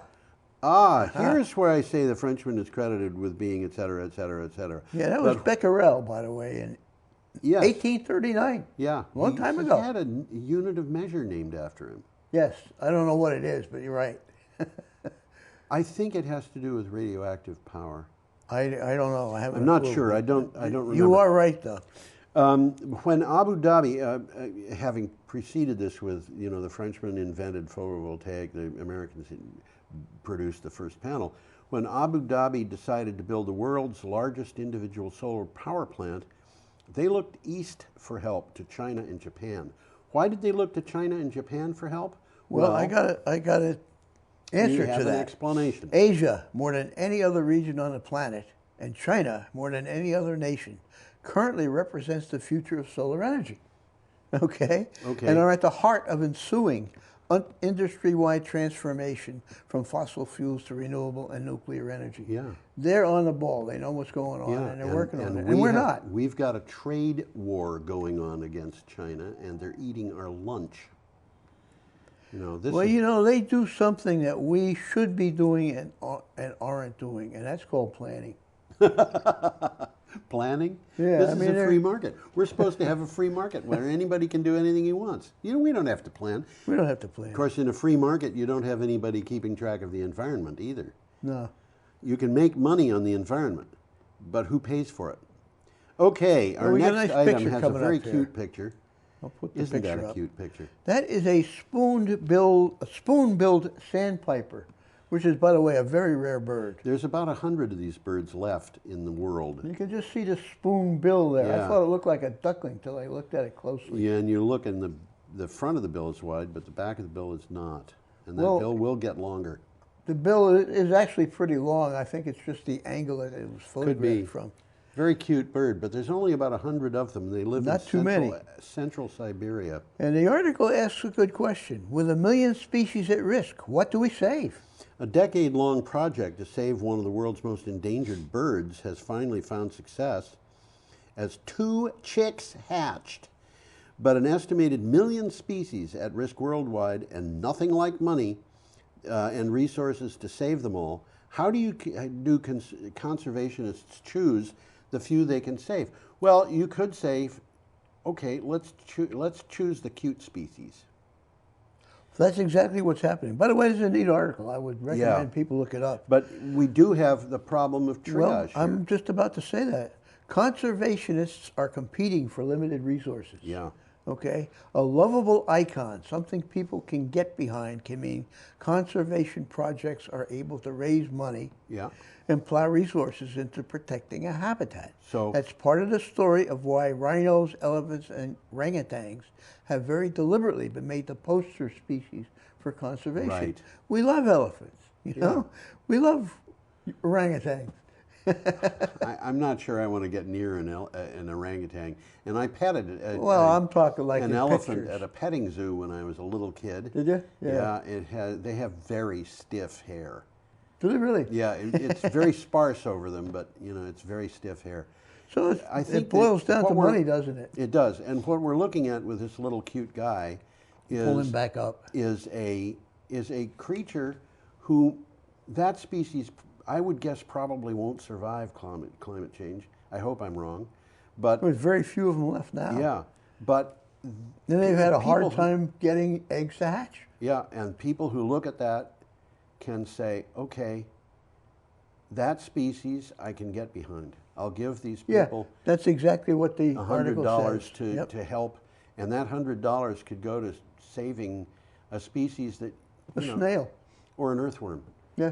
And we've invasive earthworms, and they're destructive as all get out. Oh? Yeah. They are, what is it? My landlady calls them, they're hyper earthworms. They're big, they're Never really heard that big, one. extremely active, Yeah. and they eat all the leaves in the forest, leaving castings that are turned into methane by microbes. I hadn't heard of that one. Bad news. Not They good. drive the other earthworms away. Okay, we're up to December 30th. Well, we got a picture coming up here. We do. December 31st. And Yep. Where is the picture? Where is the picture? No, do we have a picture? 10 a.m. We're on item 18, Green New Oh, Deal. we're on 18? Yes. Aha. I skipped one. Monday, December 30th. Green New Deals for the world are green good deals. Now, I talked about Mark Jacobson. Yeah. This is another one of the articles about the same report that he did. Okay. The world leaders at the UN Madrid climate talks failed to agree on a path forward. The core of the problem is the belief by some leaders that solving global warming will be expensive and drain economies of their countries. Well, However, it will be expensive, but it's not going to drain it's not going to drain the economies. It's actually going to, it's going to pay for itself. And what, it'll 7 years? make those economies much more prosperous. The new research indicates that the belief that they're going to drain the economies is incorrect. So that's wrong. Yep. And Okay. what this article says is solving the problems is much cheaper and creates many more jobs than not solving them. Yeah, and what is the United States doing? It's bet the piggy bank on obsolete technology continuing to be important. I'm sorry. Unfortunately. Yeah, we are up to Tuesday, December 31st. Now we got that picture coming Now we've up, got this horrible picture. which isn't a very exciting picture. It's a depressing picture. Come on, you. Come on, put it up, Tom. Put it up. Don't double click. That's 10 a.m., would you believe? Yeah, in Malakuta, Malakuta, is Victoria. in Victoria. Australian wildfires force thousands to flee to the beach.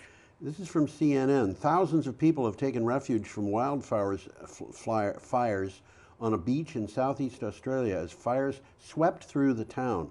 About 4,000 residents and visitors. The town usually has about 8,000 visitors and 1,000 residents at this time of year, but many of the visitors had already left. They were vacationing. Beautiful town. These people were forced to evacuate Malakuta, Victoria. Roads had been cut off and there was no way out in or out of town, so they went to the beach. And the beach was where the local emergency people had said, if we get to this point, which they knew could come, they said, This is where you go. This is where you go. Go to the beach.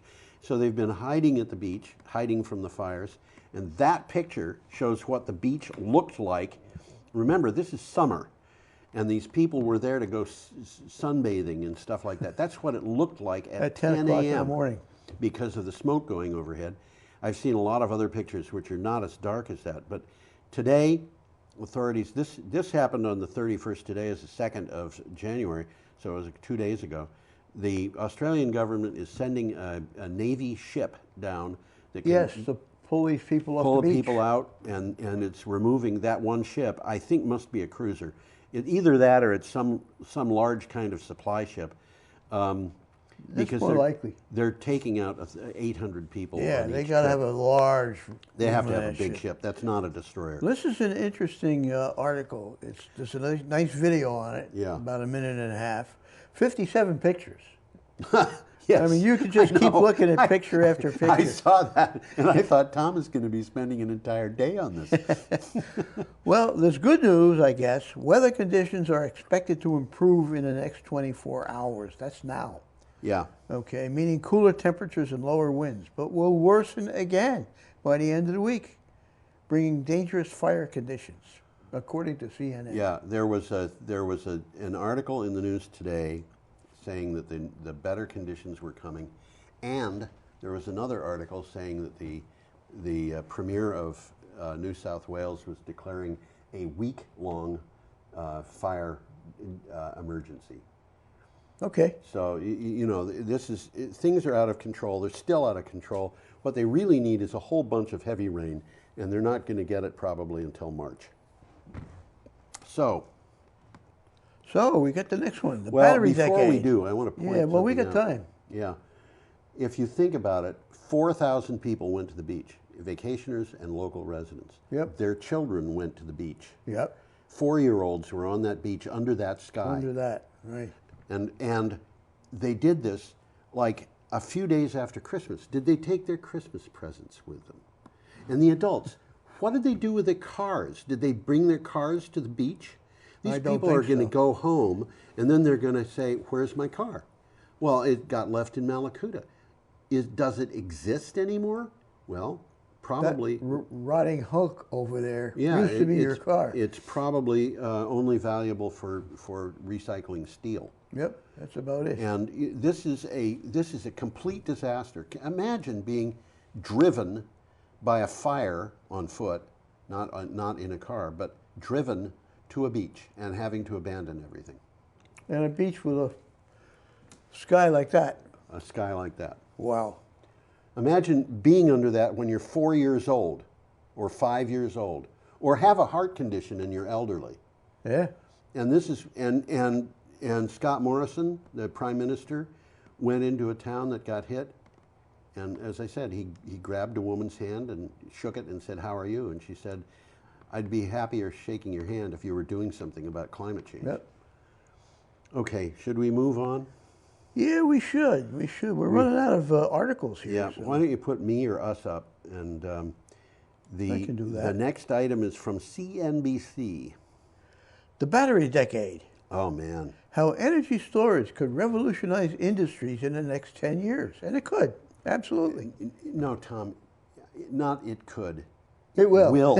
Absolutely. It will. Absolutely. Over the last 10 years, a surge in lithium-ion battery production drove down prices to a point where, for the first time in history, electric vehicles became commercially viable from a standpoint of both cost and performance. Next comes Well, they're figuring out how to make them cheaper. Yeah, next comes utility scale storage. Okay, we've talked about Wright's Law. You remember Yes. Wright's Law? Yep. Wright's Law says you see that the production of something has doubled. So the number of units out in the field has doubled. So the price comes down. The price comes down, and it comes down by a percentage. And you can count on it. Every time the amount out there in the field doubles, the price will go down by that percentage. Bingo. It balances itself. Yeah, and now what's happening is the price of batteries in the last 10 years have come down by 85%. We've only seen the beginning. Yeah, and I mean, 10 years from now. There's little guys working in their Oh, garage trying to figure out absolutely. new kind of batteries, and some of them are going to hit it. Well, we've talked about some of them, but some of them are going to hit that nail on the head. Yeah, they are. And 10 years from now, what's the price of batteries going to be? Maybe 15% of what they are now. Just think about that for a minute. Meantime, you've got the price of solar and wind have gone Coming down. enormously. Mm-hmm. Similar numbers, 60 to 80%. 10 years from now, the price of electricity from renewables and storage is going to be a small fraction of what it is now. I would expect. I would Okay. expect. Now we're seeing natural gas plants, even combined cycle natural gas plants, being forced out of the market by that combination of solar and wind. What's going And to happen? natural gas was forcing everything else out of the That's market. right. What's going to happen when solar and wind and batteries drop 35%? You're going to be at a point where, well, let me put it this way. I could make a prediction based on my considerations of this. My bet is that in 2025, 5 years from now, there will not be a single coal-burning power plant in operation in the United States unless there's some weird kind of local condition that forces one to Well, the operate. problem, if they're existing, they'll be subsidized. Well, the only way I could see, I could see if you had a coal mine in Alaska, Mhm. and the source of energy for a village where that coal mine was a small coal burning power plant, I could see maybe that coal mine could be in existence 5 years from now. But unless you're talking about weird things like that, Mm-hmm. natural gas plants, I cannot imagine 5 years from now that there will be any natural gas plants being built. Being built. Yeah. They'll still be using the old ones, but they won't be building 10 new years from now, Yeah. I don't think any will They'll be even used. be using the old ones. Yeah. Which means I'm thinking that from the point of view of power production, 10 years from now, we're not going to have any fossil fuels in use in the United States. I don't think so. To speak of. I And then- think we're going to see very much distributed generation. Oh, If yeah. you can't generate electricity on your property, your neighbor probably can. Yes, that's true. And you're going to be buying your power from him. And he will be buying power from you, because what you do is you say, okay, I'll make a deal with you. You have the solar panels, I'll buy the battery, and we'll put our two houses Something like that, on yeah. a grid. Absolutely. On a It makes microgrid. sense. It makes sense. And that is going to cut the cost of transmission. I think we're just seeing it. And, you know, what will happen to transportation? Basically the same kind of thing. Well, I got to take away from the article, and we got Okay. the time, so I'll read it. Batteries hold the key to transitioning away from fossil fuel dependence and are set to play a greater role in the coming decade. Oh boy, That's are what they the article's ever. about. Are they ever. Solar and wind are playing a greater role already in power generation, but without effective energy storage techniques. Natural gas and coal are needed for times when the sun isn't shining and the wind isn't howling. Yep.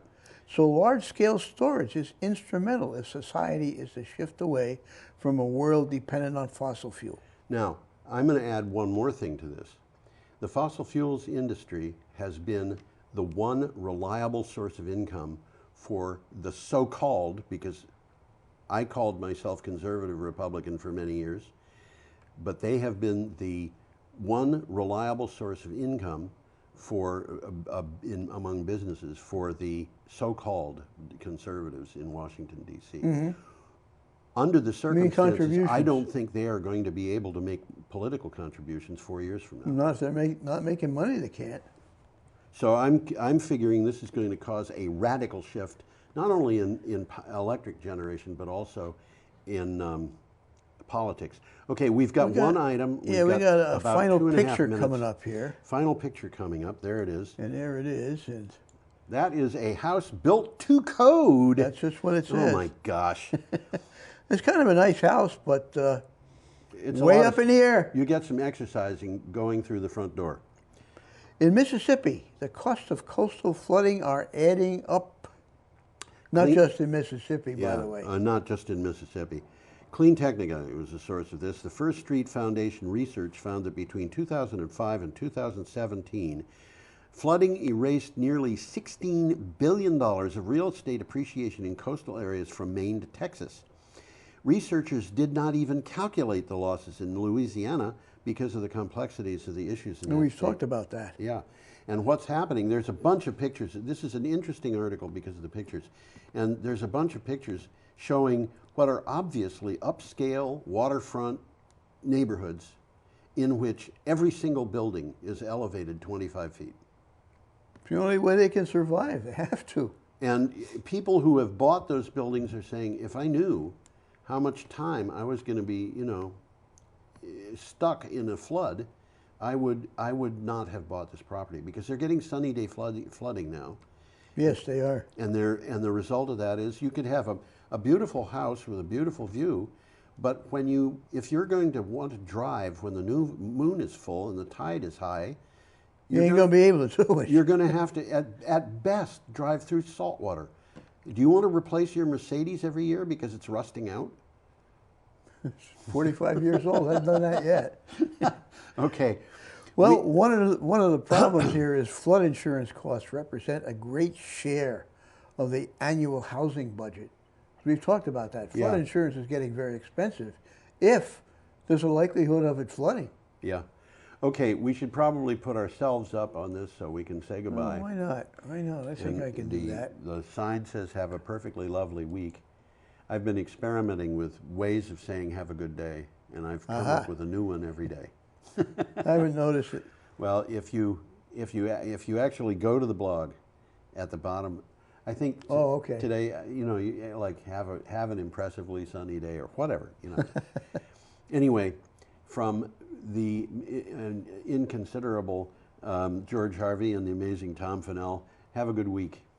See you next time. Or See you next you'll time. see us, I guess. Huh? We don't see you. You'll see us. Yep.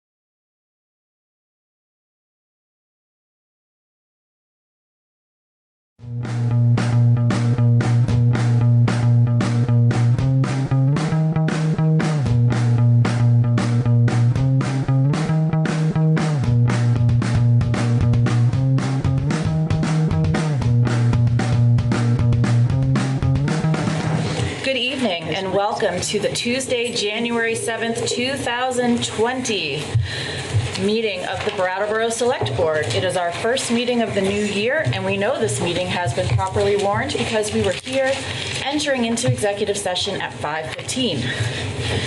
At this time, I would entertain a motion to approve meeting minutes from December 10th and December 17th of 2019. So moved. All right, we've got two. All in favor? Aye. Excellent. Motion carries. The remarks that I have are there is a homeless vigil scheduled for 5:30 p.m. on Tuesday, January 14th. You can find further information about that on Facebook. We may be right here in this very room, unfortunately, but I wanted to make sure to say it out loud so that if people are interested, you can go on Facebook, take a look around, and find the information that you need. You could also contact Groundworks Collaborative. I believe that they would know because I think that they're putting it on. All right, Peter.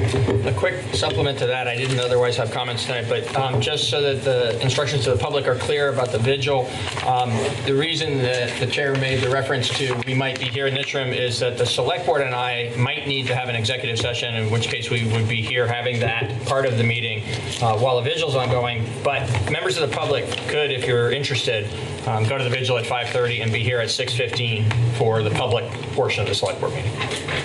Excellent. Thank you for that follow-up. Are there members of this board who have committee reports or comments that you'd like to bring up at this time? No, thank you. I don't at this time. Okay. All right. Then I will move into public participation for anybody who might be new to this process. This is your opportunity to speak about something that is not listed on tonight's agenda. We come up to the microphone in the middle of the room and we keep all comments to 2 minutes. We can't really interact with you because it's not publicly warned items, but we always do some minimal communication. With that, Dale, I've seen your hand go up a couple times. Feel free to, you know the drill, so you can set a good example. My name is Dale Joy.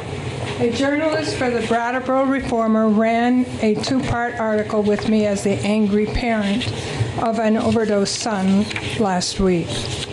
The journalist failed to mention that I went back to him to retract the statement shortly after the first interview last fall.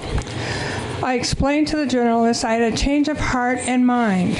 I had calmed down enough to reason and research about the events that surrounded my son's death. My son was very well liked in town. The field examiner of my son's death, Archie Mayer, attested this to me.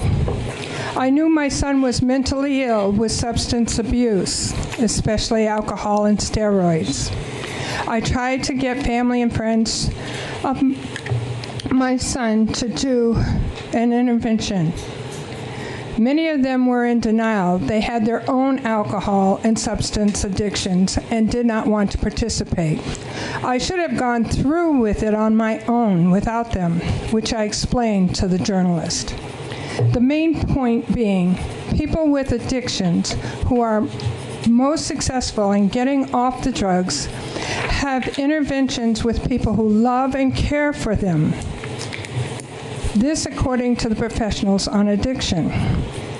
This I learned too late. I was opposed to having prison being at the top of the list for people with addictions in possession of fentanyl. The addict is mentally ill. They need mental help, not prison. Thank you. Thank you, Dale. I'm sorry for the weight that you bear. You've been somebody that's interacted with us for at least the last few years that I've known you, and my heart is with you. Are there other members of our community who would like to speak on something that is not listed on tonight's agenda? Yes. Please step forward just as Dale did and introduce yourself into the microphone. My name is Bruce Clausen. That was Bruce Clausen, was that right? Okay. I live on Green Street. Me too. I have a proposal I think we should get on the agenda, please. Okay, so, yeah, so Bruce is passing us a proposal for the agenda. Sorry, quick. It's okay. That's what we all have to do in this dry weather. Thank you. Thank you.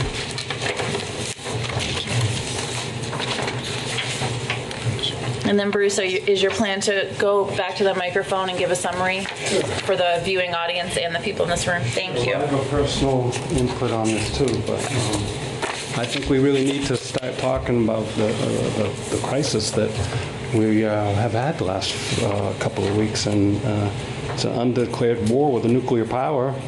But I read off of here. The people of Brattleboro humbly acknowledge the sacrifices of our troops. We remind the good officers that they solemnly swore to support and defend the Constitution, not the President of the United States. Bruce, I hate to interrupt you. Can you speak up just a little bit? Only because that microphone doesn't amplify you, and our interpreters need to make sure they're getting all your words. Okay. Should I start over? Yes. We implore the vigilance against all enemies, foreign and domestic, and in accordance with the Nuremberg principles, we exhort them to refuse unlawful orders and to file charges against anyone giving an order to start a war of aggression or commit some other war crime. And people of the town of Brattleboro should raise funds for the legal defense of such heroes, and they deserve the thanks of our nation.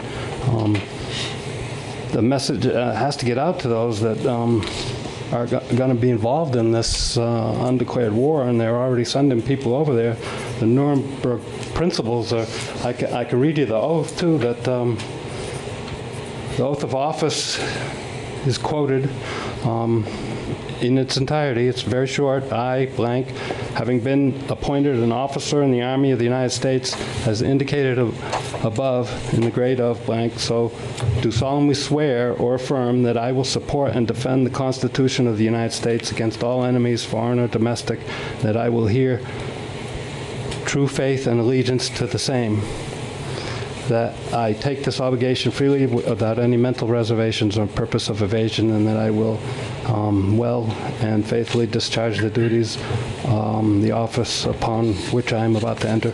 This reminded me, when I first read this a couple days ago, this reminded me of, I'm sure most people remember the My Lai massacre. A helicopter pilot got out and he stopped the massacre. It would have been a whole lot worse, and he went against orders and he paid the price, and a lot of whistleblowers end up paying the price of their moral actions, and he finally did get the highest medal awarded, but it was after his death, you know, after he did finish his service out, but of course he was not treated the same as a hero as he should have been, and this goes on countless times, and these people should be recognized for what they've stood for, and what I believe the Brattleboros should stand for.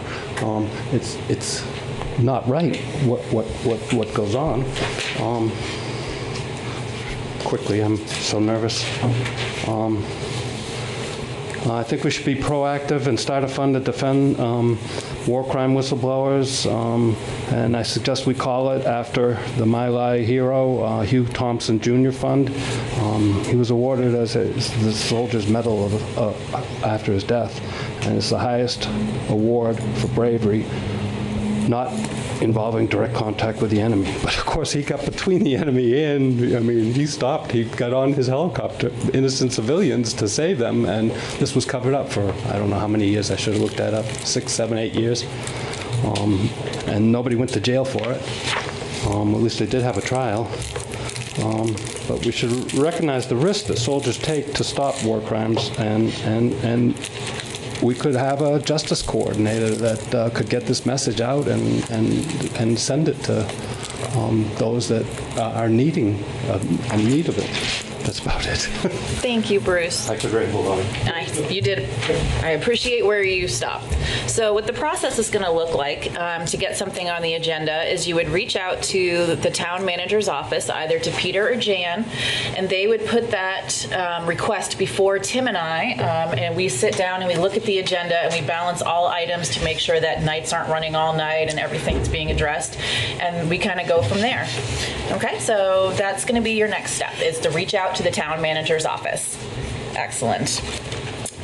Are there other community members in this room who would like to speak about something that is not listed on tonight's agenda? Okay, seeing no hands, I will move us into our first order of business, and I would entertain a motion to become liquor commissioners. So moved. All in favor? Aye. We are now liquor commissioners, and our first and only item of business is a first and third class liquor license for Duo Vermont LLC, doing business as Duo Restaurant. And I see we have members of Duo here, owner of Duo here. If you'd like to come over to our table, or however you want to do this. Just one. Yeah, gotcha. Oh. We have all these. Hi, Jason. How are you? I'm Jason Lively. I am in the process of buying Duo Restaurant from Keith Arnold, so this is a new liquor license under a new LLC for Duo Restaurant. Wonderful, congratulations. Thank you. And since this is a new license, Peter, I'm going to go ahead and double check and make sure everything was filed properly and up to snuff with the town. It absolutely is. So first of all, Mr. Lively has experience at Duo and operating under the existing licenses, and all the paperwork is in order for the transfer of the license and the operation under the new ownership. Been reviewed by all the applicable town staff and approved and recommended for your approval tonight. Excellent. Do members of the board have questions or comments about specifically the liquor license aspect of Duo items this evening? Specifically the license? No. Excellent. Is there anything you'd like to tell us about the operation of the restaurant that would interest the public? I will probably be back up here on a further point in the agenda, but the restaurant it's been a huge success and has a special place in my heart, and I have the opportunity to take it over, and essentially it'll stay Duo Restaurant as it is, and just continue being a fixture of the town. Thank you for that. This, Jason will be back up with us under an item that's regarding a small business assistant program loan.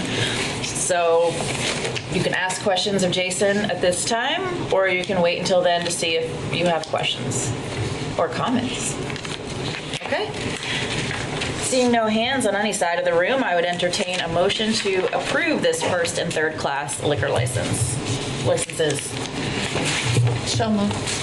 Thank you, Liz. All those in favor? Aye. Motion carries. We'll see you in a little bit. Okay. I would now entertain a motion to adjourn as liquor commissioners. All right. Somebody besides Liz. I'll make that motion. Excellent. Tim has made that motion. All those in favor to adjourn? Aye. Motion carries. All right, we now move into unfinished business, and our first item under unfinished business is a review of our 2019-2020 Select Board goals. Peter? So the update, we do a quarterly update, as you know, and during the December meetings regarding the unfinished business on the budget, you specifically requested that this be on for this first meeting in January so that you could be reviewing the status of this year's goals as you were considering final decisions regarding the FY21 proposed budget. And so what's before you is, in fact, the standard update in the standard format. I would note that compared to some prior years, the board has accomplished, I think, a greater percentage of the goals and made really substantive progress on others. So we can go into any of them in greater detail that you'd like. I think in the interest of time, rather than highlighting what's in the report, I just note for the public that it's available online if folks want to see all the details. There's actually 7, 9, is 20 different goals that are reflected here and specific information about each one. But if the board or the members of the public would like to discuss any aspect of this, I and other members of the staff who are here would be happy to help. I have a comment. on page 2, energy efficiency and sustainability, item 3, regarding southeastern Vermont transportation. I would suggest that our new sustainability coordinator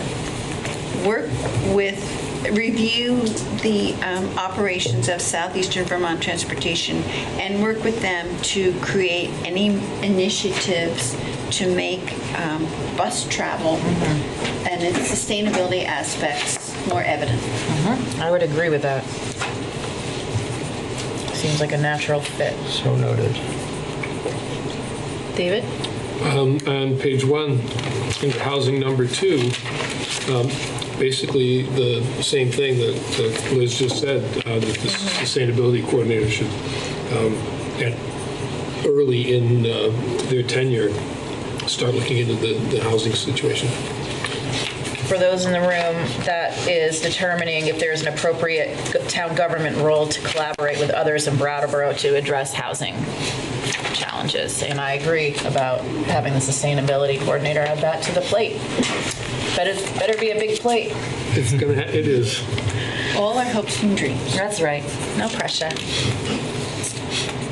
The only other question is on the second page under opioids crisis. We talked about additional town funding for Project CARE, and that's actually in the budget. It's not there because we haven't approved it yet. Once Correct. It's there, it goes in the bold print. That's exactly right. Got it. Yep, Okay. thank you. And go ahead. No, I was going to say no. I was going to pass it over.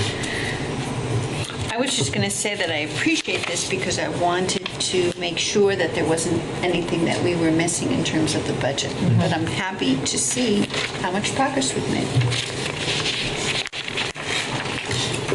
Explains why I'm so tired. Kidding. That doesn't explain it. We all know. It was It's a lot of children. work. It's the children.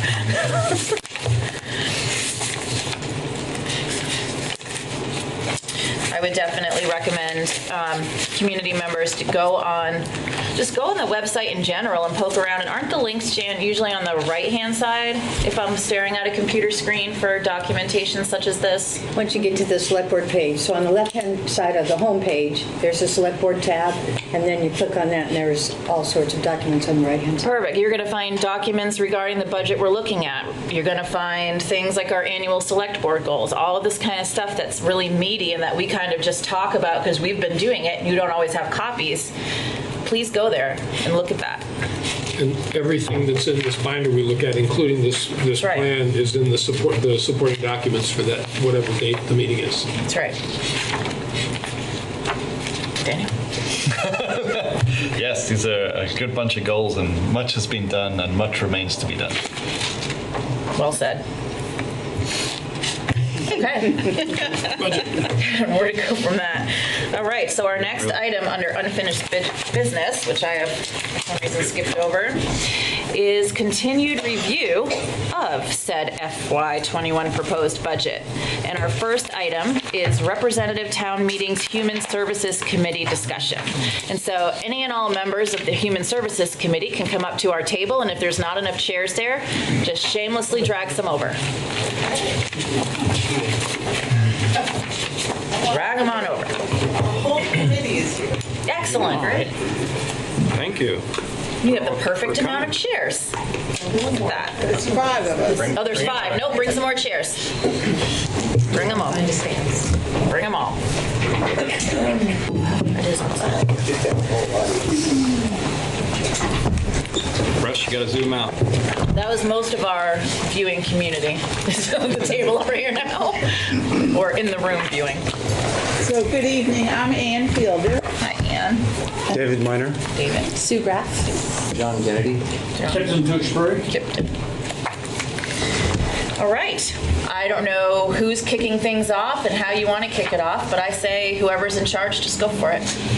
Well, we're not sure why you invited us, so what would you like us to talk about? So we're here. Peter's going to do it. Yeah. Usually say Peter. So we're not clear.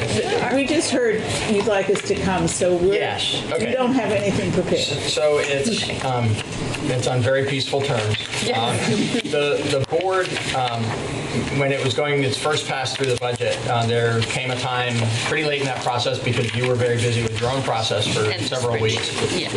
There was a time when you were finished and had submitted your report to Jan to put into the town report to become the item for town meeting. When I advised the board that the recommendation you were making was slightly higher, it's higher by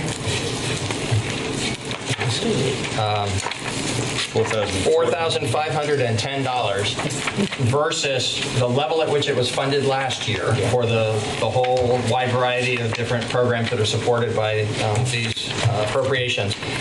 And because we as staff had prepared a proposed budget that was level funded for human services as a placeholder for awaiting your report, I advised them that the select board either should adjust the select board's budget before it goes to town meeting by increasing it by $4,510, or needed to recognize that there would be an inconsistency between your recommendation and the select board's proposed budget when town meeting was considering both items a few months from now.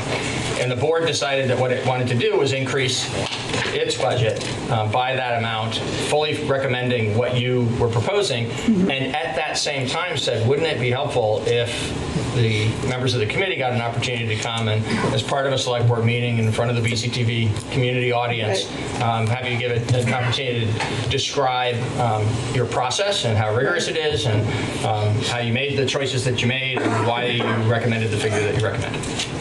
Who wants to go? We're happy to come. We had, I can't remember how many agencies, 30, 32, 33, and we funded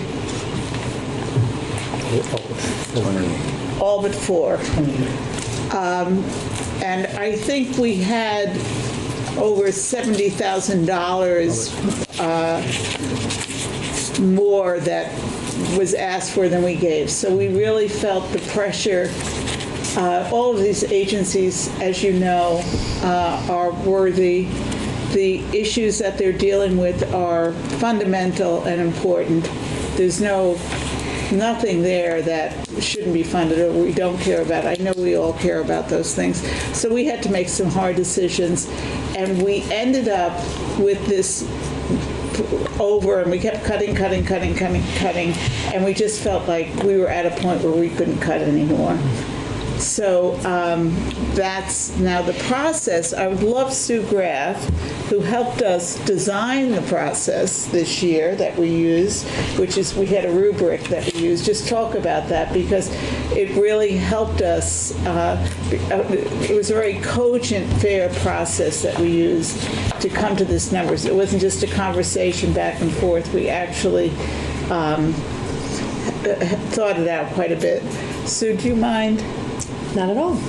So essentially the scoring process for the whole team, all team members scored every application unless there was a conflict of interest. So just so you can be assured that we recognize any conflicts of interest, but most applications were reviewed by 5 people, which is a pretty rigorous process. When I was at United Way, it was less than that, so just so you know.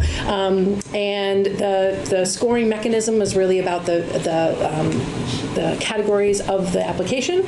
So the application already asks organizations, and it's a pretty rigorous results-based accountability model. How much they do, sort of what is the program, how well do they do it? So, the quality of the staff, what are the results of the program, how do they evaluate how the program is working, and then is anyone better off? So, what are the long-term outcomes that the program or organization is accomplishing? And so the scoring really reflected what we were already asking in the application. So it was really just a reflection of how well the reviewers felt the organization represented its work and its impact on the people of Brattleboro. So things like how many people in Brattleboro were impacted by the program, and how long the program's been established, or what sort of outcomes the program could or the organization could express, were evaluated sort of distinctly by all of us using a score of 0 to 5. Those were averaged. Then we came together as a group and went essentially from least successful application, lowest lowest score up to highest, and determined, based on that scoring and our conversation and the context, the level of funding support we really felt was appropriate. So that's where the not funding some organizations versus funding 100% versus a partial funding mix came into play. So everybody participated in that process of starting with a scoring mechanism and pretty rigorous review, and then having a conversation about what felt appropriate and comfortable based on how we could come to consensus around the quality of the application. So how do the applicants feel about that methodology? This is probably the first time they're hearing that that's how we did it. Oh, okay. Yes, because it's this committee's responsibility to do that review, and somebody else. I'm new to the committee, so there are certainly seasoned folks here beyond me that can speak to that relationship.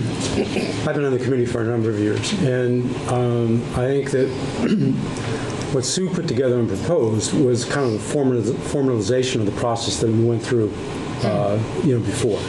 So, providing kind of weighting to the various measurements, and it was very helpful in the process.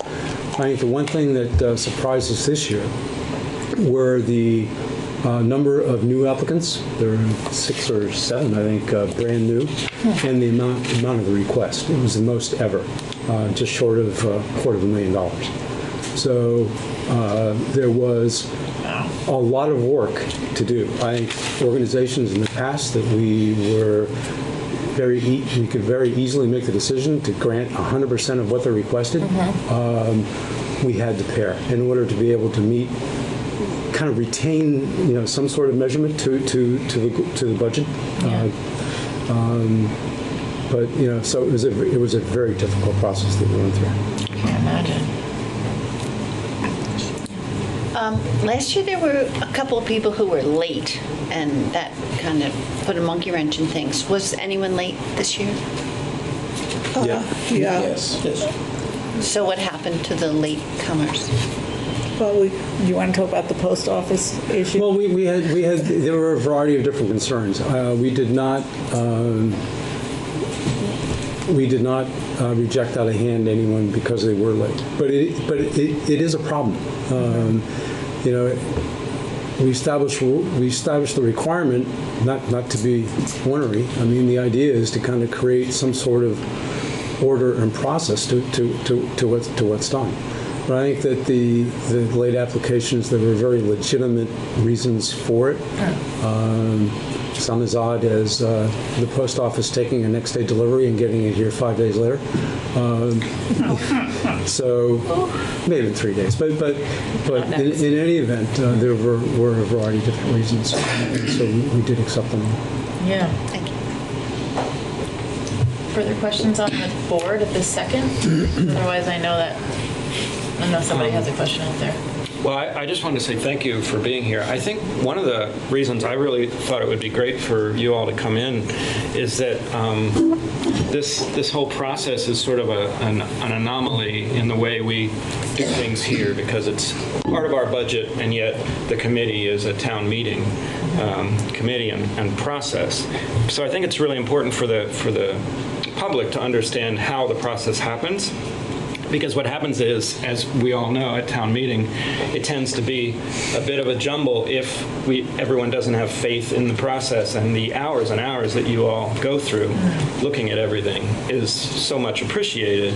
And I want everybody in the public to understand that huge process, because often the temptation at town meeting is to tweak and to look at line by line question marks and things like that. So I think having you appear hopefully will work out in the long run for a non-13-hour town meeting. Who knows? But not that it was human services last time. 2 of our members are town meeting members too. Sure.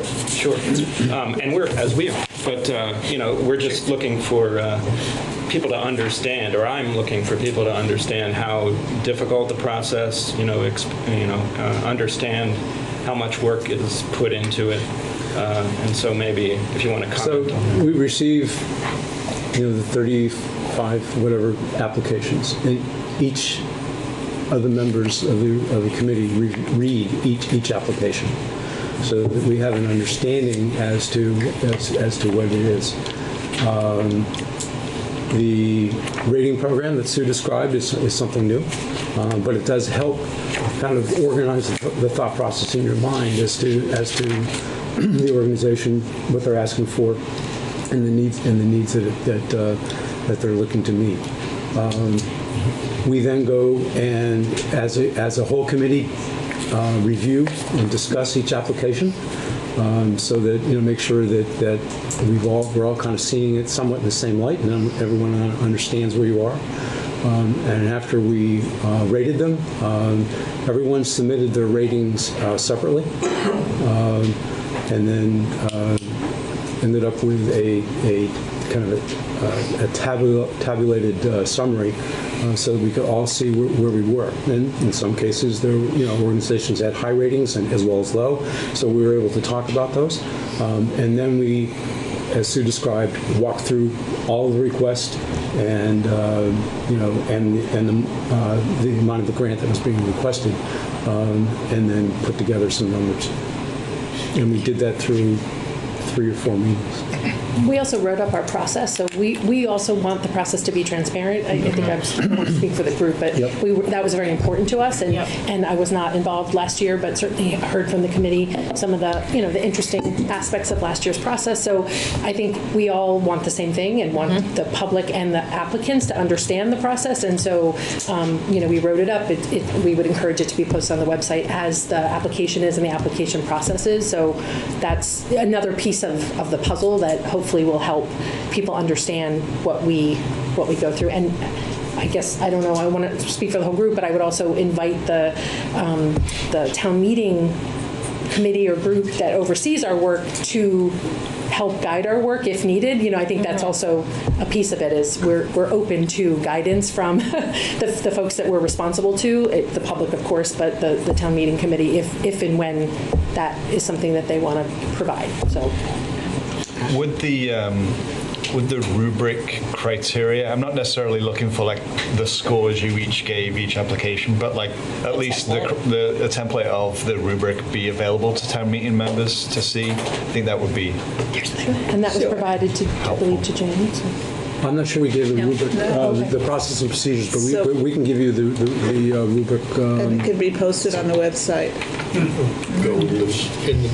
And I'm sure that would help with understanding of the town meeting reps. The other thing is that in reviewing, there was uniformity, and there were a couple of agencies that were one person felt strongly for or against, but generally speaking, there was uniformity. When we submitted our scores, Dave tabulated them, and we all looked, and we were pretty much in the same range right through the process, which made it a lot easier to have the discussion about where consensus was.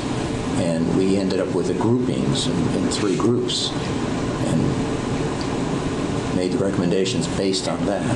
Right. Can I ask an annoying question? If you could do it all again, what would you do differently? I'm sorry, what would you do differently if you could do it all again?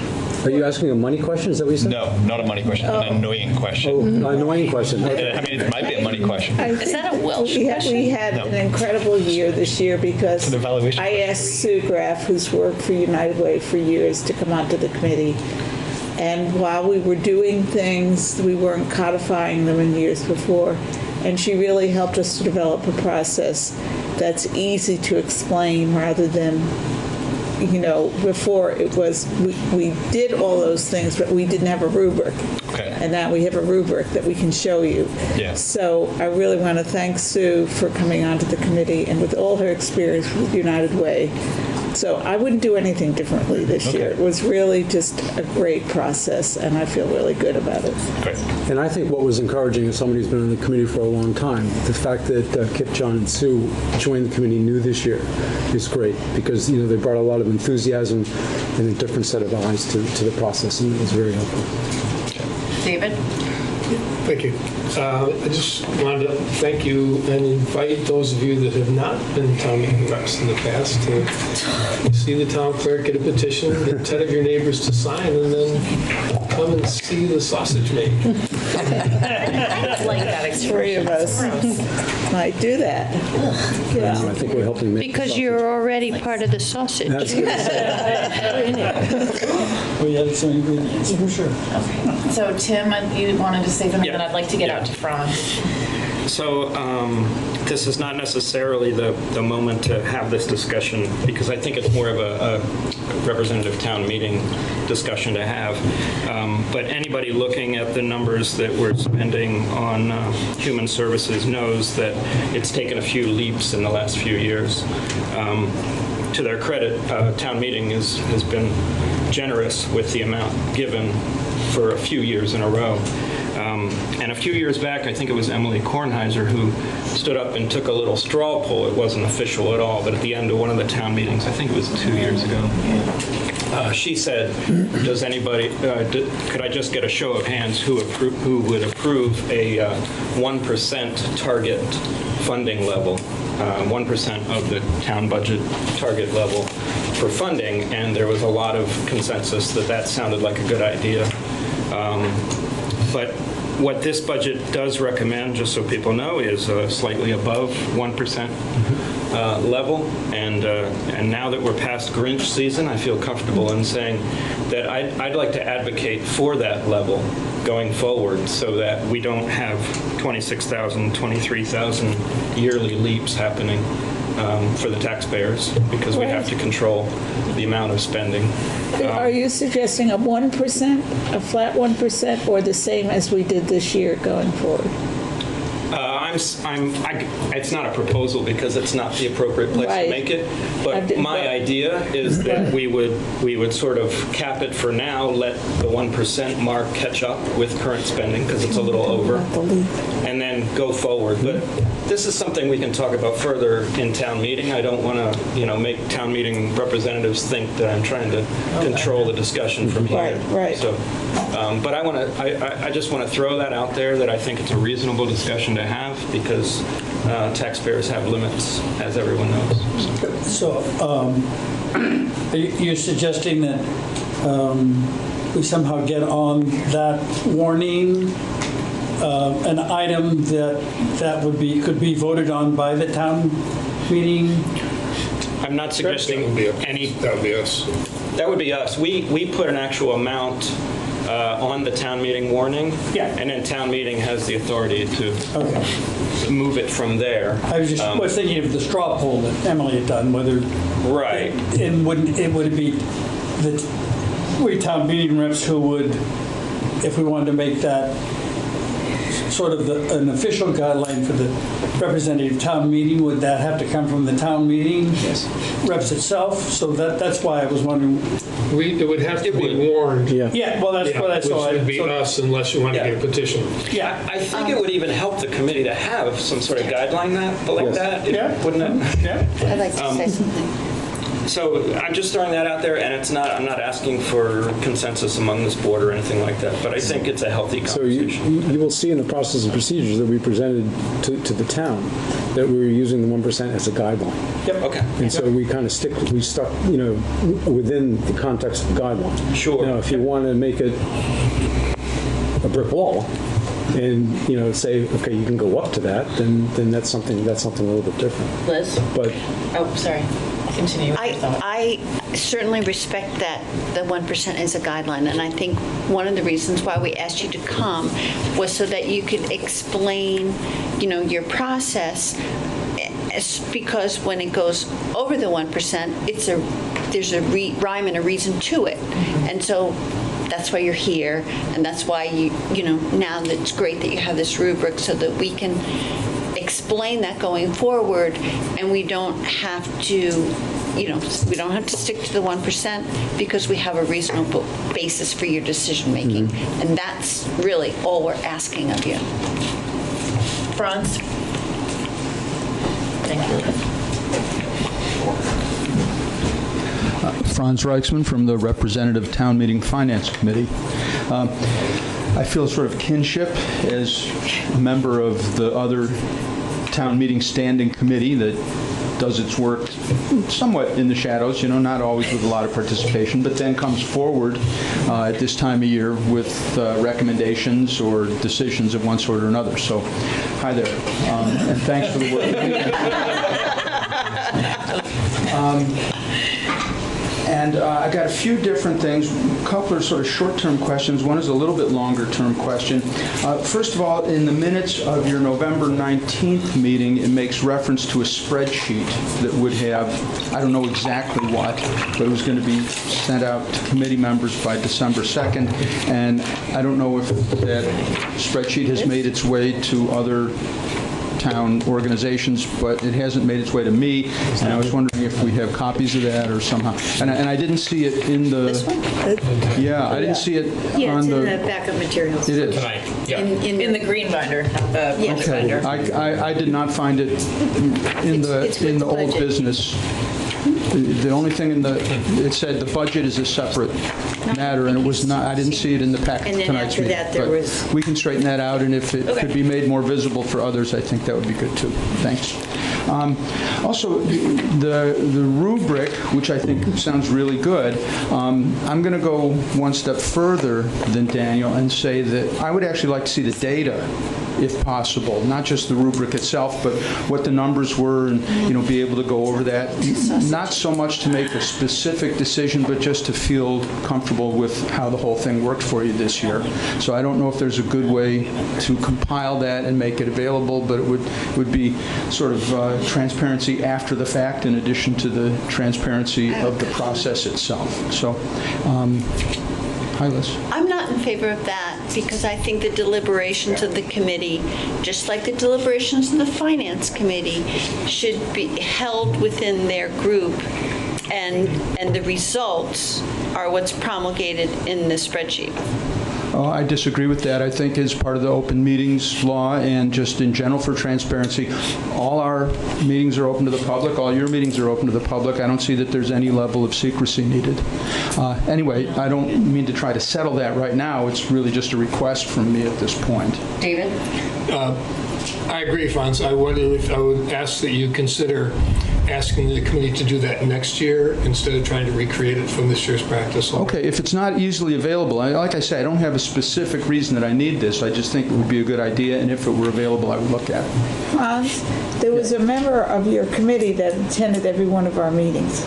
Yes, that's right. I was sort of hoping that David would be here. Yeah. I think he's traveling out of town at the moment. So he has a copy of the rubric, and he attended every meeting. And does he have a copy of the numbers that went into the rubric, do you know? No. I'll talk to him about it. Okay. But my point stands that I think it would be useful, not just for me and the committee, but if there's a good way to make that available to people who are interested, I think that would be good.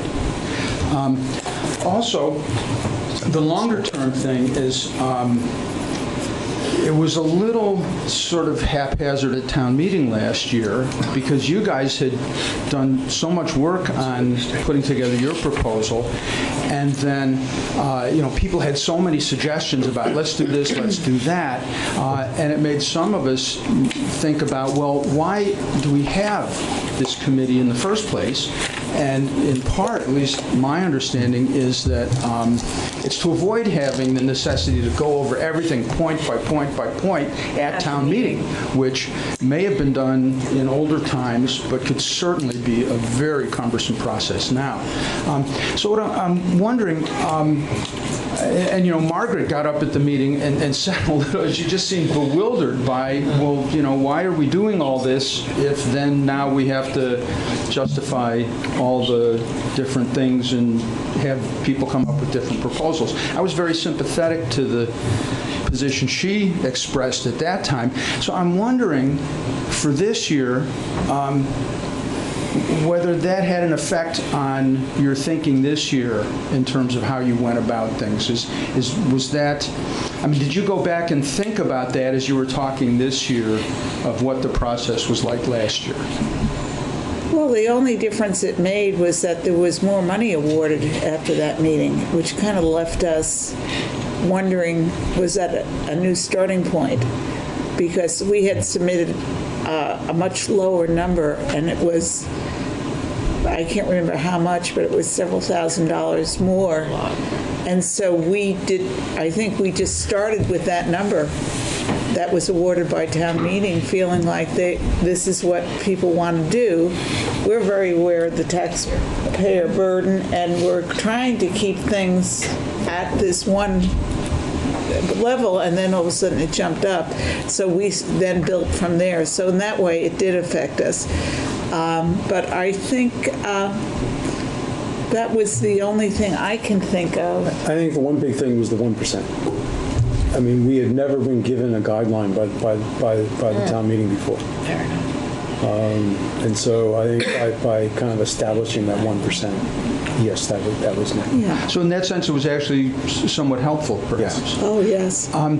Do you think it would be worthwhile to somehow try to reinvigorate the idea that that the work that you've done on this is intended to ease the burden at town meeting?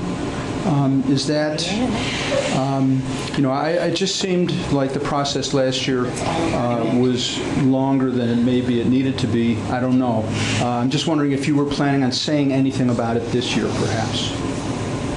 Well, part of last year was because two agencies that were late submitting their applications and were therefore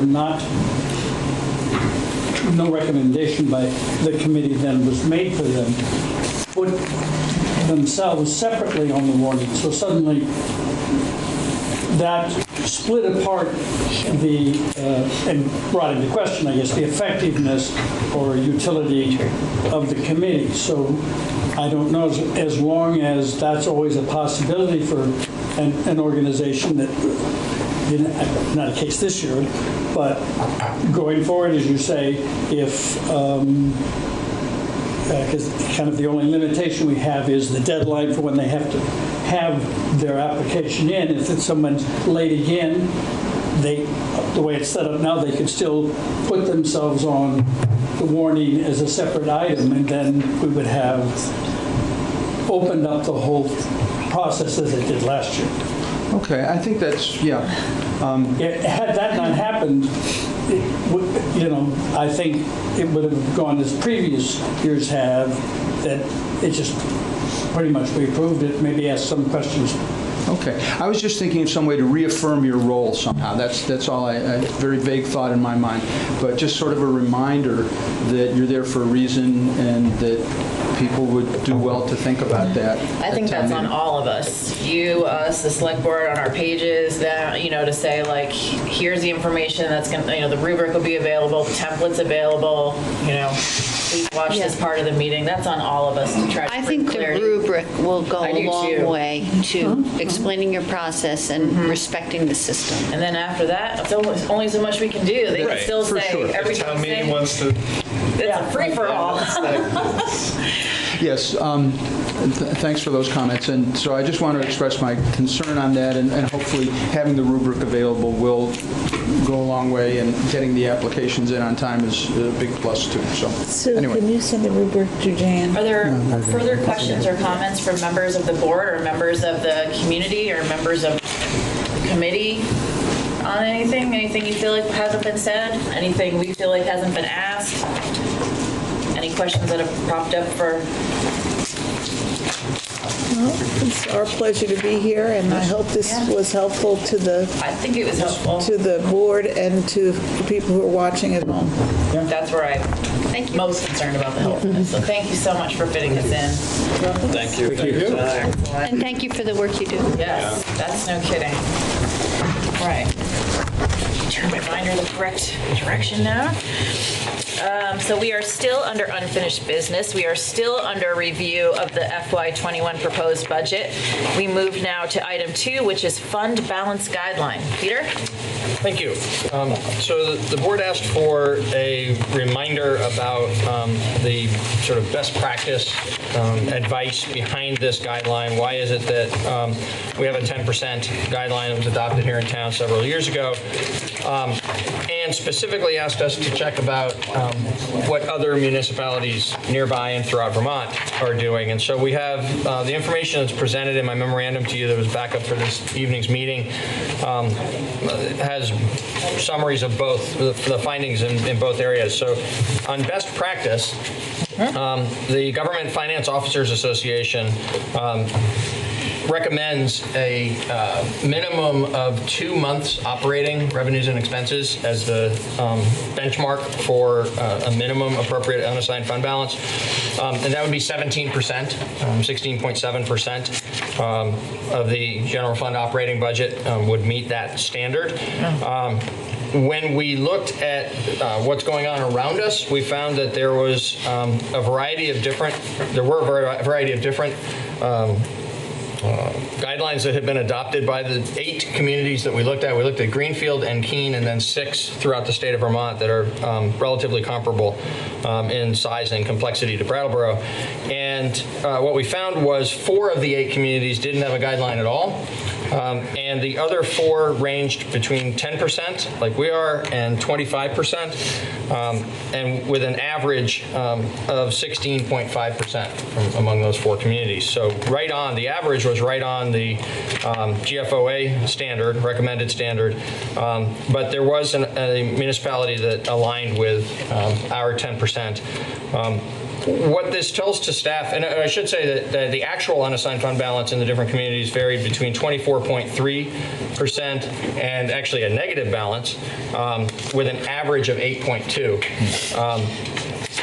Our staff advice to the board in considering, what does this information mean to us, is that while we wouldn't recommend that our 10% guideline be increased, we certainly think that it's important for us to adhere to it. We think it is it's below the recommended minimum standard, and for the occasions when we might fall below 10% in an actual, fall below our guideline in terms of what's actually set aside, that should be for extraordinary circumstances and not a general practice. Yeah, for as liberal as I am in so many things, my 10 years in banking cringes about going below 10%. I could handle 9% for a little while. 8.2 would make me very cringy. And what does our current budget? The budget that's before you recommends 10%. It meets just exactly the standard. So there's a use of fund balance that we've recommended that represents the amount of money in the unassigned fund balance that is above and beyond the 10% marker. Which is fine. Yeah. And as usual, we've recommended that to be part of the transfer to capital, not just blended into the operations of the town. Right. Okay. Can I ask you? Does anybody wonder who the 25% is? Do you mind disclosing who that is? I'm just curious. They're rolling in it. Who pulls that off? So there's... I go for Keene. It depends on whether you're asking about the standard or the actual. Actual. Keene has an actual of 24.3%. St. Johnsbury has adopted a standard of 25%. Okay. And did they meet it? They are not currently meeting it. I actually, and you'll like this comment because I know you don't like us to mess with fund balance is my thing, yeah. I know, and I respect that, even though He thinks it's fun. Everybody has to get excited about something. Preserving fund balance for the fun crisis fund situations. Nice. But I laughed out loud when I read this because I thought it was unfair of you to include the 0 to negative balance in the averaging. Oh, we didn't. No. No, you did, didn't you? We didn't mean to. You said with an average of 8.2%. Now, you must be... I'm sorry. It's an average of the ones in positive balance. Is 8.2. Oh, good. I took that to mean you were counting... No, I didn't mean to exaggerate the results. Okay. Good. I found it actually... That would be I found it a concern, actually, that the majority of the communities are, whether it's consciously or due to circumstances, is why we didn't name communities in the materials, because we don't know what would fairly represent what's actually going on there.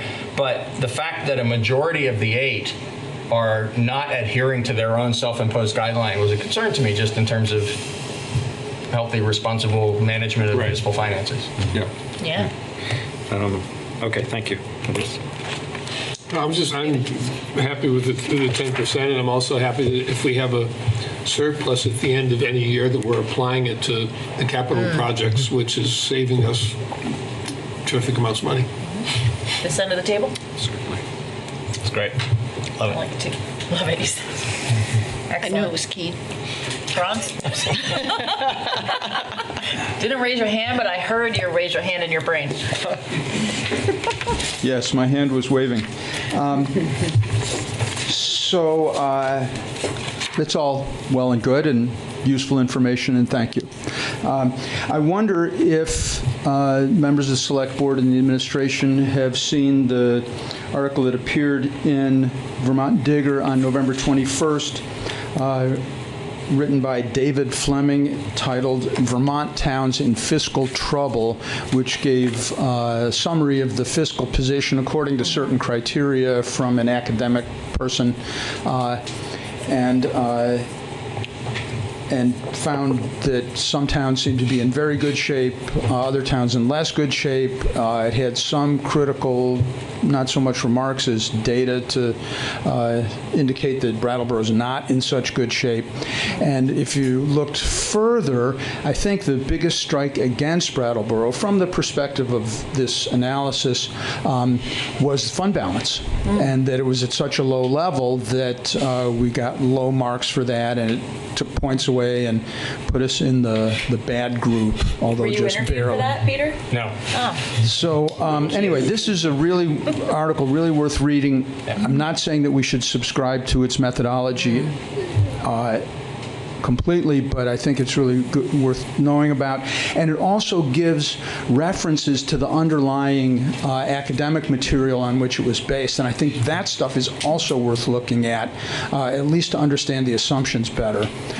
So anyway, I would put that on the table for something for you guys to look at. If you'd like, I can send a link. That would be helpful. I'm never going to remember the date that you cited, so if you send that out, that'd be great. It's an article, not a commentary, right? It was. Well, if Peter wasn't No, I interviewed think it's for a it. commentary. Oh, it's definitely a commentary. And it's definitely, it's from the Ethan Allen Institute, and I know all of you are subscribers to their podcasts, et cetera. Yeah. I'm always loving everything. Yeah, exactly. All the more reason to take a look at it. To not look at it. No. All the more reason to take a look at it, because it is actually something that I think is substantive from people who maybe have an opposite point of view. Thank you. Thank you, Franz. Indeed. Further discussion on fund balance. All right, in the effort of RFBA, just moving things along to our next item under the proposed budget. Item 3 is Police Department's contract with Axon for body-worn camera services. Hoping I'm pronouncing that correctly. And we have with us tonight Chief Fitzgerald and Captain Kerrigan. Good evening. Good evening. Thanks for coming tonight. My pleasure. The first thing I'd like to do is, in the administrative packet, it says that Axon is increasing the town storage costs. We're purchasing additional storage, vice Exxon increasing. And basically what we're asking for is 2 terabytes of storage. And initially in my proposal to the board in my budget was a $3,000 increase in my equipment line, and part of that increase was the storage line. And what I didn't do, which I apologize, is I didn't break it down per se all the way down that $3,000. I basically took the lion's share of that $3,000 and said it was the storage. Yeah. And what we're having a problem with is storage. It's really not a problem. It's just we have to keep use of force incidents and all criminal activity for a period of 7 years. Right. And any non-criminal activity that is videoed, and our officers are live every time they interact with the citizen. So every time they, do a motor vehicle stop and just any interaction they have with citizens, we have the cameras. Right now, my policy is that it's 90 days, that we keep that for 90 days. And we initially started off and we went out there with 20 plus cameras, and our storage just rapidly filled up. And bottom line is we didn't buy enough in the beginning to foresee this. And I didn't think that we would have reached the level that we reached in such a short time, within a year. So we can look at our policy, and we're not going to see anything deleted currently for at least 7 years. Right. In use of force or criminal activity. It will not be deleted for 7 years. So the only wiggle room that we have is pretty much in non-criminal activity. Currently, my policy is 90 days. We have discussed the pros and cons of limiting that to 60 days or 30 days. But one of my biggest concerns is, I got to weigh that against the public perception, transparency. Every time they come at 31 days, it's we don't have the video, we don't have the video, we don't have the video. Whereas at 90 days, if there was going to be a citizen's complaint against the officers, more than likely it's within the 90-day period, which is fortunate for us because then we can pull down the video. At the department, it's probably like on a 30-day loop in between, give or take. So we have run into instances where people have come in and asked for video footage of the lobby area, and we didn't tape it down, so it got overwritten. And I don't want to be in that predicament when officers are dealing with citizens. So we're asking for additional 2 terabytes of storage. And that comes off a little bit, about $1,600 is the 2 terabytes of storage. Now with that storage, we also get a lot of services from Axon that is probably not needed for your average homeowner. The security is unbelievable, obviously, for obvious reasons. We also have the ability to identify certain individuals within a video and have those redacted. So if we went to a house and there was a child, and then someone came in later on with a public records request and said, I want to see the video of you at this residence, we obviously don't want to release video with children in it. Right. So we could go through and redact the faces of the children. So they have that ability going on with it. Also has the ability where it expands our clerks, gives them a lot more time to where we now give access to the state's attorneys and the prosecutors to the videos. Where in the past we had to manually download all our videos and then hand carry them over to the state's attorney's office. Now what we do under the storage program is our clerks just simply have to tag what videos go with that case, upload those, and then what we do is contact the state's attorney's office and give them access just to those videos. Right. So that has greatly increased, or I should say decreased, the time that our clerks have to spend preparing cases for that. Goodness. Also within that line item is we are, hopefully we're getting a lot more, but we have 2 officers that are getting off FTO in March, and we have another one going to the academy in February. So we're buying additional cameras, and those are $500 a piece. We're getting 2 for $1,000. And for those cameras, the user license is $188 a piece times 2, which is $360 for approximately $2,960 is how I came with that equipment increase of $3,000. Got it. And I do apologize for the board for not being more clear initially when I did my budget proposal on exactly how that broke down with the Axon and $3,000. I appreciate your clarification tonight. I accept your apology because you gave it, but I didn't feel like it was needed at all. I mean, record retention is a thing. I know that pretty well. You feel good about the 2 terabytes? I do. Good. I do. Yeah. Because we're really going to look at the on where we're going with the video. Like yourself, I am a big fan of body-worn cameras on police officers. Me too. I think that it is a good, positive thing to have, and we should do everything to promote that. So every time I've talked to an officer, even when I'm hanging on the street, the camera's been on? No. Okay, because sometimes I use some colorful language. Sure. If they're out walking around, no, if they're downtown, just walking around, they're not on. Okay. But as soon as they do a law enforcement action, they will turn it on. Excellent, good to know. So you're safe. Good. Board members have questions or comments or need help sleeping at night like I just did, but I feel better now. Well, I just think it's a necessary expense, and I applaud you for it. And I think it's necessary for communication and transparency. I agree. Certainly worth it. Transparency is what it's all about. Members of the community who are here tonight have questions or comments about the extra storage and extra body-worn cameras needed for officers coming on? Ricky?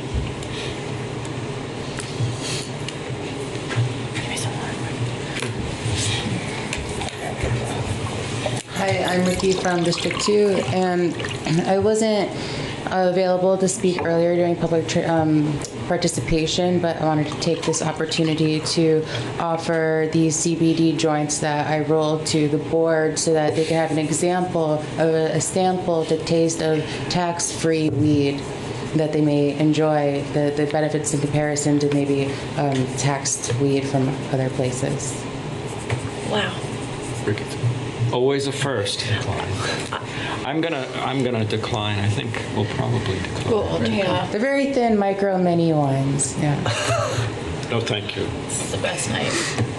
Do you want to ask anything about the body-worn cameras or the extra storage for the record retentions? I thank you for taking responsibility and initiating that and following through with that. Heck You're yeah. welcome.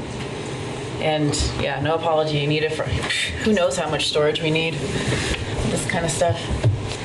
All right. So I'm feeling like we're ready to move into Project Care. Thank you very much. Stay with us. Thank you. Yep. I have a few talking points that I would like to address the board and the community about Project Care. And a little bit is things that you have already heard before, but I think they warrant being mentioned again. And it's just for my support of funding this program. 2019 was another challenging year for the Brattleboro Police Department in responding to the opiate crisis. The town of Brattleboro is not alone in this, as the amount of people overdosing and dying from opiates has been steadily increasing every year throughout the United States. Making the challenge more difficult has been the prevalence of fentanyl, an opiate 25 to 50 times more potent than heroin. The Brattleboro Police Department responded to 116 overdose incidents in 2019. That is 15 more than in 2018, with 10 of those being fatal, which is one less than the previous year. Without the intervention of community partners and initiatives, this fatality number would undoubtedly be higher. Project CARE is a community partnership developed to address this public health crisis. The current goal of Project CARE is to reduce the impact opiate use is having on our community, businesses, and reduce the amount of deaths resulting from the misuse of opiates and other drugs. Project CARE team meets on a monthly basis and includes representatives from the Brattleboro Police Department, trained recovery coaches from Turning Point, Brattleboro Memorial Hospital, Groundworks, Habit OpCo, Brattleboro Retreat, HCRS, and Probation and Parole. In a preventative approach, we continue to conduct bi-weekly community outreach with a combination of law enforcement officers, recovery coaches, and groundworks employees. Our outreach is aimed at the areas and people identified as being most at risk. We also follow up with victims of drug overdoses within 24 to 48 hours of the incident. Additionally, this year, a work group was formed and currently meets bi-weekly to discuss case studies. In doing so, we identify those most at risk in the community, talk to them about the services available, and try to coordinate a response that meets their specific needs. To date, at least 37 people have completed intake forms. Our records indicate that out of these 37 people, 32 have engaged in treatment. Access and transportation to treatment facilities is always an obstacle to success and treatment. Recovery coaches transported approximately 32 people to treatment facilities this year. In support of this program, the Brattleboro Police Department has been able to provide rides to in-town treatment facilities. This year, we also initiated a new program at the Brattleboro Police Department where prisoners are transported from our lockup to medicated-assisted treatment facilities in town. This has been made possible through our partnership with Habit OPCO and the Brattleboro Retreat through the Hub and Spoke program. Since the beginning of the year, 11 people have been transported for treatment. In line with our mission statement, we continue to separate those that are in need of our help from those victimizing our community. We continue to endorse diversion programs and promote justice alternatives in lieu of incarceration in the case of minor drug possession. In regards to those who choose to victimize the members of our community with the sale of dangerous drugs and commit violent crimes, enforcement efforts continue to run parallel to our outreach efforts. Throughout the year, we team with state and federal law enforcement agencies to conduct both high and low visibility enforcement operations in the areas most affected by the opiate crisis. Sometimes the success stories of Project CARES are not known because they're no longer visible. Many of the individuals that Project CARE recovery coaches have worked with are now in recovery and thriving within our community. Many have either become mentors or volunteered to become recovery coaches themselves. In December of this year, a ceremony was held recognizing Project CARE recovery coaches for the positive impact they have had on our community. Currently, Project CARE is unfunded and strictly volunteer-based.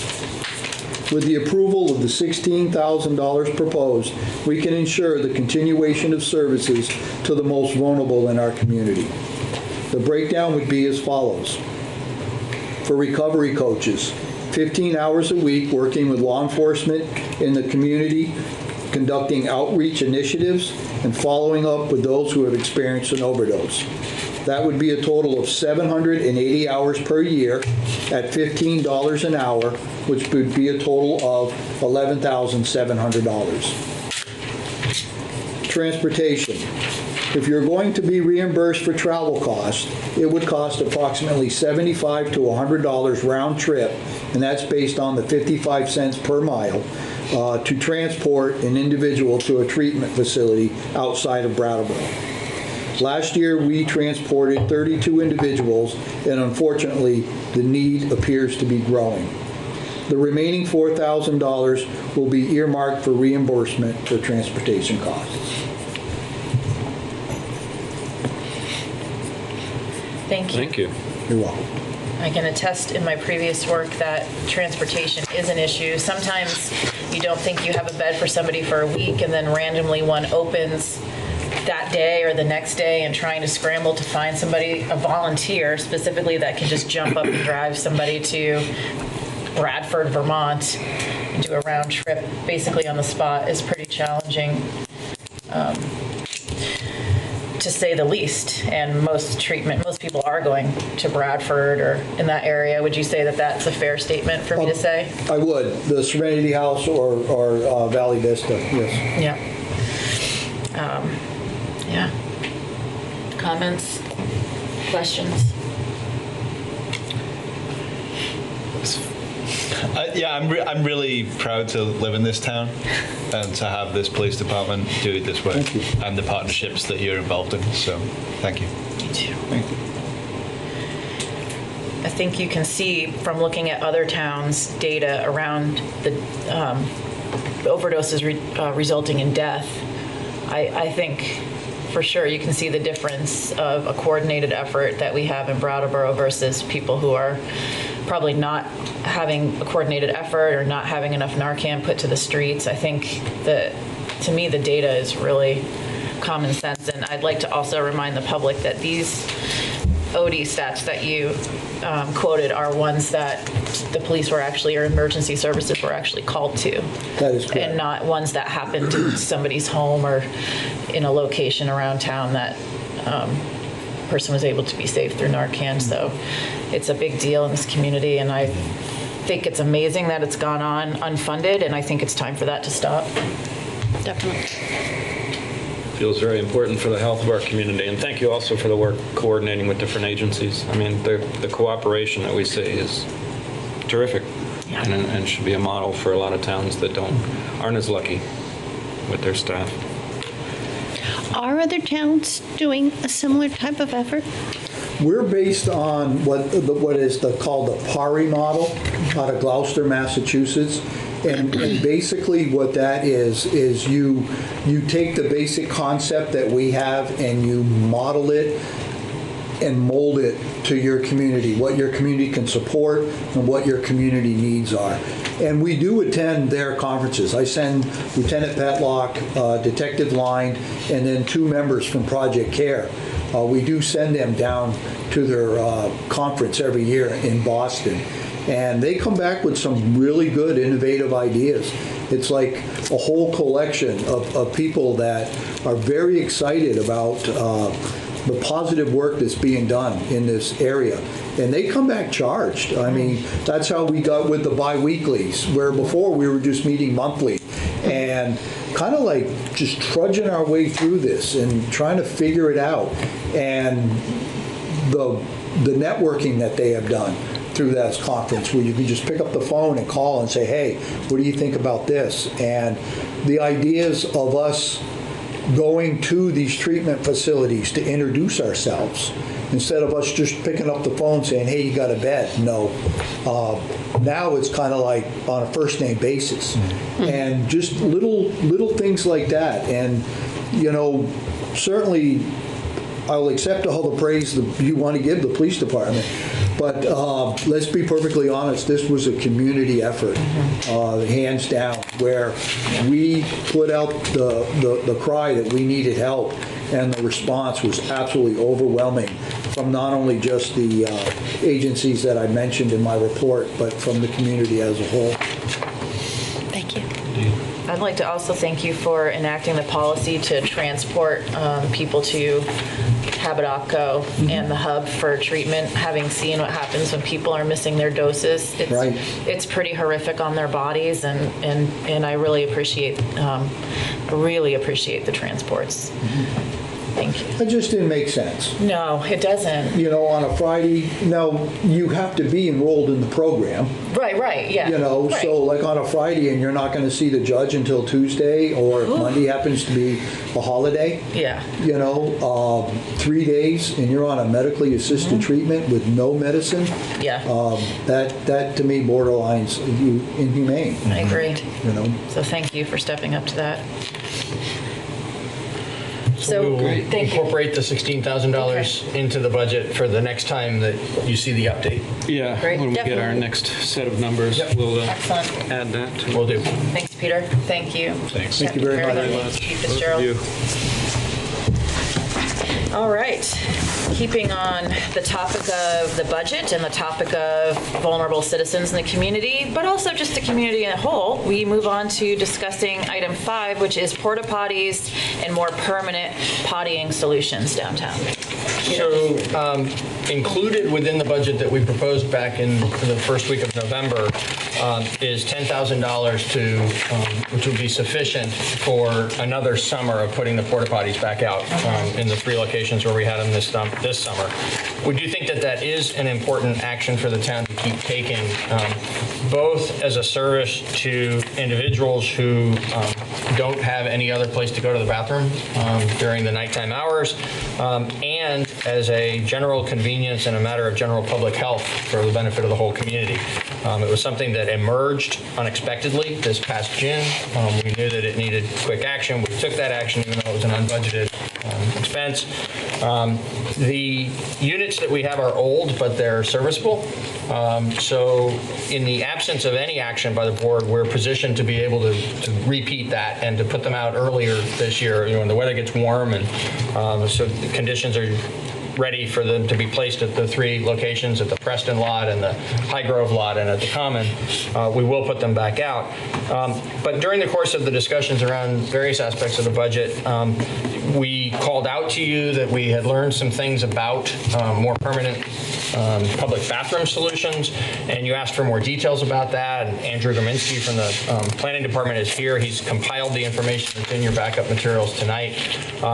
So there's specific information here about the Portland Loo, and also about a more fully enclosed option that's constructed up in Canada and Quebec. Those are 2 things we know quite a lot about. We don't know any funding sources yet. We're on the lookout for grant funding because the one option is on the order of $150,000 per unit. The other can be upwards of $200,000 per unit. So these do not come cheap, but it is something that we're on the lookout for, and we'll bring information back to you if we see an opportunity to use someone else's money to accomplish this important community need.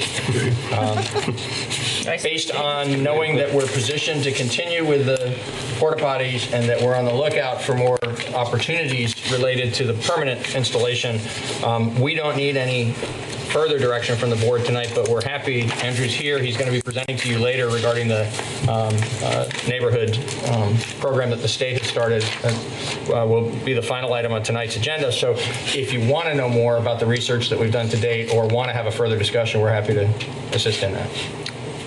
I mean, he's here. Let's hear about it. He did all this work. Let's at least get some. Come to our table. All right, you kick it off. Hi, Andrew. I thought it was a really interesting bit of research, and I'd love for you to tell the people at home who aren't sitting there with binders more about it. Sure. So I guess starting with the 2 models that we did look at, other than the current porta potties, is the Portland Loo, which was made, developed out of the city of Portland, Oregon. It's kind of an industrial kind of style unit. It's a single unit, unisex. Everyone can use it. It's stainless steel. It's easy to clean. It's not automated in terms that it doesn't clean itself. You still need someone to go out there and clean it every day, and of course stocking it. But it is, in terms of like preventing crime, they're called louvers, and they're the top and bottom. It's just basically open slits, so it still kind of creates this environment of privacy, but at the same time, police officers can see if there's illicit activity occurring in that unit itself. They're also timed, so it limits how long you can be in it. They're 24 hours. And they really fit to all environments, I would say, in terms of locating it and also connecting to utilities such as water and sewer. The Urban Blue model, which is out of Canada, I would say it's very modern in terms of what you can do with it. It's self-cleaning. You don't need to have that servicing other than stocking it itself. In terms of crime preventing, it is graffiti resistant in terms of the material that's used, but you could get away with multiple people in the unit, but at the same time, it is also timed for use. And also the models that I sent in the memo, there's 3 different units you can look at, and basically the increase in price is just because there's one unit and there's one with 2 units and 3 units, but it's all one building. So that's something to consider in terms of how many units we would have in the future. You could potentially buy one and there's 3 right there, and then obviously with Portland Loo, if you wanted more than one, we're talking more money. So they are quite the investment in our staff. We are still looking for funding resources. From what we've seen so far, it seems like a lot of what's been done in other jurisdictions is through private-public partnerships. Other than that, I can answer any further questions you have. I have questions about wintertime. Yes. So the Portland one looks chilly. Yes. Most it is of you. And the other unit would definitely be more appealing in the winter because you can actually heat it. But the Portland it is open, like I said, explained earlier. And is that okay with piping?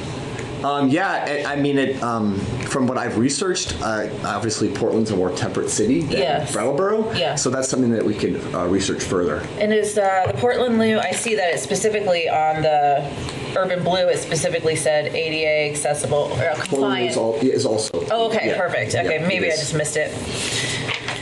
Yeah, I saw those events and I went, A, ooh, and B, the pipes freeze. Especially for me. Well, what's interesting is I've been a planner from Burlington. They notified me recently that they're installing one right now. Oh, okay. And invited me to go up when it's done. Great. Just check it out and do some ground truthing. So I'm excited for that. That's a long way to go. It is. Yeah. When you gotta go, you gotta go. Halfway, then, yeah. Just waiting for that line. I have a question when you said about timing, like they throw you out, like. Is that the second one I saw? Eject you? It's basically the doors unlock. Yeah. It's and it washes itself. Right? That is not interesting. the Portland Loo, the Urban No, Blue. the other one. The other one does wash itself after every use. But you can't get stuck in there while it's washing. No, right? Okay. no. Okay. Well, I think maybe that was the incentive to get out, is that it's about to clean itself. God, it's I like, watched too many sci-fi movies. it's like when the thing turns on in the produce, ding dong, and it starts to rain. Oh, there you go. It's like a similar thing. Yes. Yeah. There's warnings. Did we look into like a more modest structure, like we would build a brick structure with a toilet inside it? So boring. Like how I might have found in a park in the UK in 1985. We can and be happy to price what it would take to just construct one. Might as well. Yes, we can. But we could also build the town that we want. I'm not optimistic that we're going to actually Save money. beat these prices. Okay. And these units that we know about and some others that are like them come with the advantage of being designed explicitly for these sort of high use and likely abuse settings to be, as Andrew said, have some safety features related to actually how they're used, and then also some ways in which they kind of self-protect the investment that we make. Where is the nearest urban blue one that we can go and investigate? Boston. Boston. Ah. All right. Seems doable. Or Montreal. Road trip. Which is Yeah. a little longer, Pick your flavor. I'm gonna take the passport to go Road trip. Franz. Franz Reichman, Finance Committee. I just want to second what Daniel just proposed because, there's this other structure that can be created using locally sourced materials for about $200,000. They call it a house, and it typically would contain one or more toilet facilities within it. So it just seems like a lot of money to those of us who haven't studied the issue. And for purposes of proposing this level of expenditure, I think looking at the alternatives would be important too. Thank you. I'd like to be really clear that nobody's proposing this level of expenditure at the moment. We're sharing information about Sharing what we're a cool exploring. idea. When we get there. Yeah. I think And a house. Go ahead. Don't we wish we had a lot of wanna check houses on to put everybody in there? construction I think what we're talking about here is a tiny little fortress with a bathroom. A self-cleaning fortress. Or a place for people to use the bathroom in town. Yeah. Yeah, but it's I mean, also it's durable. The durability is what I'm referring to. And we will explore what it would look like to create one ourselves. Mm-hmm. And In the meantime, our intent is to put the porta potties back out this coming summer in the absence yeah. of any different direction from you. Yes, and I have to say that's a really important step too, because we've only had it out partially a full season, so to speak. We're still getting a sense of how they're being used Are they in the or right misused. position? Are they in the right spots? Yeah. I mean, it's prudent to have at least one more year before we start to build a case for. Sometimes I wonder about the High Grove lot. I don't know. You probably have better stats, but I like the Flat Street parking lot. I know it's called Prospect lot. I never remember that or whatever it's called. It's Prospect? Preston. See? It's the Flat Street parking lot. So if I might speak to that, we actually, I don't have data to share with you. We can track that more carefully this coming summer. Yeah. But what I can tell you by anecdotal observation from the folks who maintained the units is the heaviest use was actually at the Common. And we think that that's because of the variety of uses that happened there. So there were times when it was being used by people who didn't have any place else to go in the nighttime hours. And there were times when it was being used by a broad cross-section of the public when there were events happening there. Yeah. Or even just folks who were, enjoying some quiet time in the park. Yeah. Right. So that got the heaviest use. Preston was very heavily used as well for, I think, obvious reasons based on the concentrated activity in that part of town. And the one that wasn't used as heavily was the one at High Grove. I don't know that it suggests to us it's not needed, but it's definitely not as essential as the other two. Sorry, Daniel used it. I know that. I used it a number of times. Are you going to say it? Can we look into the cost of them? I know we already, I guess, own those, but I'd love it if they were all ADA compliant, like the one at High Grove lot is, because I know that, a lot of people are they're coming down to Dottie's and Experience Goods, right. and accessibility might be important. Right now, only the High Grove lot is accessible, if I'm correct. So Andrew's report included information about what it would cost to buy new ones, and that is something we can look at. If we're going to make a commitment to porta potties rather than addressing this a different way. Our staff advice at this point would be making a further investment in new porta potties isn't necessary while we're still getting the use out of the used ones that we have and trying to figure out what is the sort of best calibration of this. What about switching the ADA one to one of the higher used locations? So the reason it was placed where it was placed is down at the Preston lot. Yep. We'd have to move it out into the area used by the cars for it to serve its purpose. Otherwise, you got to get up over a curb. Somebody's going to hit that. We wouldn't think that would be the safest way to install it.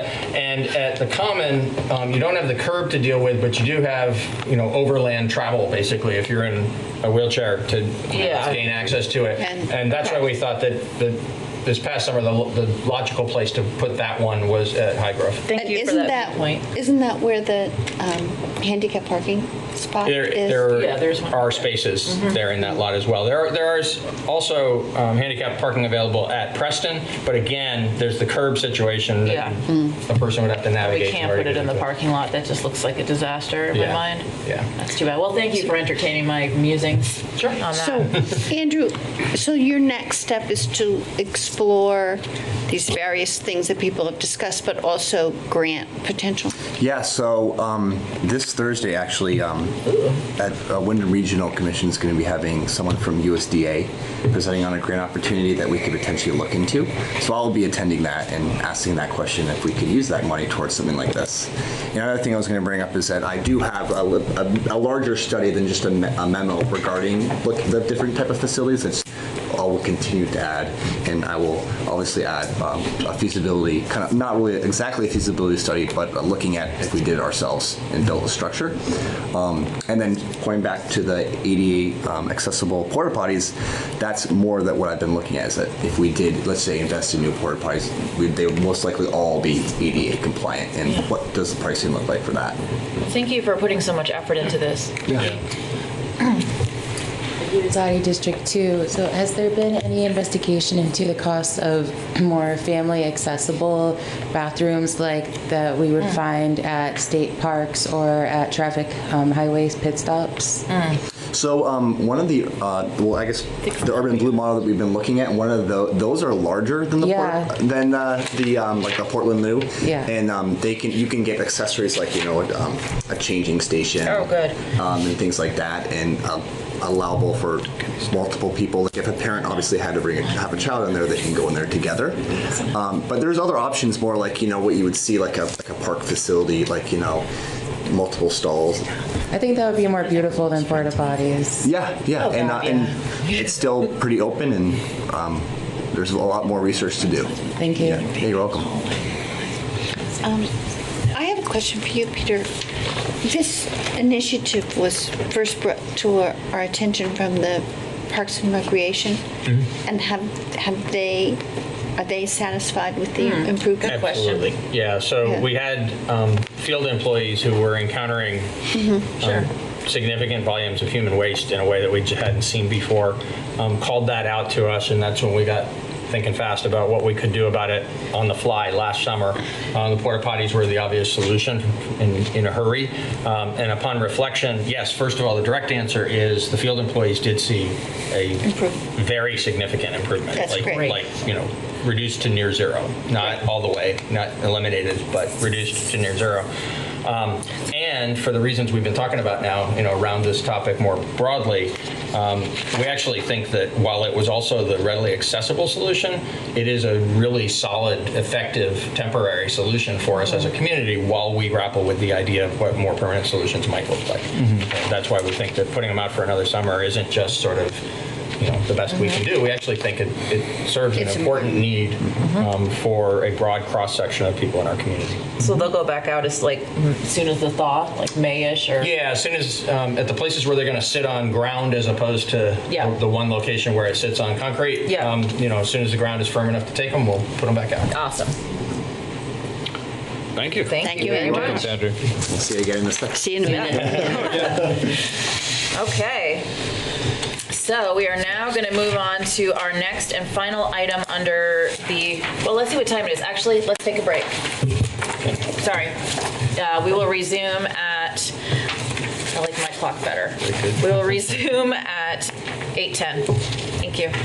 Hello and welcome back to our meeting after our brief break. One thing that has come up during the break, under new business, we are going to switch the financial reports, which were the first item, and instead have the Small Business Assistant Program loans come in its place. And that'll be coming up shortly. Right now, we're still on our last item of unfinished business, and that is a Wyndham Regional Commission update. So the board asked for information regarding the Wyndham Regional Commission's operations, services to the region, and particularly relationship with the town. There are several documents in the materials this evening that provide just kind of an overview of what the Wyndham Regional Commission does. There's the one-page summary that goes into the town report, and then there's a few different pages that are drawn from the Regional Commission's website, just to provide a flavor for folks about the variety of services that are provided. I think the most pertinent and important part of what we were asked to look into and what we learned when we did is that the Wyndham Regional, the money that the town pays to the Wyndham Regional Commission annually is more like, to use two other examples of annual costs for regional services, it is more like the solid waste district and less like SevEds, where SevEds makes an annual request, but the town could say, gee, no, thank you, sorry, or whatever, could either not fund it or fund it as we have traditionally at a level different from what was requested. The solid waste district, on the other hand, imposes an assessment. It's an organized entity of the state, the way municipalities are. There's a governing structure. There's a board on which the town has representation, and the assessment that is determined to be necessary to fund the operations that is imposed by that board is an obligation of the town to pay for as long as we remain a member of the solid waste district. And the Wyndham Regional Commission obviously performs very different services, but structurally is effectively the same. It was created by the state. The bylaws of the Wyndham Regional Commission established that the board, the commission itself, will determine in its annual budget how much the per capita rate is, and then that per capita rate is imposed upon all of the member municipalities. And so it's a non-optional expense unless we were to withdraw from participation in the commission. Staff does not recommend withdrawing from the commission. Thank you, Peter. Questions, comments, discussion on the board? No. Well, if it's mandatory, I'm not. Mandatory is Well, mandatory. we don't have to be members. Right. It's not like that's where we take our garbage. It's a different thing altogether. And the services that they provide are primarily for municipalities that don't have large staff and planning departments. So it's different in that sense from the Waste Management District. It is different in that sense. I would agree with David, but I know that the planning department does utilize Works well with, services. yeah, especially around the brownfields grants. Well, maybe not especially, but that's one particular area. I think it's more like mapping, GIS services. Is that true, Andrew? Well, I'm actually using GIS now. We have upgraded our own GIS software, so yeah. But That's a new wrinkle. The current GIS we use for all of our tax maps, for instance, was created by Jeff at the Wyndham Regional Commission, I believe. Yes. So It's not downstairs in the assessor's office? So No. it's utilized there. But it's created from Jeff Nugent. Right. And if you want to take a deeper dive into all that, I think we should bring you information from Sue and Jen and others who are actually managing that system. If we have to look at significant budget cuts, that would be the time to do it, but not now. I don't think there's the will for that.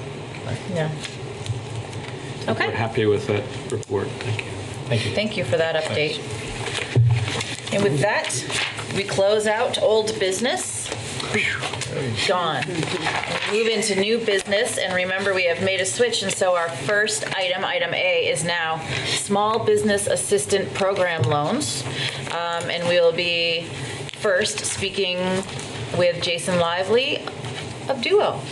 Jason, please take your former spot at the table. While Jason comes up, I'll summarize the Small Business Assistance Program Loan Committee, on which both Dave Scholes and Patrick Moreland serve as members, so they can speak to the details of this if you'd like. But the summary is that the committee has unanimously recommended that we make a $27,000 loan to Mr. Lively and Duo Vermont to be amortized over 5 years at 3% per annum. With interest-only repayments for the first 6 months in the monthly amount of $67.50, and then monthly payments for the remainder of the term of the loan in the amount of $485.15. Security and collateral will be in the second position, UCC on all the business assets, and a personal guarantee for Mr. Lively. So we recommend that it be approved. There are two conditions that we ask that you attach to the approval. One is the current owners of Duo Restaurant paying off a loan to Brattleboro Savings and Loan that is remaining in place and I guess being addressed as part of the transition of ownership there. And similarly, that the current owners pay off a small business assistance program loan to the town of Brattleboro that has a remaining balance at this time of $9,268.08, and that we obtain discharges of all liens.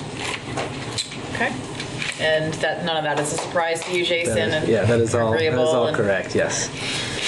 Comments or questions from this board for Jason or for Peter? You want to say anything about the transition? So maybe your history. Yeah. So I worked for Keith and Stephanie for a few years here, but previously in Denver, Colorado. And then also my history in town here. I managed the bar down at Whetstone for the first 2.5 years that it was open, and then here. So my experience running the restaurant is pretty deep. But I just, there isn't a restaurant that I've ever been to or worked at that has such a paternal feeling. So when I had the opportunity to take it over, I jumped at it. That said, I am an individual who doesn't have a whole lot of capital behind me, and so the starting operational cost is really what this funding is for. The ability to pay the staff, it's within the first month of new ownership. the ability to purchase the beer, wine, liquor, and food. And so all things that are kind of urgent and necessary prior to income under my name. But as far as the restaurant goes, other than me telling the public this, it will be seamless, and there won't really be a jump of sorts as far as anyone walking through the door would be concerned. So, yeah.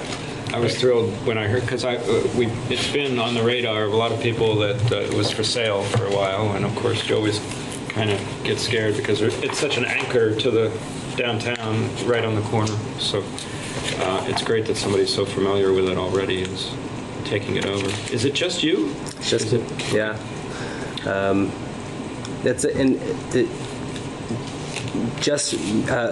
I will go in as the new owner as well as the bar manager, and I'll be behind the bar again for portions of the week, which kind of helps the financial viability of the restaurant going forward. Wish you all the best. Thank you. And I believe the bar is open for another hour or so.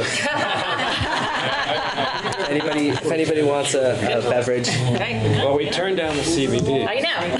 Well, this would be on your own time. Okay, that's a good distinction there. That's fine coming from you, Franz. So on this item, we haven't had a lot of motions this evening, but this is a motion item. Can I? Yes, please. Yes, please do. Great, I'd love to.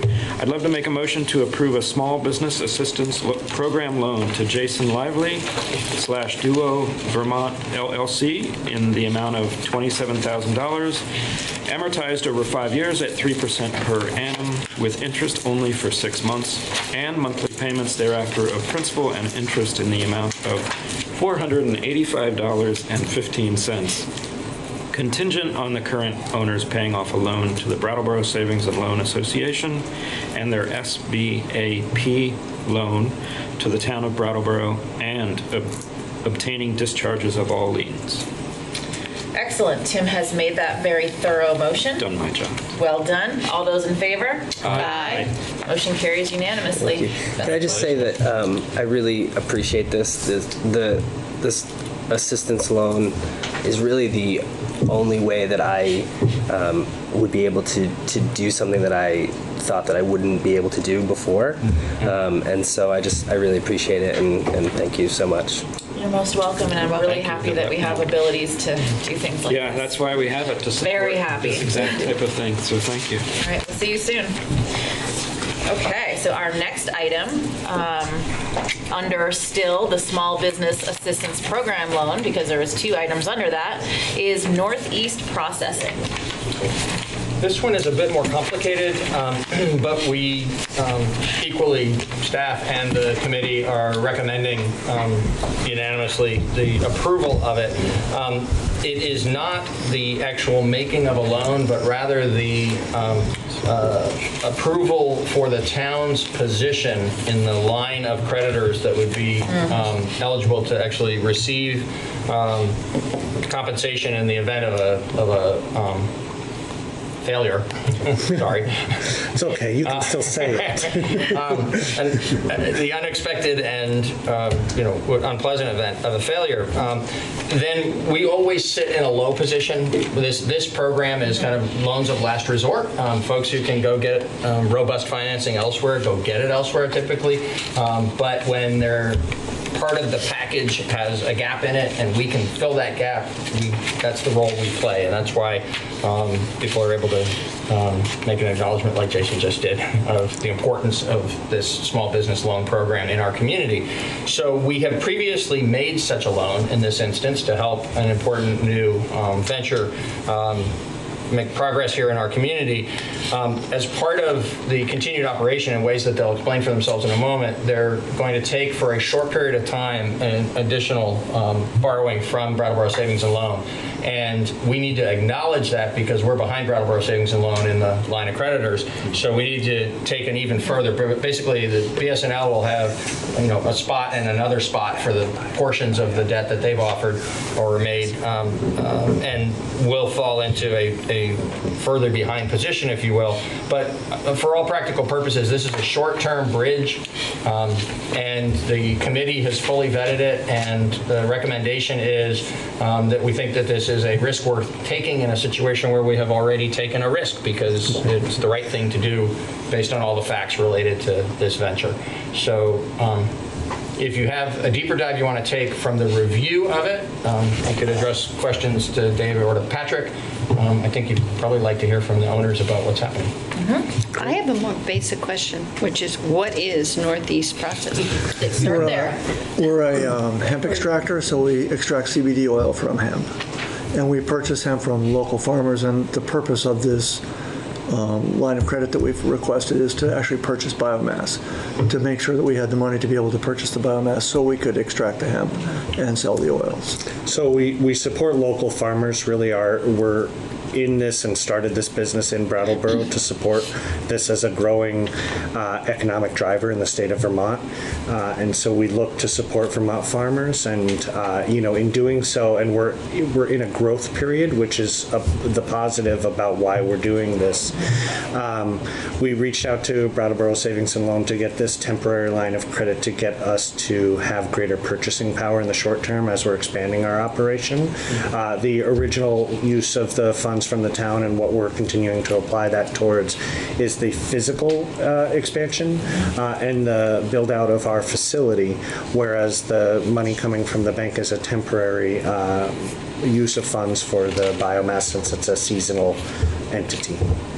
Great, thank you. And can we ask for them to identify themselves, please? Oh, could you please identify yourselves? My name is Victor Morrison. I'm the CFO. And my name is Carl Christensen. I'm the CEO. Excellent, thank you. Thank you. Other questions or comments from members of the board? I guess I have a question about where this size loan fits in with the other loans that we provided. The previous one was 27,000. This is 250. No, this is 70,000. Yeah. Okay. Thank you. This is identifying what the If you'd like to give us 250, we'd be happy to take it. All right. I don't see 70. anywhere on these papers that it's 70. It isn't, because you're not approving a loan. So the loan has been previously approved and made. Yeah. And what you're approving tonight, if you do, is the subordination of our position among the creditors. Okay. For a 6-month period. For a 6-month period, and then we'll be restored to where we are today. Very good. Okay. Since it's been vetted, then it seems like I'd improve this. I agree. Once again, this is a motion item. Would anybody like to make that motion? I would move that we authorize the town manager to sign any and all documents necessary to subordinate the town's Small Business Assistance Program loan to Northeast Processing LLC to a revised mortgage and line of credit from the Brattleboro Savings and Loan Association. Okay, thank you, David. David has made that motion. All those in favor? Aye. Motion carries unanimously. Well, and not just because you said yes, but I would like to echo what was said earlier, again, that this is such a great program, and I see this as being such a welcoming town for doing business in, and we're really pleased to work with you. So thank you. Thank you. Thank you. Program. Best of luck. Thank you. We should really be collecting these quotes now. Yes. Well, Jen is collecting them in For a the new minutes. pamphlet. The old Brattleboro hates business. All right. Don't open the Kind of can of fading out. So at this time, I'm assuming it's best to bounce back to financial reports, and then we will close out with item C after that. Yes, please. All right, thank you. And this one, if the board will allow me, John O'Connor had planned to be here tonight to present this item. He's unfortunately homesick and not able to do that. I'd like to offer a brief layperson's overview to this in like 3 sentences, and then just read his 4 or 5 paragraph memo, if that's okay, because I think that'll be the best way to disclose the pertinent information to the public. So what we have before us are the completed audit documents for the fiscal year that ended last June 30.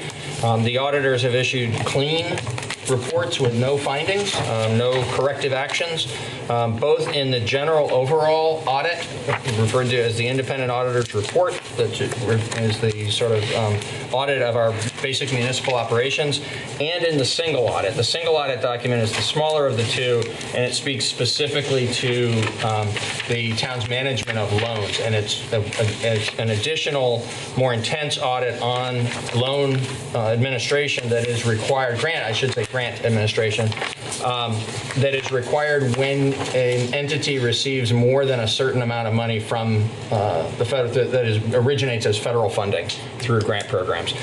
So we're fortunate that we're very active with grant seeking and grant awards, and so we do exceed that threshold, and most years do have to do a single audit, as we did have to do for this particular fiscal year. Because there's some terminology that's important at this moment in time when we are disclosing to the public the clean audits that we've received, I think it's helpful if I just read through John's memorandum to the board, which is dated November 7th. We had originally expected to have the audit on one of the November meetings, and then there was actually just an issue with the production of the documents that the auditor had to handle, and so it's taken us a while to get it in front of you. But the auditor's work was completed back in the fall, and again, was a completely clean audit.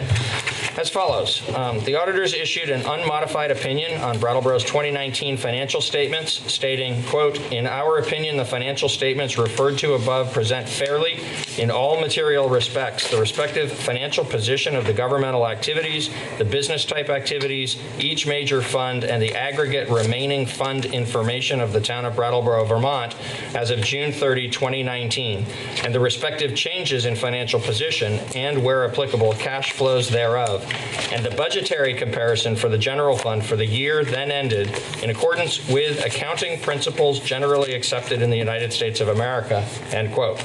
There were no audit adjustments proposed by the auditors resulting from their audit. The general fund closed the year with a use of fund balance of $376,583. That was $393,417 better than budgeted. In other words, we had planned to use closer to $750,000 to $800,000 worth of fund balance and only used the $376,583. This was due primarily to favorable budget variances in the town manager's office, employee benefits, and the police department.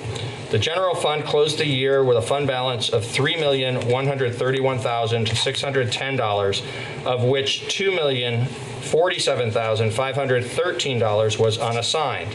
$337,119 was committed, and $746,978 was non-spendable. The unassigned fund balance was $240,938 above the targeted 10% of 2020 budgeted expenditures. Yes. And as was referred to, yes, so we're above the 10%. And as we discussed thoroughly earlier, that 240 is in the budget that you're considering, that you're in the final stages of your consideration on now, as a recommended use of fund balance for capital purposes going forward into FY21. There is a substantial amount of additional financial information on the town's activities contained in the 60 pages of financial statements and the independent auditor's report. And then regarding the single audit, the report on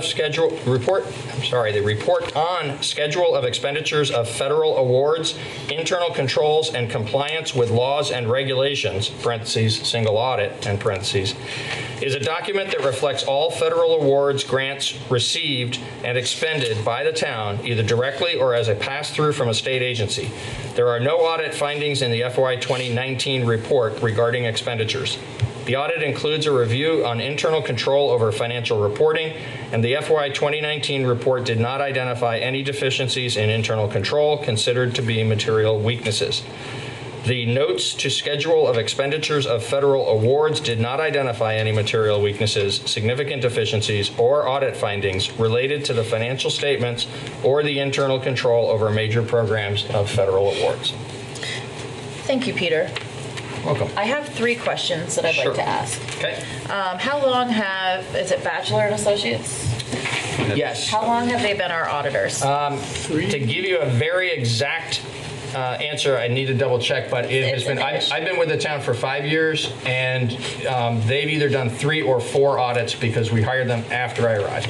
And we did that through a competitive process. We issued an RFP and they successfully bid. When do you think the last time they had a finding was? We had a small technical finding either last year or the year before. It related to an advance that had been made regarding one of the federal grants that was not fully expended and needed to be refunded to the granting agency. Great. Do you know the last time we had a material finding? Has it been since you're? It was before I arrived. And how often do we go out for RFP for our auditors? Every 3 years we have been. That's been our practice, and I believe we are one more audit beyond this one with Bachelor, if I remember correctly. Great. Banker Brandy. I can check on Banker the Brandy. details and email the board if you'd like. That's great. Thank you very much. Sure. Any other? Thank you for asking those questions. You're very welcome. Are these bachelors related to the Brattleboro Bachelor? They are not, as far as I know. Good on you knowing the answer to that. Other questions or comments from the board? Questions or comments from the Franz? Like that. Thank you for such a good We're report. used to getting clean bills. It's good department. Yeah, I always get a little. As we expect. I get a little. If they're clean too many years in a row, I get weird. I get weirded out. They were clean before these guys. Still get weirded out. Yeah. Go ahead. Okay. That's just in my nature. Andrew. All right, our last item under new business is neighborhood designation area regarding a new state program, and we have coming back to our table, Andrew. So I have a presentation for more for the audience. Very short one. Just really quickly, to put in context for those who pay attention to things that the state allows us to do, ways in which the state helps hub communities, which we often are highlighting, and we're a hub community with special burdens. There are some ways in which the state does try to partner with us over specifically those issues. And so 2 of the programs that have existed for a long time that we participate in are the designated downtown, we have one, and the village center, which we also have one out in West Brattleboro. This is a development or a program that's being developed and being offered by the state that builds upon those existing programs to offer opportunities to help municipalities meet housing needs. Yeah, thank you, Peter. My name's Andrew Graminsky. I'm the planning technician for the town's department, planning services department. Sue Filling was going to be here too, but she is sick, so she could not make it, unfortunately. But she also has been very instrumental with this effort. So Peter gave a pretty good background of what this is and how it kind of came to be. So basically, it's one of those 5 designations that the state offers, and basically to align policies and provide incentives that encourage new development in compact walkable areas. The town currently has the 2 designations, being downtown and then the West Brattleboro Village, which has the village center designation. And for an NDA designation, you need to be within a half mile of a designated downtown or a quarter mile of a village center in terms of being able to walk there within that distance. And we chose as a town, and here's a map, to be within that half mile buffer, which is that radius you see on the map, as well as an extended area up Canal Street to the interchange of exit 1. We felt like this extension was needed in terms of what kind of development is seen in that area, especially with those shopping centers and the kind of residential development that already exists. As well as that there's some, as you can see, part of that radius is in New Hampshire, the Connecticut River, quite a bit of floodplain, as well as already really highly developed areas. So that's kind of how we got to this map right here. So if we got this designation, it would really encourage the creation of new homes in development-ready locations near shops and services. And kind of the meat of why, another reason why we want to get this designation is the benefits that come with it. Qualified mixed income projects are exempt from Act 250 regulations, which, if you don't know much about the costs behind Act 250, it's quite a bit of money. Depending on the project, it could be thousands of dollars. This could save developers a lot of money in terms of those soft costs. It's not just money, it's time. Oh, God. Time and money. The process, yeah. And aggravation. Exactly. Thank you, Liz. Another great thing is for properties, let's say, that don't meet that mixed income qualification, they can still get a 50% discount, which is still a lot of money. A&R fees for wastewater review are capped at $50 for projects that have reviewed sewer allocation. Again, a lot of money and time saved. Municipalities will receive priority consideration for more grant opportunities to create housing and affordable housing in the town. Exemptions from land gains tax, and for those who might not know what a land gains tax is, I have a definition, which it's kind of complicated, but basically a land gains tax is imposed on the gain from the sale or exchange of land that was held less than 6 years. That's literally what it is. And then another one that's kind of big is a local conditional use decision that a housing project meets the character of an area cannot be appealed, which is also can be helpful in certain situations. So I'll bring it back to the map if you have any further questions, but we have submitted a draft 1 to the state, and I actually heard back from an individual today with some first wave of input, and I will input that into our hopefully final draft that we want to submit February 3rd, and then by the end of the month of February, we will go in front of the Vermont Downtown Board to give a presentation, and at that time they will make the decision for us. And there is a renewal process if we get it, and that happens at the same time as the downtown designation renewal, which is every 5 years. Any questions? So I'm excited about this. We are too. Mainly because I'm really a proponent of densifying our downtown, not just our red zone, but our yellow zone. I'm slightly disturbed that a house I own is in a blue section that makes me think it's underwater already as we speak. Well, Frost Street is. Oh, well, yeah, that's true. Weeks, maybe. Oh, thank you, Dave. Happens every spring. But should I be excited about that aspect as far as a couple tools? Looks like it might encourage some more downtown, I'm going to say downtown even though it's a loose term. The urban area. Urban area development. Yeah, and in terms of where you want to see development, I know Vermont doesn't have much in terms of growth management, but from my experience in Washington State, making sure that we're controlling where growth grows is really important, not just for the urban areas, but for the rural areas. Sure. So we can save prime ag land and forest land. Yeah. And I think this also just encourages developers to see that we could have these incentives. Like, wow, we want to build in Brattleboro because we can. And think about all the really cool opportunities that maybe in the future we could see. Yeah. And not just, the one type of housing, different types of variety, which is really helpful. I think switching the idea or the reality that living downtown is only for people who can afford to pay at a premium would do wonders for our economy before we even get to talk about the environmental effects of having denser downtowns. Yeah. And making areas more walkable, then you don't have to maybe have the number of car trips, in terms of, it really relates to parking as well. It's all very interconnected. Yeah, so these measures are infill development, anti-sprawl, walkable, probably even transit-friendly. Yes. And certainly consistent with the master plan goals of keeping growth within the east side of Route 91.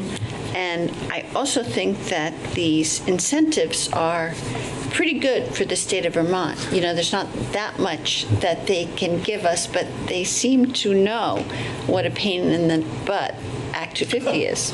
So that's great. And I applaud you and Sue, and I think it's a great program. I do too. Thank you. I appreciate it.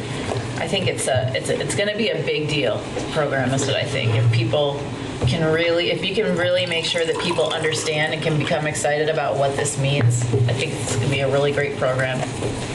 And one thing we really kind of thought of and really thought about, not just to make sure that it's compatible with the town plan, that when growth does come, we're being proactive with the type of programs we have to address that. And that really, that's what this is doing. Good, thank you. David? Thank you. I think given the shortage, the national shortage of affordable housing, anything that's going to reduce construction costs and development costs is welcome, very welcome. So thanks for digging this up. Yep. Further questions or comments from the board?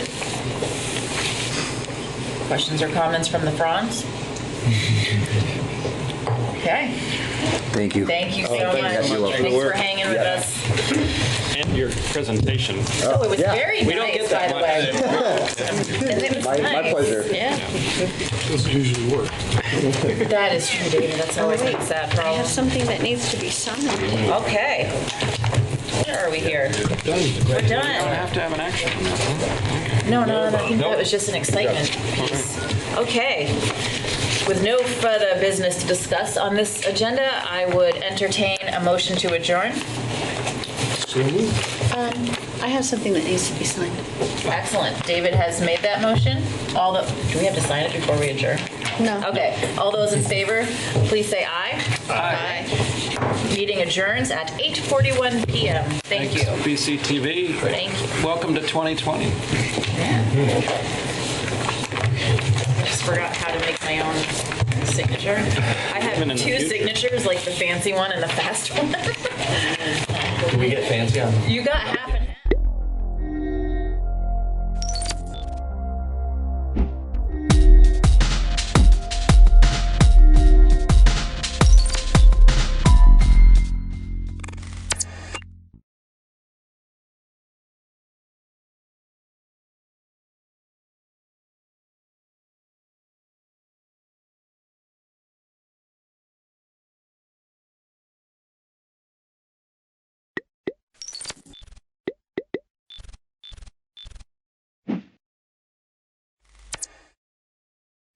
I'd like to call to order the Monday, 23 December meeting of the Guilford Select Board. Good evening, ladies and gentlemen, and distinguished guests.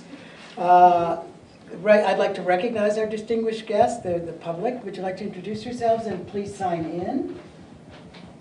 I'm Wendy Stone from the Guilford Recreation Commission. Eric Jones from the Guilford Rec Commission. Wanda Tominuk, trustee, fire department. Hi. Okay, and the rules of procedures which govern how the public and the select board interact with each other are on the table here. So we don't need to go through them at this point. Are there any additions to the agenda? I do not have any. I do. Okay. If we can get to it, I'd like to add a very quick discussion about points that the select board members might want to have in the select board report that goes into the town meeting warrant that I'll be writing. You mean the town report? The town report, yeah. So if we have a chance to get it, otherwise I will poll you in some other way, but we may have time to do that tonight. Just if you have any remarks that you might think are relevant to put in that report. And I want to read my poem for Guilford elders at the end. Okay. Are there any changes to the agenda order as it's written? I have none. Thank you. Can I have a motion, if there is one, to approve the minutes of the December 9th Select Board meeting? I so move. Do I have a second? Sure. Is there any discussion? There was a minute correction and Peter corrected it. Oh, excellent. All those in favor of the... Aye. Any opposed? The minutes are approved then. Thank you very much. The highway update. I spoke with Dan this afternoon. He has a previous engagement tonight. As I think everyone knows, they have been plowing and salting and sanding and repairing equipment and hauling gravel. Other than that, that's been taking up plenty of their time. Great, thank you. On to new business. We have an update from our Sterling Planning Commission. Would you like to come down, Well, Sterling? since they're the Recreation Commission. Oh, they're the Recreation. Where's the Planning Commission? They're not here. We'll have to, would you come, let's have the Recreation Commission then in its Ta-da! place. Hello. Good evening. Good evening. Can I have a form I can pass out? All right. Thanks very much.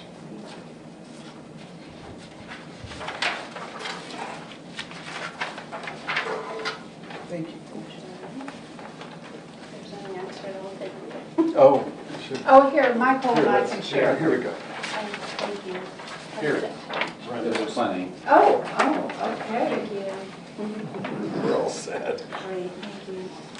Okay, so as you all have in front of you, I've written out a report for tonight, which is also the report that we've submitted for the town report. The Guilford Recreation Commission is a 7-member volunteer board who work under the advisement of the Guilford Select Board and with our Select Board advisor, Miranda Borsch. Thank you, Miranda. Our mission statement has recently been revised, and I'll read it here.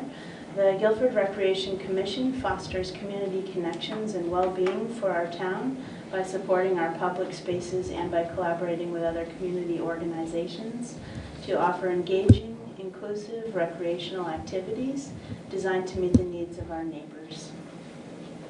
In the past year, we're proud to have provided a variety of services to the Guilford community, which includes the following. The events that we promoted were the Winterfest at the Fairgrounds, which occurred on March 3rd. Bike Night occurred at the Guilford Central School on May 4th. The Guilford Community Picnic was held at the Playscape on July 27th. And Trunk or Treat and Dance Party was held at the Guilford Central School on October 26th. Recreational opportunities include the open gym / playgroup for families and children ages 5 and under. This free program was co-sponsored by CC4G. The winter playgroup was offered every Saturday inside the Guilford Central School gym, and during the spring and summer, the playgroup was offered every Saturday at alternating locations throughout Guilford. We also offered a free day pass for people to Fort Dummer State Park to all Guilford residents. We fostered Nordic skiing for Guilford students, and I've included a description below, which I'll read in a moment. We provided a location for families and community members to gather and recreate at the Guilford Center Village Natural Playscape, which I'll also discuss in a moment. And finally, we sponsored a free yoga class during one of the Broadbrook Community Center Community Days. The projects that we have worked on include the Bill Koch Nordic Ski Project. During the 2018-19 winter season, the Recreation Commission issued 25 Nordic ski packages to Guilford children for the season and provided 4 days of free Nordic ski lessons. This year, the program has more than doubled to include the provision of 52 ski packages to the Guilford Central School students and the homeschooling students. We will be offering free Nordic ski lessons again this winter. A $1,500 grant was received from Rise Vermont to supplement the available funding from the recreation and 2 private donations. However, the cost of the ski packages exceeds our funding by $572.40, and fundraising efforts are underway. The other project that we've been working on includes the Guilford Center Village Natural Playscape upgrades. Several work parties were held to promote the park's accessibility and usability and to meet the town's insurance requirements. A split rail fence was added to promote safety with the embankment beside the Broadbrooks access. 2 grants were secured for the enhancement of the playscape. A $1,500 grant from Rise Vermont includes the installation of a hand-powered water pump, 4 raised beds, some soil, plant starts for the raised beds, and a compost bin.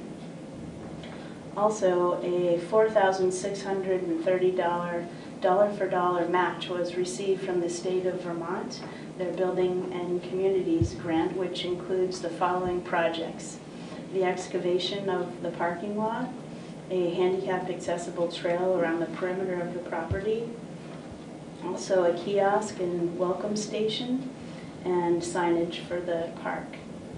Fundraising efforts are underway to raise the needed funds for this project. And the 2 grant projects for the playscape plan to be implemented in the spring of 2020. I have a couple of questions. Okay. And thank you very much. Yes, it's splendid restored. You guys are really doing it. How many? I'm just in terms of numbers. How many day passes? I don't have those numbers. I did send an email to inquire about the actual usage, and I hadn't yet received a response. My thought is that it probably wasn't widely utilized, and we're trying to problem solve for next year ways to encourage the usage of that. How does it get used? Does somebody just identify themselves as a Guilford resident? So our plan was that people would come to the town office and they would show proof of residency, and then they'd get a free day pass, which they could keep for the season, and then they'd present it upon arrival and have free admittance. I will say we did give out an awful lot of them. Oh, you did? Whether or not folks actually use them, I can't speak to that. You have to find out from the folks at the state. But we gave out an awful lot of them. That's awesome. I think almost all of the ones that you there's a few left, but I think almost all of them were given away. Oh, good news. And my other question was, do you have an approximate number of how many participants were in the play groups? Certainly the winter play group is very well attended. I'd probably say 20.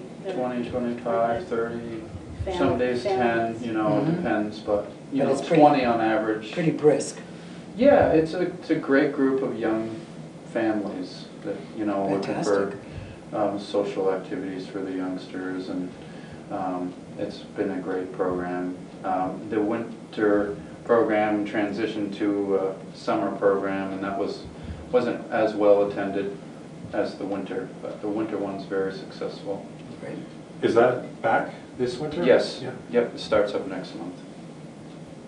Well, you deserve a great deal of praise for your volunteer work and what you've accomplished in a very short time in terms of the rec commission really throttling up. Thank you. Don't we have one question about the $500 and the Oh, yes. 2 questions for them. Yes. About your budget proposal. Yes. You guys were actually being, not you specifically, but the rec commission was Yeah, being spoken about tonight regarding your budget proposal. Okay. And the first thing that came up was under your equipment, the $3,200, the one for the storage shed and the equipment canopy. The discussion that the select board was having about that is that could, because you work for, technically, all the work you do is under the select board, that could really be viewed as a town asset. Okay. Because it will be owned, however, regardless of how long you two or the other members of the rec commission are part of the rec commission, it's still going to move forward, and you'll get new people who come in, and we'll still need to have that shed for storing all the equipment that you guys have so successfully got together. Right. So the select board feels that because that's a town asset, that the funds for that could really come out of the capital plan. And so you don't have to, which is already set aside every year. So you guys actually don't need to ask for more money. You just would need to come to a select board meeting and ask them if they would fund that project for you. Which we said we would. Informally, yes. Right. So that's one thing. So at the moment, they've actually removed that from your budget proposal. Okay. So yeah, to back up just a little bit, we had voted on having a shed here on the property. which is actually going to be the second part of that. Yeah. Is due to this work going on, the potential work going on in the library, and also the fact that the playscape is not the most secure location because there's not a lot of people in that area. And we have plenty of space here. They informally agreed that should you purchase a shed, that there's plenty of space for you to put it at the town office. Right, and that's what we had hoped to do. Thank you. Yeah, so that's perfect, and we just appreciate I don't know if we that. have to vote on that at some No, point. not, I mean, you will in the future, or. No, When they come with no, a request. but- Oh, I mean, only the funding request, you don't have Yeah. to vote on putting the shed here, Right. that just, you know, if they approve your request, we'll put the shed up here. Great. The other question that they had is, we're just looking for a little bit further explanation on 2 budget points. One was what the funding for the Bill Koch Trail will go for, as well as the funding for playscape maintenance, considering all the work that has going on for that already. Sure. The Bill Koch Trails is really just for the purchasing of ski equipment, and We'd really like to expand to include ski packages for people of all ages. Currently, what we've been providing is just for the school-aged children. So we'd like to purchase some ski packages for adults, and so that would be housed at the library, so they could go and rent the skis for whatever period of time is determined, and they could loan the skis and return them when they were through. if it's building on the program of the libraries already has with the snowshoe. Yeah, so a tiny bit of clarification would just be to call it the Bill Koch Ski Project or Nordic Ski Project instead of the Trails Coast. Yeah, Sure. the name isn't great, and that's really just a carryover from before. Right. But we purchased, 27 sets of skis for, I think it was around $3,700, and which is a very good deal, and so.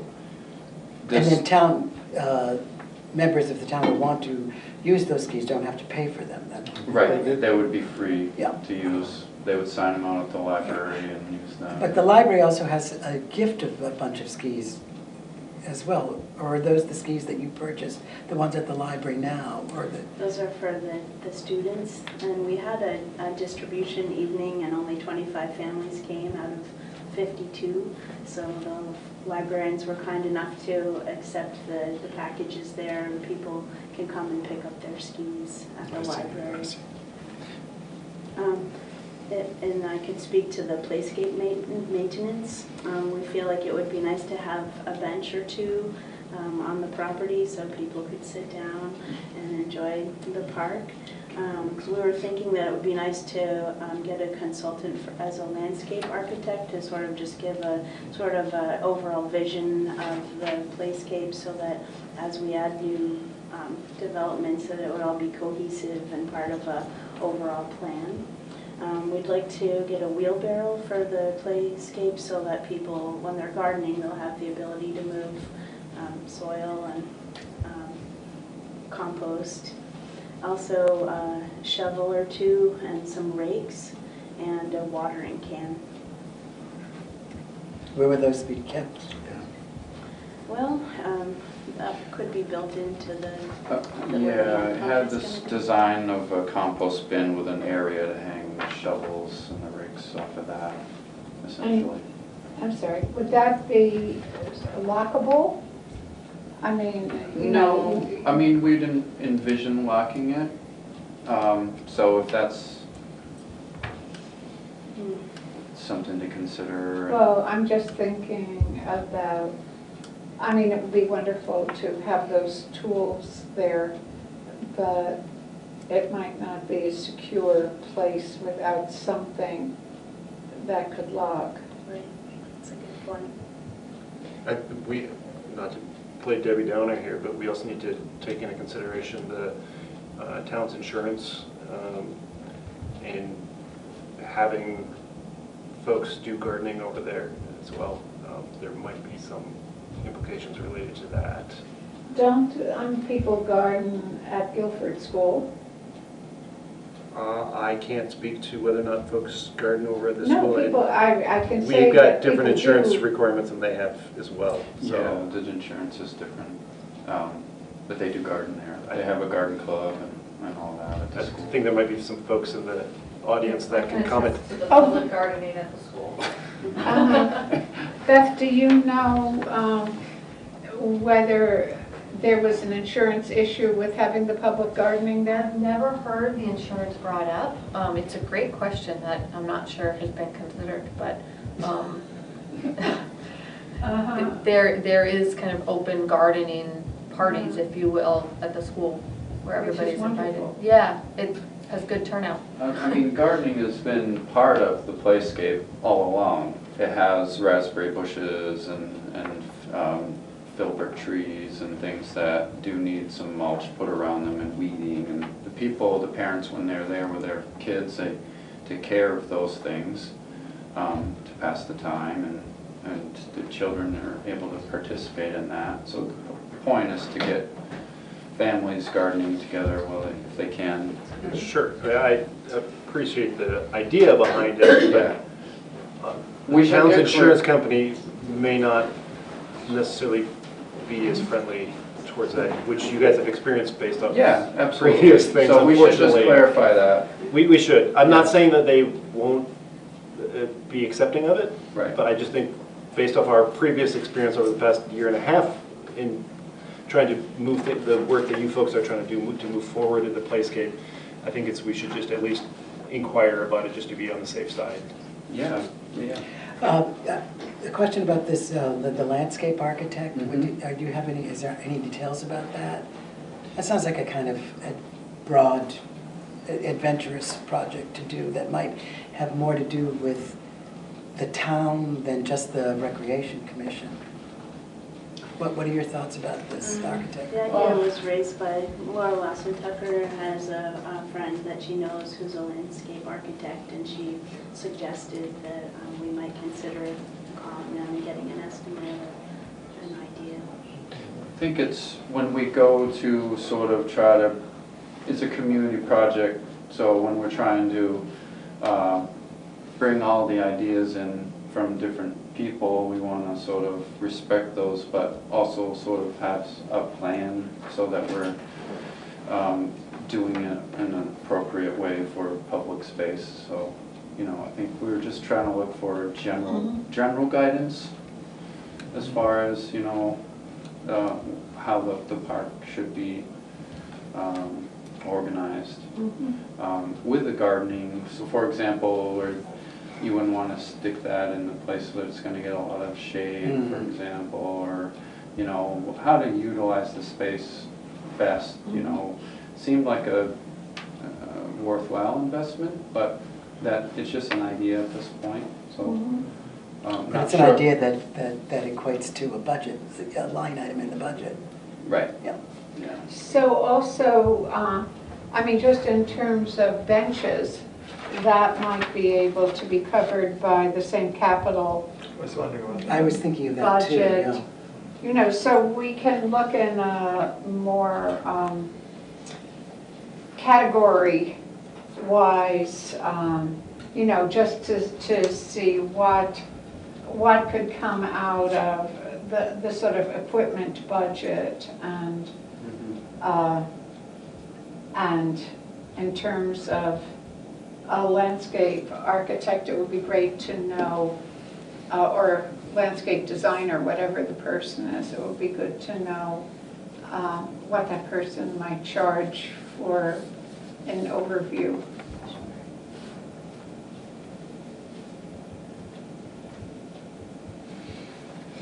Very good. Yeah. Thank you very much. Yeah. Yes. Good report. Should we try to should we try to get some numbers that would be? I would appreciate that. I think that when you do a budget like this and you have community projects and you're mentioning the projects by name, that you might have a footnote and to let not only the select board but the town residents who are going to be paying for this, what it is that they're paying for in that project. I think that that's vital, and it serves the interest of the Rec Commission. Right. Yeah, absolutely. So in other words, if you were going to get a landscape architect, you might find out the average charge and say 2 hours at $150 or something like that. Yeah. We can get But those numbers. the Rec Commission is really well regarded. People trust you, and they'll be happy to hear from you. Oh, we're not challenging you. No, I wasn't. I Oh, and was it just sounded trying like a to. footnote that, No, Richard, I was just saying that we appreciate what they've done. we do. One quick question for you. Yeah. When is your January meeting? I don't remember, I'm sorry. Meet the second Wednesday of every month at 6:30. So it'll be on the 8th. Okay. So the only reason I'm inquiring is just because the select board is going to approve the final budget on the 13th at their select board meeting. Okay. And so. We'll have to vote on the 8th. And Yeah, otherwise they'll just make changes to it if you guys don't come back to them. Okay. Yeah. Just wanted to let you guys know that. Thankfully, January this year falls in such a way that your meeting will occur before theirs this time. Great. Thanks very much. Yeah, you're welcome. Okay, and Thanks at so the, much. since we don't have the planning commission here, we might as well move right on to the fire department budget proposal, which each of us has a copy of.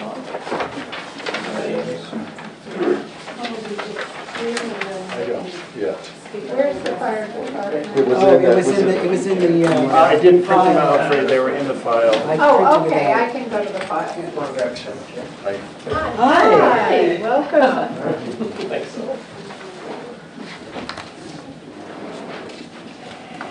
Hey, Peter. Hey, guys. Welcome. Thank you. Are you wanting us to give a little overview, or do you have specific questions? What would you like I think to- an overview would be good, yes. Perfect. So if you recall, the last several years, we have not asked for any increase in the fire department budget. We've been able to be level funded. This year, for a couple items that we will highlight, we are looking at a 3.6% increase. It's about $8,300 more from the town appropriation than we asked for last year. Two real primary drivers of that increase. We've added a $12,000 line item to building maintenance this year that was not in last year's budget. The building was built in 2007. And there's a list of some maintenance items that need to be taken care of in the upcoming year. So that's what the $12,000. Not 2009, because we had a 10-year bond and we're just going to make the final payment on it. 7? Or was it? I think we started in 7, it was done at 8, and I think you took it over after we already were going a year, so I don't know, that's all. Because we just made the final payment in October. Perfect. And of a 10-year bond, and there you go. So somewhere between 2007 and 2009. It's not just, I was just curious. Approximately, no, I don't good know. question. I'm So that, I don't see the building maintenance line in the budget. It's not in that. It's Unless- nothing, or is I that mean, it's the printout overall from that? budget. It's the overall budget. No, it's not in there, because I knew. What line is it on? He's looking at the printout that you sent, or sorry, the Excel sheet that you sent to me. so what so it would, right here, building, 37? 37. Oh, you know what?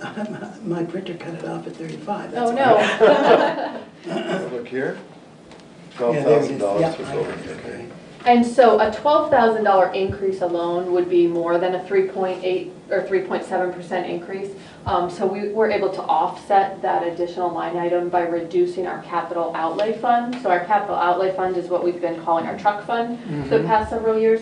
As you've probably heard, we purchased a new truck this year. Yeah. So we thought that we probably didn't need to put as much into our truck fund this year as we have been, since we hopefully won't need to buy a new truck for a while. So we reduced that capital outlay fund line item to offset that additional $12,000. There are some other minor increases and adjustments. I'm happy to go through them line by line.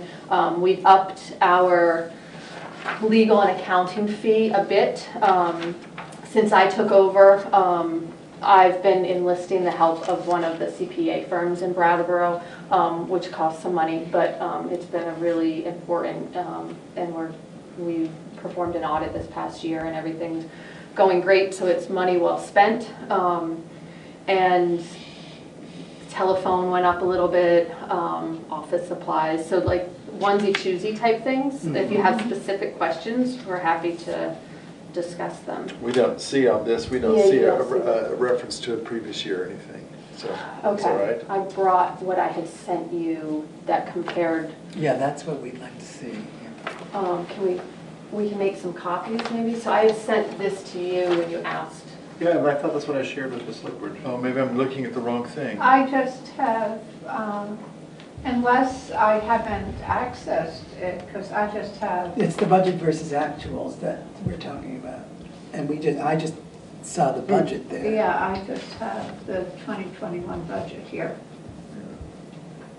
Oh, is Unless that it what you was a sent me I sent you most on recently. Friday? Yes. So the town office is closed on Friday, so I only shared with them what you had initially sent. Okay, which was the summary budget. Which was the summary budget. Can we make copies of it, or? I think it will take too much time for the Okay. time being, but Happy I can to- share that with them.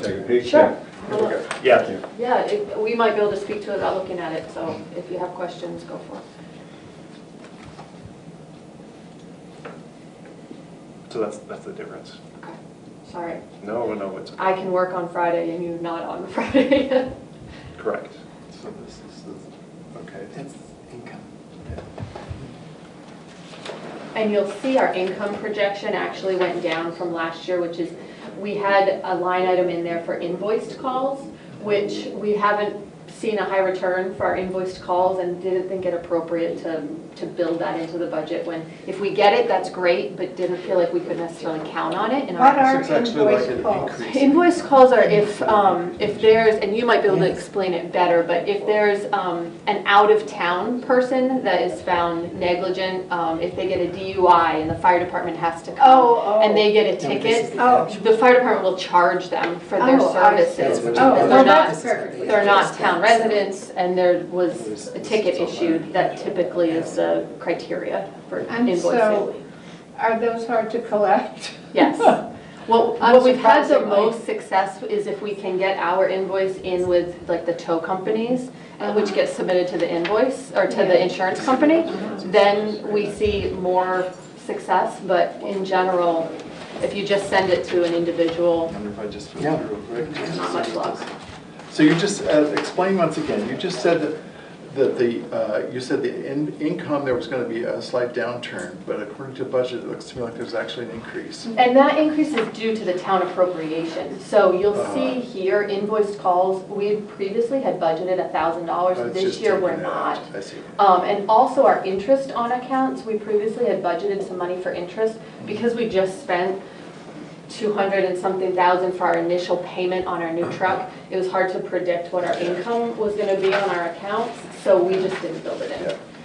Did you steal a truck or trade in? We're selling it. Selling it? Yeah. Sold it to an outfit in Oklahoma. Wow. Whoa. So can you just quickly characterize the $8,387 increase in the town appropriation? Yeah, so that's the balance, or the offset of the $12,000 increase for the building maintenance, Okay. which we've offset by reducing the other line. the capital outlay, along with some other individual line item plus and minuses that are less significant. Okay, so, all right. So if a resident of our town asks why we have an increase of 8,000 plus in the appropriation, the answer is? Building maintenance. Building maintenance. Yep. And it would have, it would have been a $12,000 increase, which is what that line item for, would have been more than the 3.7 that we're proposing, but we felt like 3.7 was a reasonable I'm glad you have your head wrapped around that because you may be asked that question. Sure, Yeah. no problem. Yeah. Great. Otherwise, I don't see anything that's startling at all. No, it really, I mean, it's a pretty easy process to go through. Their expenses are pretty straight every year, you know, for their pagers, for their truck insurance, for their fuel, it tends to be consistent. And so it's not a difficult thing. A couple repairs that require that building maintenance line item really was. What is going to go into the maintenance this year? Well, we need to do some trim work on it. There's some rot happening throughout the building. There's some doors that need to be replaced. There's some add-ons with our sprinkler that we're gonna finish up. With that comes in some carpentry work that goes along with that. We have to build out and insulate that, so that's all done. So that, all that little stuff is added up. Good.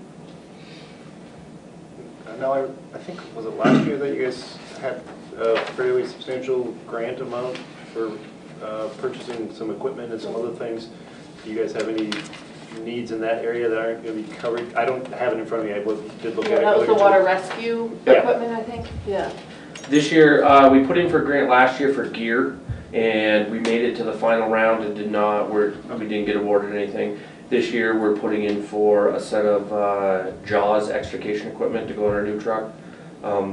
So we'll see if we're successful with that. There's a trustee member who's pretty active in the grant process. And does a great job of seeking out and applying for the grant. Excellent. Because I just wanted to check, make sure that you guys didn't have any needs that weren't being covered, but you guys didn't want to ask for a bigger increase because of that, so. Right. That's stuff we don't have right now. That would be a great addition if we could, and if we do get the grant, it'll go that way, but it's, right now we use Brattleboro for all our extrication, which is, we still will. Sure. Continue with that, but if we have our own tool, that would definitely, seeing how we cover the interstate. Yep. And the way, I mean, the other night we had 9 accidents all at once last Friday, so I mean, people get busy, we don't, if Brattleboro is busy with their JAWS, we don't want to have to wait. How much do JAWS cost? JAWS, you're gonna be right around, we put in the grant an extrication package, so it's the JAWS and spreaders and rams, everything that go with that, and it's also support pieces of equipment that'll help us stabilize a vehicle if it's not stable, so we can work on it safely. And it's right around anywhere from 40 to 50,000 for that. When you put fire department on equipment and stuff, it goes through the roof. So Why is that? safety, all the tests are gonna go. I mean, one air pack, just to put on one firefighter to go into a building is almost $8,000.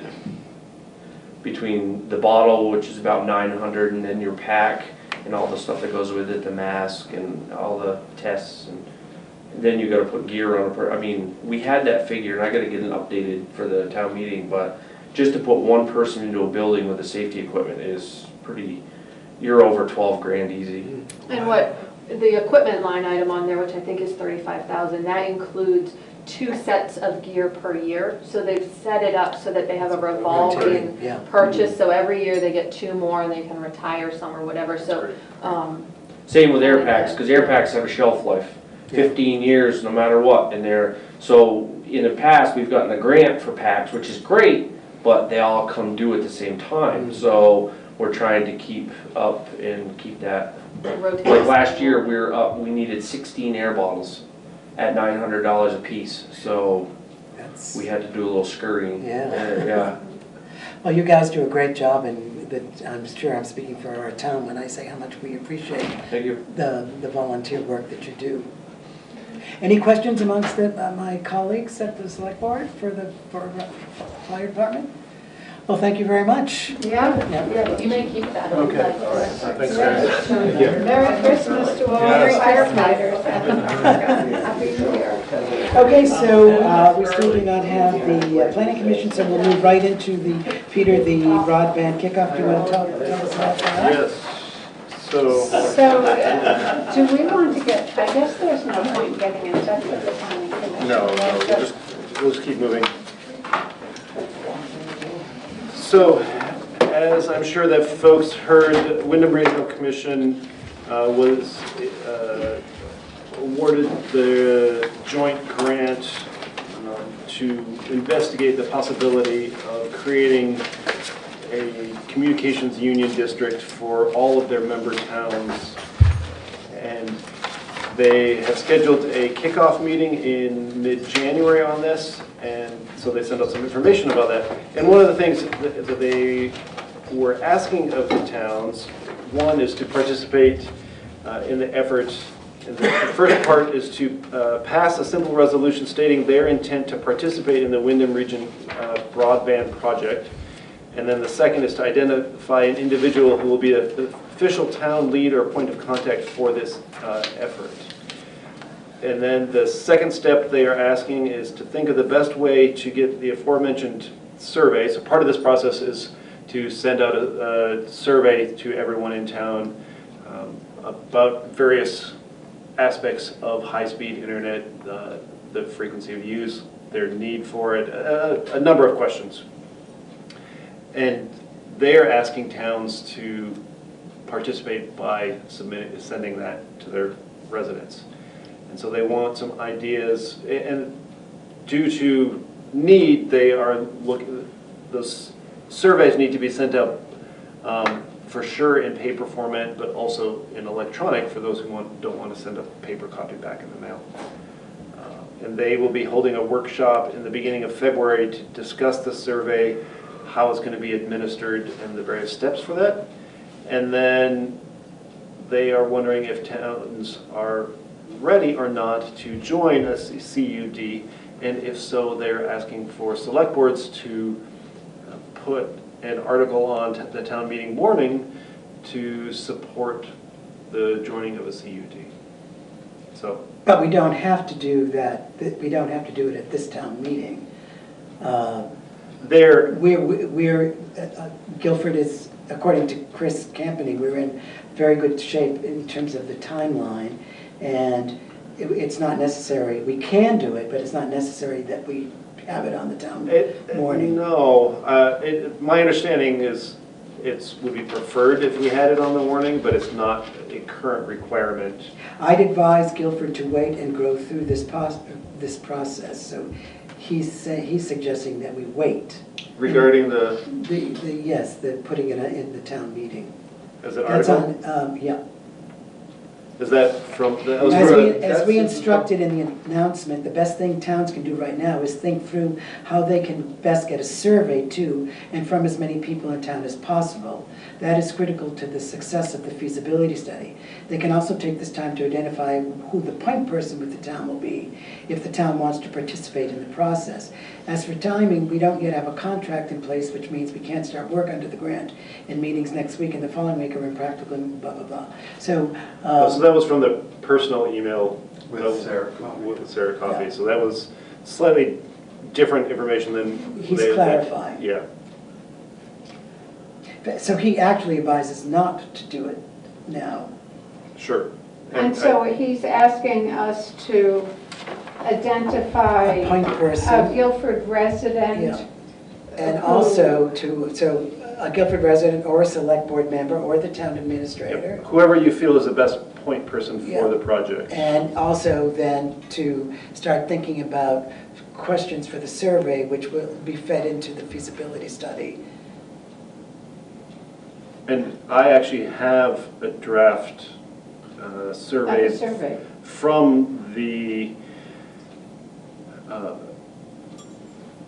broadband get-together that was in Dover this past spring. Right. That you folks sent me to. And so that working group came up with a draft survey for towns. And this was prior to knowing whether or not both the legislature and the governor would pass the law or the act that did get passed that has enabled Wyndham Regional to apply for and receive this grant. So there was a lot of guesswork this spring at the conference, and so those who were part of the working group put this together through feedback from some other communities in Vermont that have already gone through this process, as well as different needs of individual communities that have already been expressed.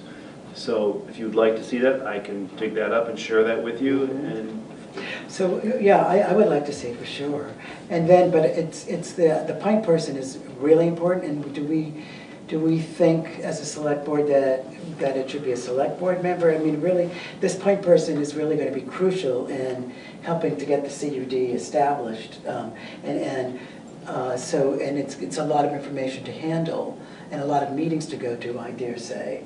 So do we think that it should be a select board member? Do we think that do we want to find a volunteer in town? Or do we think that the town administrator is the best person to do that? I'd like to know what the town administrator thinks about that, and whether the town administrator, for example, has the time to put into the job. I was just curious, before we ask the town administrator, is there somewhere written a job description for point person? Well, they would be doing that starting to the January 16th meeting. I see, because before we ask our town administrator to say if he thinks he could do it, it would be useful to know how much time it would take. Yeah, that's true. I think that is one But a of the big preliminary unanswered. response would be okay. I mean, at this moment, they have 2 meetings scheduled. One is the January 16th, and the other one is tentatively for February 8th. Yeah. And I think that, getting back to Richard's question, I think are technically 2 different separate questions. One is who should do it. I have been attending these meetings at the request of the select board for the past 2 years as they've been occurring. If you want me to continue to do so, I'm happy to do so, since I have some of that longevity, since one of the select board members who did have that experience is no longer a select board member, and the other one will be ending his term in March. I also don't see any reason why I and a select board member couldn't. There's nothing in the information from Chris or from Wyndham Regional as a whole that says it only has to be one person. Right, and you two have been involved in it, and I would hope that you would continue to want to be involved. And I think, Zon, you told me that you were and Michael, you said that too, didn't you? That you would continue to be interested. Assist, yeah. So there we have it. I mean, maybe we have our point person with the point person and the point person's 2 auxiliary helpers. Does that make sense? I mean, I think it's also potentially good to get different perspectives. And because from other things we've done where I and at least one select board member have gone, in discussing it as a select board as a whole, we've been able to remember different aspects from different meetings and get clearer information presented to the select board and to the town as a whole. I think with 2, I don't personally foresee this is going to be a fast-moving project, especially when you're dealing with the 27 member towns of Wyndham Regional, that's going to take a lot of work. And if I remember correctly, I think the grant is an 18-month grant. So at the moment, I don't foresee that it's going to be a huge amount of work. It looks like the meetings are going to be in the evening to get the largest amount of participation. So that's not going to have an impact on my daily work. It's just whether or not you want me to go for a couple I of think hours. it's reasonable. I mean, that with you and Michael and Zon to continue your involvement. And that way, you two, if one of you can't make it to one meeting and somebody else can, or if neither of you can, at least somebody from the town will be there. Are we all in sort of tentative agreement with Sure. that? And you don't have to make any formal decision. no, You No, just I say, think that's good. In reviewing the email thread, it seems as if Ann Manwaring in the Deerfield Valley is sort of spearheading a charge. And I'm not sure whether that's part of the same planning Yes, it is. process. Yes.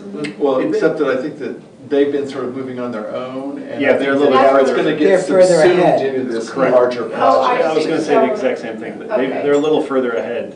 Okay. So this all started with a telephone call that I got from Sarah Coffey Right. concerning whether were we falling behind the 8 ball in all of this, and she wanting to make sure that Guilford was in step with the wishes of many residents to have better internet and service. So she was kind of panicked, and so we dug through it deeper, and she then communicated with Chris Campany at the Yeah, regional. okay. But another question I would have that I would like you to do, Peter, if you could, and if the select board agrees, is just to get further clarity about whether we should or should not have this come up at the town meeting. I think that's legitimate. Yeah, so, because it's all in here, we just would like, I'd like one email from Chris, for instance, that says, these are the reasons why I think you should go forward, or these are the reasons why you can wait a while. And that, I think the select board that would be very helpful to me and the other members of the select board. When the CUD gets formed,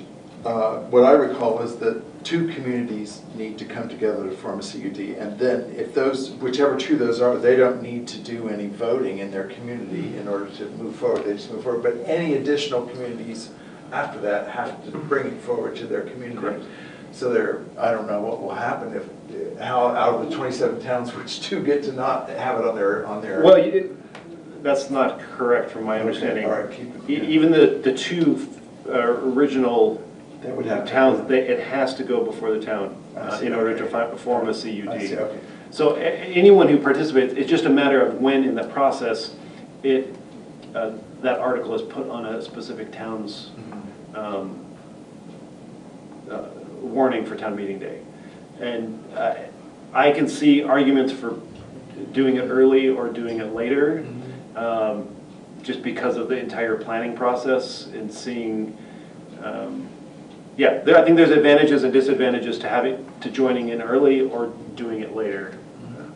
But I've put an action step to follow up with Wyndham Regional for further clarification, because as Wyndham Regional certainly knows, we have a deadline coming up for getting all the final articles, in the end of January for the warning.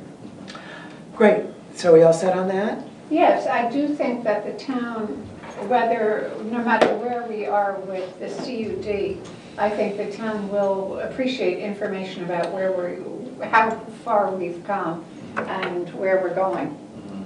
And that might be a reason not to move forward too quickly, because there may not be enough information out there that people feel comfortable and confident about stepping forward. Yeah.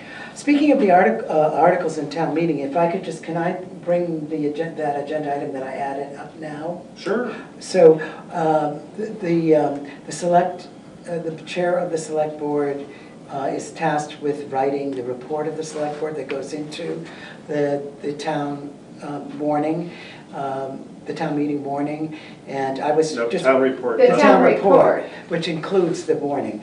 And I was wanting to know whether, so I'm going to write it, but I wanted to know whether any of you had any information that you thought that you would consider my putting into that report. And it would be about our work this year, what the select board. It's just a summary of the accomplishments of the select board over the past. Or would you rather do that through email, if I put out a request through email? Okay, so you can have more time to think about it. So I'd like to read it, maybe a couple of the previous ones and see what they're like.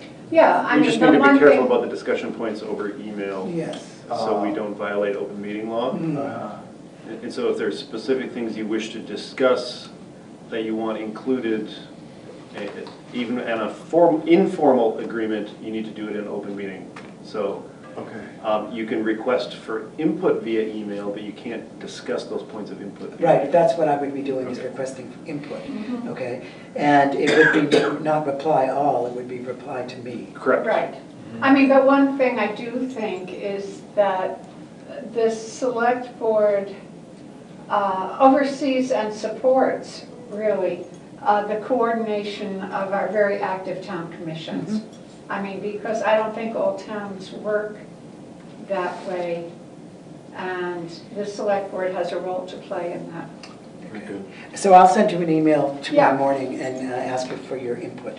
Very good. Our next item on the agenda is the personnel policy. Oops, no. Oh, I'm sorry. It's the Brookfield Service Contract proposal. Peter, would you like to? Yes, so obviously earlier, actually towards the end of last fiscal year, I believe it was, or was it the beginning of this one? Either way, we had the generator installed here. Right. The RFP was awarded to Brookfield Service, and with that, they offered you folks, being the select board, a very reasonable deal to do the annual service contract for that new generator, which you agreed to. Oh, right. We had previously used Brookfield service for the maintenance contracts for the other 3 generators in town, and we hadn't had an updated contract. So 2 years ago, we put out an RFP. The RFP ended up being awarded to Powers Generator out of New Hampshire. Brookfield Service has now submitted to us a new contract proposal for providing service to all 4 generators. Right. I, at this time, have not heard back from Powers. I did send out a request for them to see if they were interested in providing an updated contract. Obviously, considering the time of year it is, might be a little busy. People might be out of the office. So I think that in the past we have chosen from Brookfield, we have chosen what they call Program 1, which is 1 annual visit, which they are proposing as $1,635 for all 4 units, or $1,553 if paid on or before January 10th of 2020 for this contract, which complicates things a little bit because this would technically need to be part of the budget planning process because it's for the upcoming fiscal year, not for this. Do you think that, would you advise that we wait with Powers, or should we just move on? I personally would wait to see what Powers has to say. At the moment, they have been cheaper than Brookfield was. Powers has been providing excellent service to us. For the 4 generators? Well, they've been servicing the 3 because this one's brand new. Right. So we would want to then... We want to see what their proposal was for all 4. And you haven't nudged them? I did last week and haven't heard anything back. Now, that being said, it would be a little bit, in my personal opinion, I think it would be a little bit awkward to ask Powers for a contract proposal for all 4 generators since you just signed a 1-year contract with Brookfield to service this one. So I think, does that make sense? Yes, I'm starting to understand. So Brookfield has, the contract that they're presenting here is to add the other 3 generators to the agreement that you made with them on the new generator. Well, wouldn't it make sense to go with them for this year, since they're already going to do one of our generators, and wait for next year to hear from Powers? It's up to you folks to make that call. I think that makes sense for me. Well, I have another question as well. If I can interject a moment. May. Thank you.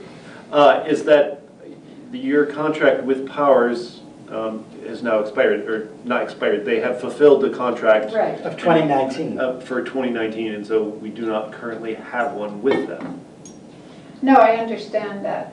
My other question is that I noticed Vermont State Inspection highlighted, if required, was on Program 2 of the Brookfield service contract, and I didn't know if we were required to have state inspection or whether that was desirable. See what I mean? That is not something I have been aware of. It's not something that they have provided for us in my tenure with the town as of yet. I don't know if that's something new that is required or if it is just an additional.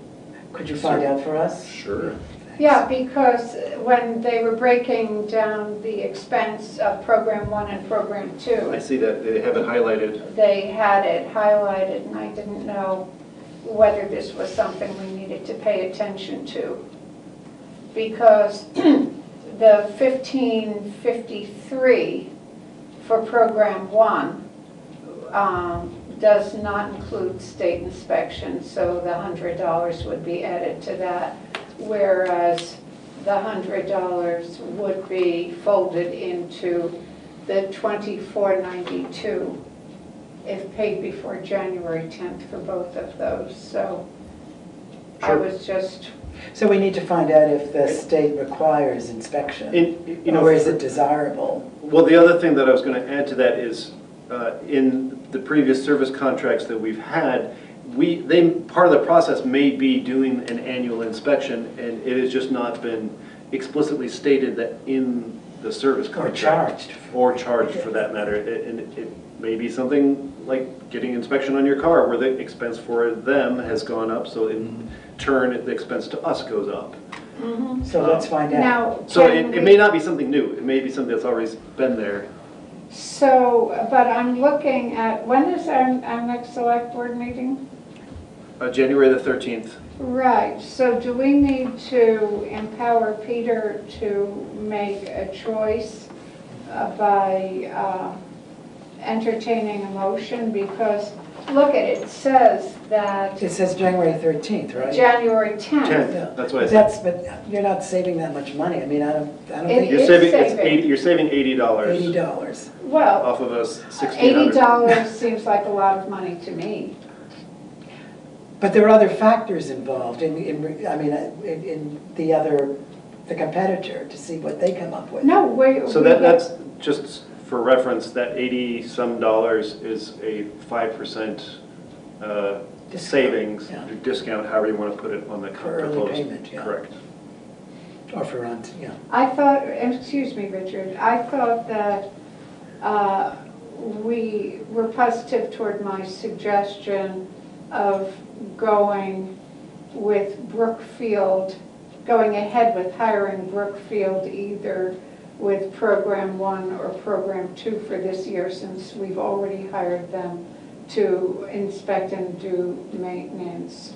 But that contract is over. That contract was for 2019. So I thought that was a good idea until Peter said that was last year. I thought that was Powers was last year. It was. No, maybe I'm just misunderstanding. Oh, I see, Powers was we had the contract with Powers last year? Yeah, we've had a contract, we had a 2-year contract with Powers. So they just completed that contract. When they did a series of inspections on the 3 existing units in July of this year. That was the conclusion of that contract. So should you wish to continue with them, they would need to submit a new contract proposal to you. But haven't we? This was an unsolicited. Oh, okay. Well, so here's the thought, unsolicited, because it's unsolicited, they might be willing to extend the date by which it needs to be signed and returned. And we Absolutely. Get I can information, and maybe you could ask for not the 10th, but a week later or 2 weeks later, so we could have time to. I'm talk guessing about it. from previous conversations with the president of Brookfield, I'm guessing that they'd be able to give you another week or two so you okay. could discuss it at your next select board meeting. Okay, so then I was going to We are entertain in your accord. suggestion for a motion, but it seems as if we don't need that. We don't to need it. empower Let the me town withdraw it even before our meeting. But except, unless they for some reason give you a no answer that they want, then do we need a contingency to move forward if they say no? That's up to you folks. So, Yes. Obviously, there's no guarantee that he will say yes, but the fact that he's trying to get your new business, I would be surprised that he wouldn't give you an extension of 3 days. Yeah. You know? And you could So- just report back to us so that we're set to make a decision. yes. Yep, absolutely. Okay. Everybody in agreement about that? Yeah. Oh, harmony, I love it. Okay. Now it's on to. So just before you move on, Mr. Chair. Yes, sir. I just, for clarification, so there's actually 2 action points for me to take under this proposal. One is to get clarifications regarding the state inspections, and the Yep. second is to request an extension on the prepayment deadline. Yep. Okay, thank you. Thank you. Okay, on to old business, and that would be the personnel policy, the vacation business. And you all looked at that in the, Yes. I have that somewhere. And Tom, So- your question was answered, right? It wasn't really. I didn't think it was, I mean, that wasn't something that I could specifically answer. That was, Who should answer it? Is it Will? it's a discussion the select board needs to have. So that's what we're doing right now. Well, the question. Is it about this? Peter? ask your chair. Shall I speak? Yes, please speak. We've been desperate to hear you. Well, so the way that I think we've agreed that we should move forward, let's say that I started work for the town on April the 1st, let's say, that my vacation dates until July 1st would be prorated. And then on July 1st would start how vacations are counted. So then on the second year of which July 1st becomes my second year. You know, and that's really tricky if, let's say, you got hired. It could be really tricky if you got hired, for instance, in August 15th. So you would have worked nearly a year before your first July would have happened. And so it just, am I making sense? You know what I'm saying? Yeah, and that's partly where the question from the employee came from. Yeah. And that's why it's prorated for the first year. So there would be an expected, probably it needs, to me, it seems like something needs to be clarified in the language, just so that we're clear that until the first year, the first July that you meet, that would be called your first July, your first year. Your first year happens after that. Yes. So that you could really work here for a year and 10 months before your first year of vacation would. Because you wouldn't have got to a July. You hadn't gotten to a July. Wow, So, and I that's think, a problem. well, I don't know if it's a problem, I just No, think it needs to be clear. Write a sentence It just that needs to be expresses clear if that. that's what it is. I mean, I'm just trying to use myself as, in my own Yeah. head, I'm sitting here trying to use myself as an example of how that worked. Because I was hired in the beginning of November, you know, and so then my vacation days were prorated, but I think because of that's a good question. I don't know how you guys would do that. I mean, the person's getting prorated vacation, and that's fine, so long as you're inside a circle that's of the, you know, we're all getting 5 days, but when do I get to start getting more vacation? This doesn't answer it. Vacation leave accrual begins on an employee's date of hire. It is prorated to 1st July, Yes. beginning of fiscal year, and accrues thereafter on 1st July as earned.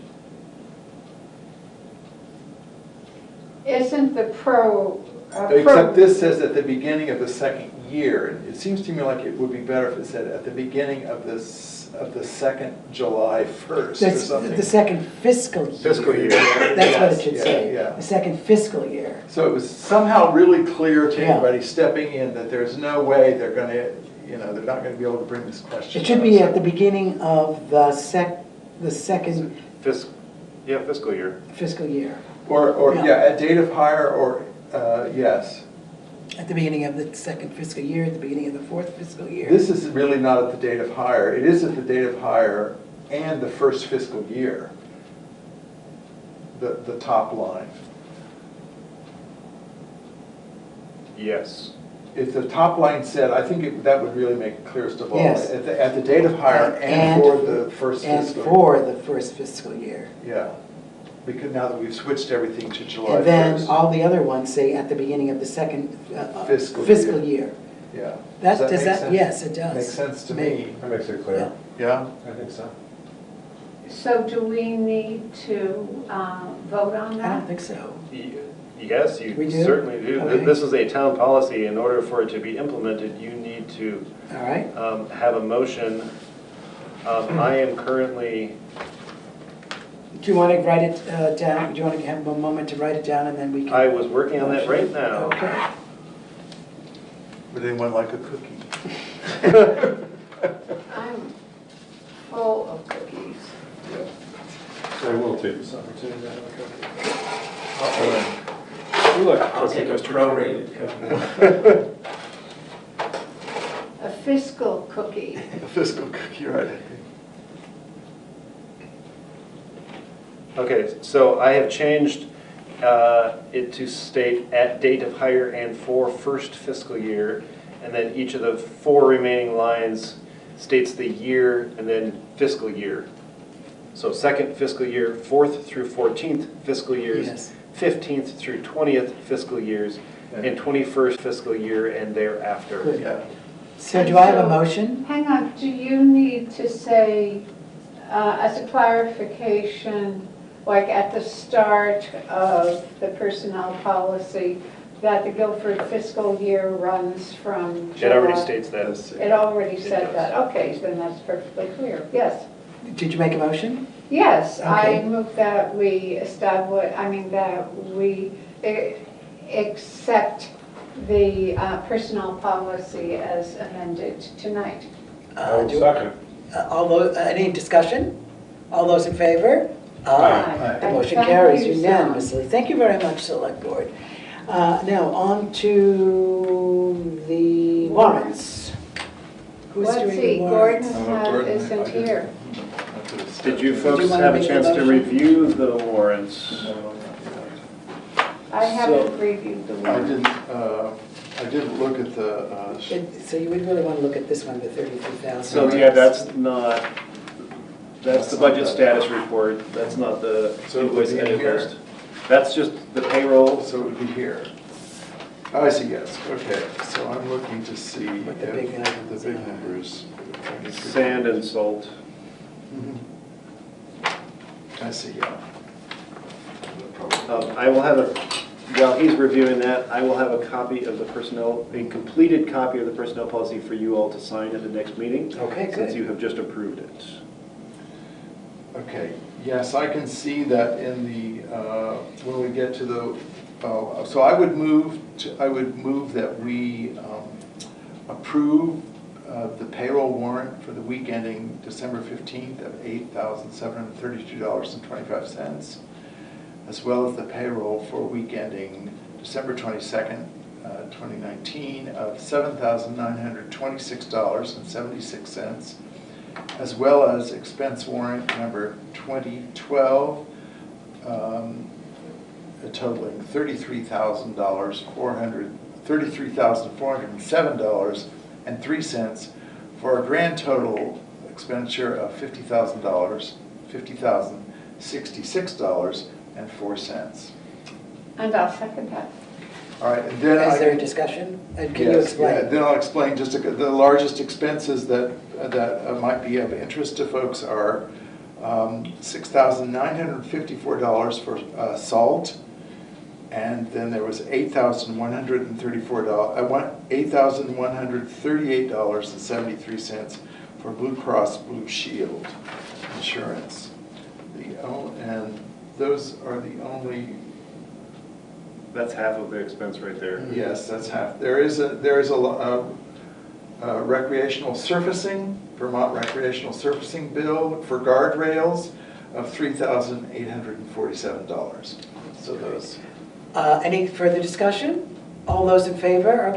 Aye. Aye. The motion passes unanimously. Thank you very much. Okay, communications. I have several here, I have a few here. The first one is the follow-up from the State of Vermont Operations and Safety Bureau regarding the request that a select board made to them and the changes that you had requested. Yes. We had previously been notified by the operations engineer that their recommendation was to deny your request for the several things over there. And the Traffic Safety Committee met and voted. They met on the 11th of December, and they voted to accept the recommendation from the the safety operations engineer to deny those requests, as well as they also approved the changing of the speed limit zone from Paul's Road in Guilford through exit 1 in Brattleboro. And so it will now be 40 miles per hour instead of 35. And I forget, is the town in the village part, will that be 35 or 30? It will remain 35. So it's just a 5 difference. There should be 2 there, right? There's two payroll. And is there a place to sign it? Yep, flip the page. Oh, thank you, sorry to. That's all right, no problem. The second is Sevka sent a letter of appreciation to the select board for the appropriation for the year. Excellent. And they do a lot. Yes. They do. With a little money. If you notice what we offer them, it's, they're a thrifty group. So we also received a notice of a filing of a certificate of public good by Comcast, just notifying that they have submitted that to the state for the state's review. So it's a combination of Southern Vermont Cable Company and Comcast of Connecticut, Georgia, Massachusetts, New York, New Hampshire, North Carolina, Virginia, and Vermont, LLC. And if you want more information, you can go to the Public Utilities Commission and they will happily give it to you. Is that it for communications, Peter? It is, and then we have the summary of actions from the 12/9 Right, meeting. so we want to go make sure that those are all actions that have been acted upon, Yep. correct? So the minutes were approved. Peter sent a follow-up email for BPCC usage dates to the BPCC. I did. And To us, yeah. Mhm. Yep. And we moved to change the location of the Emergency Operations Center from the Guilford, Vermont Fire Department to the town office. That's been set. Yeah, you guys moved that. Yeah. I And haven't you had time added to take any the action yet. items to the select board projects and priorities list. Yep. Which items were they? I can't remember. Those, we should probably clarify that slightly. Those were the items, the proposed action items from the result of the CAT 4 Yes, exercise. right, okay, right. And we approved the warrants, which leads us to number 13 on the agenda. No. Could I move to adjourn? No, I have. No. Oh, yes, thank you. That's right. Okay, yes. I mean, with your indulgence. Oh, of course, Please. Okay. it's with our eagerness. Okay, so every year I write a poem for the Christmas stockings of the Guilford elders. And Not one for Hanukkah? the Christmas stocking is all-purpose. Well, if the shoe fits, wear it, right? I mean, No, the the sock. sock. If the That's side, right. when the I just didn't want it to be exclusive.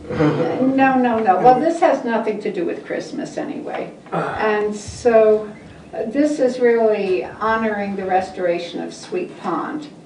And it's dedicated to Al Franklin. And it's called Stopping by Sweet Pond on a Snowy Evening, after Robert Frost. Dark times, take heart, abandon woe. As streams join forces under snow, our ancient pond will reappear above the meadow. Trust the flow. My little poem must linger here to praise the pool of volunteers who flooded the state to give and take one message, sweet to every ear. What neighbors love, we won't forsake.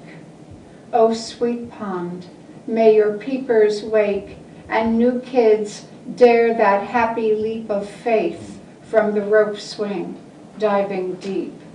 Such are the promises to keep as waters ripple clear and deep. Wonderful. Thank you, Miranda. I used to swing on that rope myself. That's right. Now, item number 13 on the agenda. Do I have any talk I about will that? firmly move to adjourn. Do I have a second? I will second. Is there any discussion? Let's go. All those in favor? And Merry Christmas, Happy Hanukkah, and Happy New Year. All Yes, of that. all. Oh, for heaven's sake. Thank you. Yes. Thank you, Ian. Peace on earth.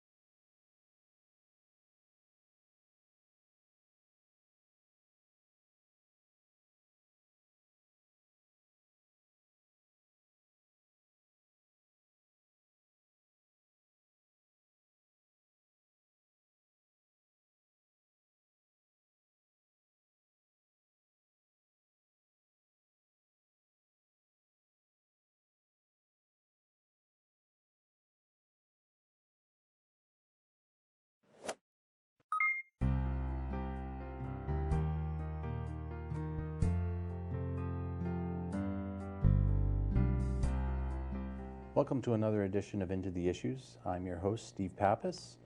Today we're honored to have our governor, Phil Scott, with us. Governor, thank you for being here. Oh, thanks for having me on, Steve. Yeah. It's called Into the Issues because there's always a lot of issues to talk about. There are a number of issues, yeah. And with you in particular, you never know where it's going to go, but I'm going to start because we are only weeks away from the legislative session starting, and I know that lawmakers are kind of getting ready and trying to figure out what their agenda is going to be. Do you have an idea? I mean, I'm sure you do. What are you looking for from the upcoming legislative session? I'm not sure that a lot has changed since a year ago, and what we're focused on, what I've been focused on, actually hasn't changed a lot in the last 3 or 4 years. And for me, it's about those 3 strategic goals, and it's to grow the economy, make Vermont more affordable, protect the most vulnerable. Mm-hmm. And high on that list is our demographics, our workforce challenges. We have fewer people working today than in 2009, about 15,000 fewer. Mm. And we're an aging population. We need more youth. We need more people here in the state to take the jobs that we have that are available today. We know they are. I mean, you've probably talked to some of your customers who are looking for people. And what we're finding is that we just don't have enough people to fill the jobs. 2.2% unemployment, lowest in the country. Mm-hmm. And when you look at that, when you break that down, that's like 3,000 people on unemployment right now. Mm-hmm. And when you go to the job links page on in our Department of Labor, and these aren't all the jobs available, there's 8,500 jobs listed. Right. So that tells you the whole story right there. It's a double-edged sword to have a low unemployment Absolutely. rate. A lot of governors across the country are pounding the table and saying, "Look what I've done." Mm-hmm. And I keep saying, it is a double-edged sword. It's good news in some respects, but from our standpoint, it's just that we don't have the supply, mm-hmm. and that's why we're focused so much on trying to bring more people into the state, to be welcoming to anyone who wants to work here, because we do have jobs available. VT Digger just had a story that came out in the last day or two that is talking about that we're seeing the number of people leaving the state, and that's having an effect.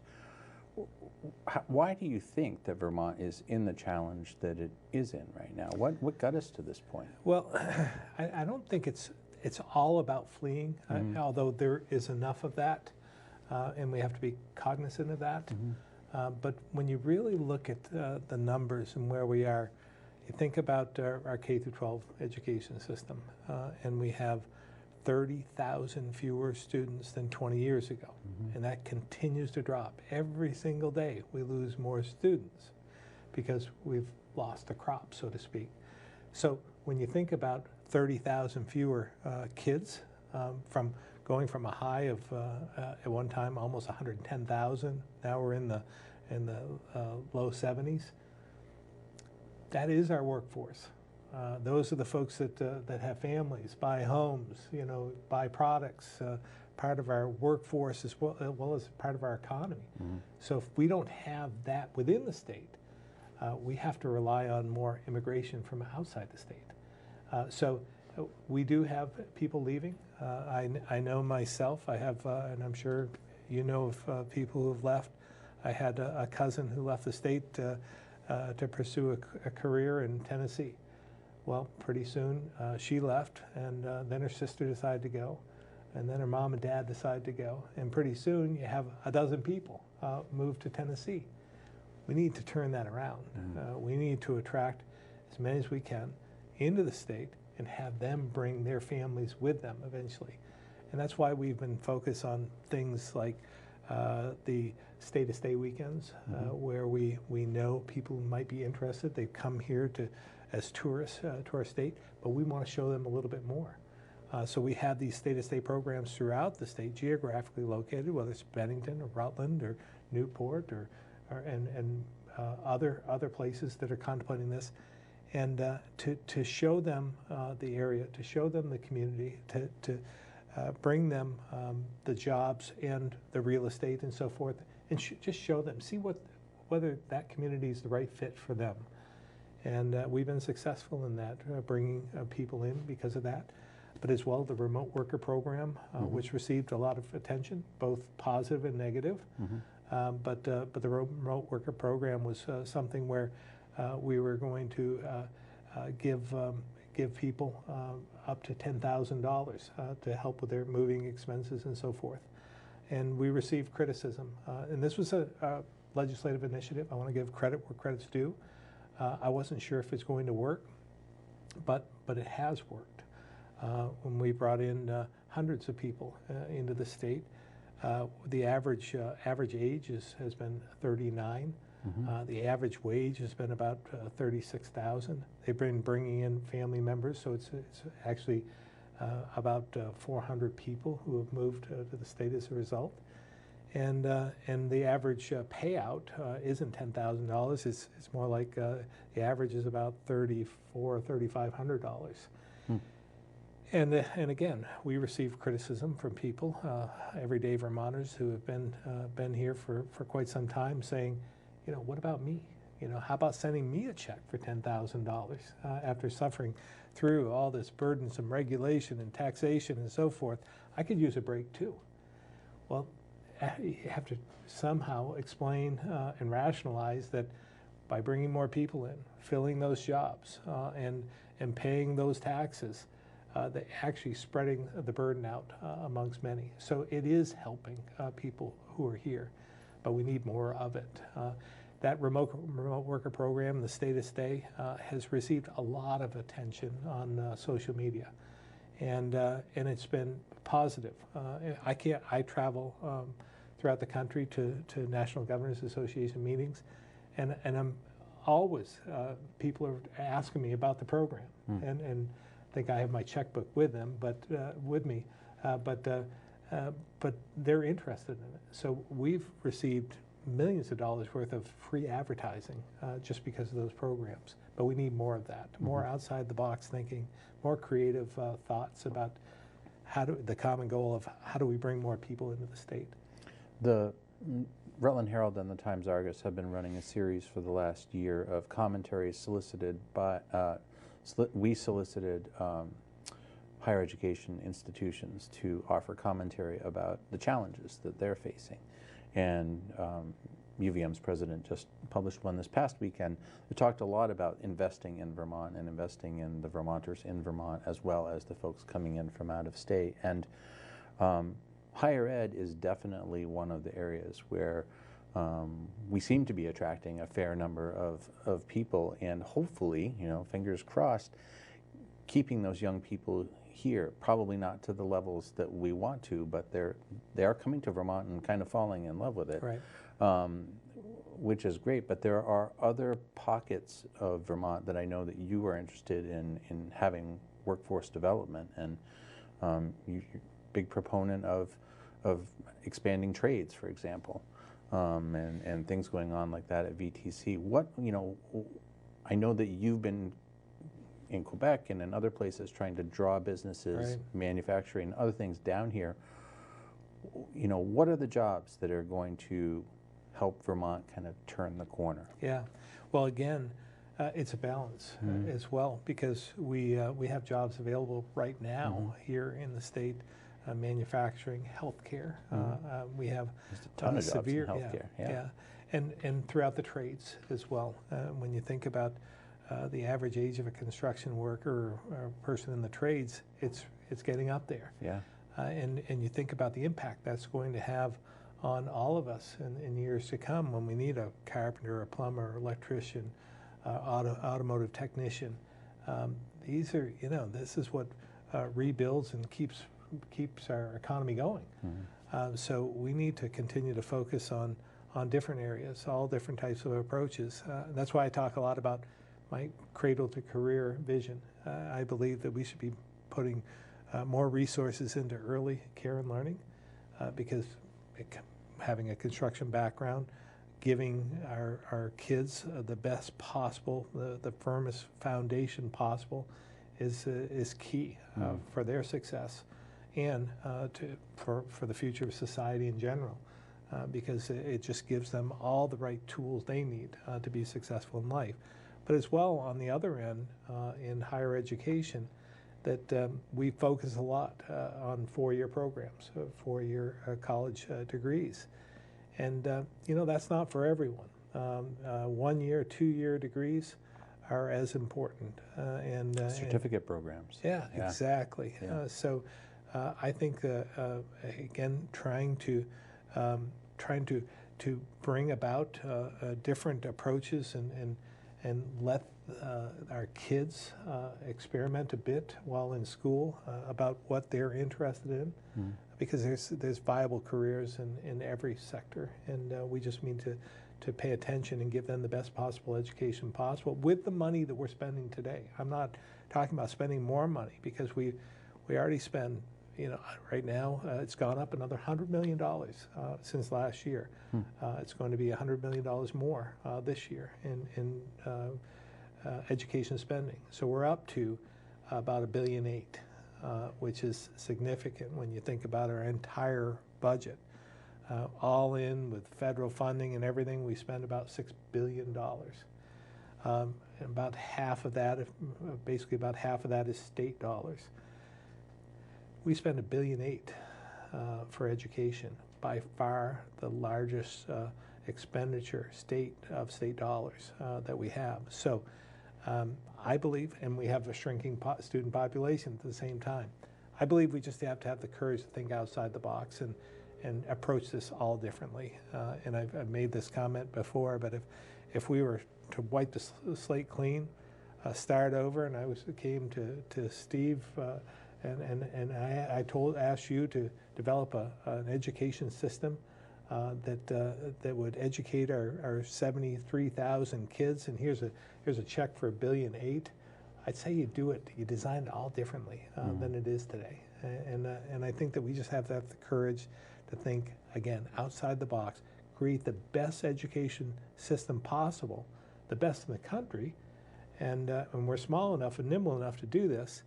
If we could do that, that would be one of the best economic tools that we could possibly ask for. That would draw families to our state. A lot of those are mandates that tie up that money. So the obvious question is, why hasn't it happened? Why can't we hit that reset button? I think there's just so many different opinions on education in Vermont, and there are some who say there's nothing we can do about it. It's local control, and it is in some respects. I mean, it is about local control, but I think Act 60 took care of a good share of local control. So again, I think we just have to create as much flexibility as possible and provide.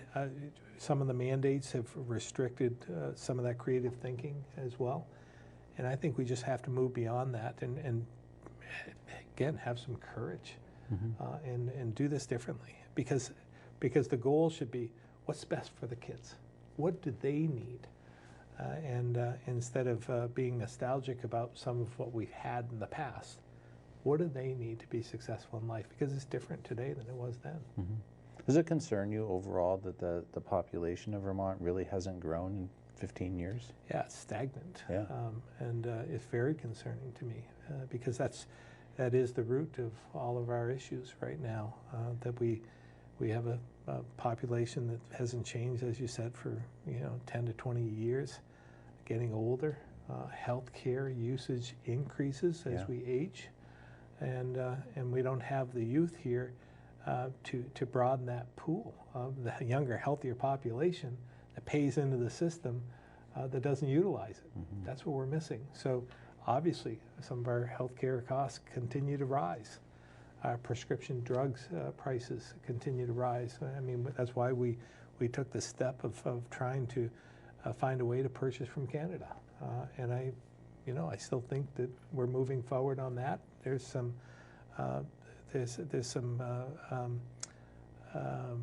promise there, but that's not the total answer either. What we need is more people here.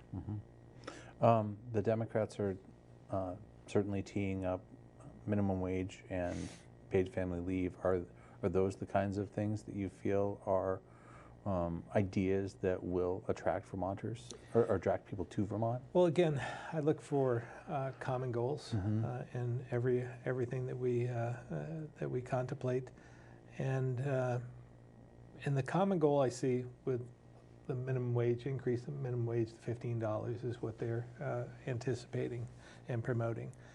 And I've said that I believe the common goal is we want more money in the pockets of Vermonters, right? So there's a couple different approaches. One is to artificially raise your wages. The other is to make sure that you're not putting any undue costs on Vermonters, and pay attention to that as well. And the market has an effect as well, supply and demand. Mm-hmm. We're seeing it right now in real time that the wages are increasing, and if a higher minimum wage was a tool that attracted more people to a state, we have one of the highest now, and it obviously isn't working. Mm-hmm. We have New Hampshire right across the river. They're at $7.25, and their economy's doing quite well. Mm-hmm. So it would lead me to believe that isn't the answer. That 15 come to Vermont and get $15 minimum wage. I'm not sure resonates. I don't think it works. But again, we've taken steps over the years, increasing the minimum wage and tie it to the rate of inflation. It's up around $11 now, mm-hmm. and I believe that we need to pay attention, because we don't want to lose some of the businesses, Main Street businesses, and some of the rural areas that are struggling to get by. We don't want to penalize them either. Mm-hmm. And they're mad. Yeah. I mean, I'm sure you hear it loud and clear as a Republican governor in a pretty Republican state, or at least used to be. Used to be. Yeah. As well, the paid family leave. Mm-hmm. I agree. I think it's time we move forward with some sort of a family leave program. I believe that we should do a voluntary family leave program first, mm-hmm. And build the structure necessary to move forward. And if in a few years the voluntary family leave doesn't work, you'll have the structure in place to do what you want. But right now, to have a payroll tax that's going to raise $25 to $80 million, to me just doesn't make sense right now. Let's build the structure. Let's have a voluntary plan, and then let's see where that brings us. And I believe that has promise. And again, then you build the structure first, walk before you run, and then see where we go from there. Governor Snelling rather famously came up with a budget that cut expenses and raised taxes and fees to a certain degree. And you up to this point have pretty much held the line that you don't want to put any undue burden on Vermonters, and they have said pretty loud and clear they don't want you to. Yeah. Does that tie your hands, though? Well, I don't know if it ties my hands, because what we did in the first 2 years, put a line in the sand, and I was rigid about that. I went through a few vetoes as a result. But I thought we were spending more than we're taking in. We've been doing that for quite a number of years, and we had to keep raising taxes in order to satisfy our spending habits. So I said we need to stop, and I made that promise during the campaign, and I adhered to it. So for 2 years, we didn't raise taxes or fees. After I was elected the second time last year, I said we can take a look. You know, if there's fees that make sense, as long as we control our spending, as long as we are under the constraints of a growth rate calculation that doesn't grow our spending doesn't grow any faster than our economy. We've taken that correction in those 2 years. We can move a little bit, which we did. We adhered to that and kept within those constraints. And that's what I'd like to do this year as well. Stay within the growth rate calculation, make sure that we're not spending any faster than someone's pocketbook. And I think that's important to Vermonters. If we're going to attract more people here, it's got to be affordable for them. So it's all about balance, but we have some other pressures as well. I mean, for 3 years now, I think we'll see some more of a surplus this year, like we have the last 2 years, even while we've reduced spending or stopped spending to grow the growth of spending as much as we had in previous years, and same with the fees and so forth. We've seen more revenue coming in. The economy's a little bit healthier, seen more revenue coming in, and but the frustrating part is, even though we have more money on the bottom line, we didn't keep up over the last couple of decades, 2 or 3 decades, didn't keep up with our promises made with pensions.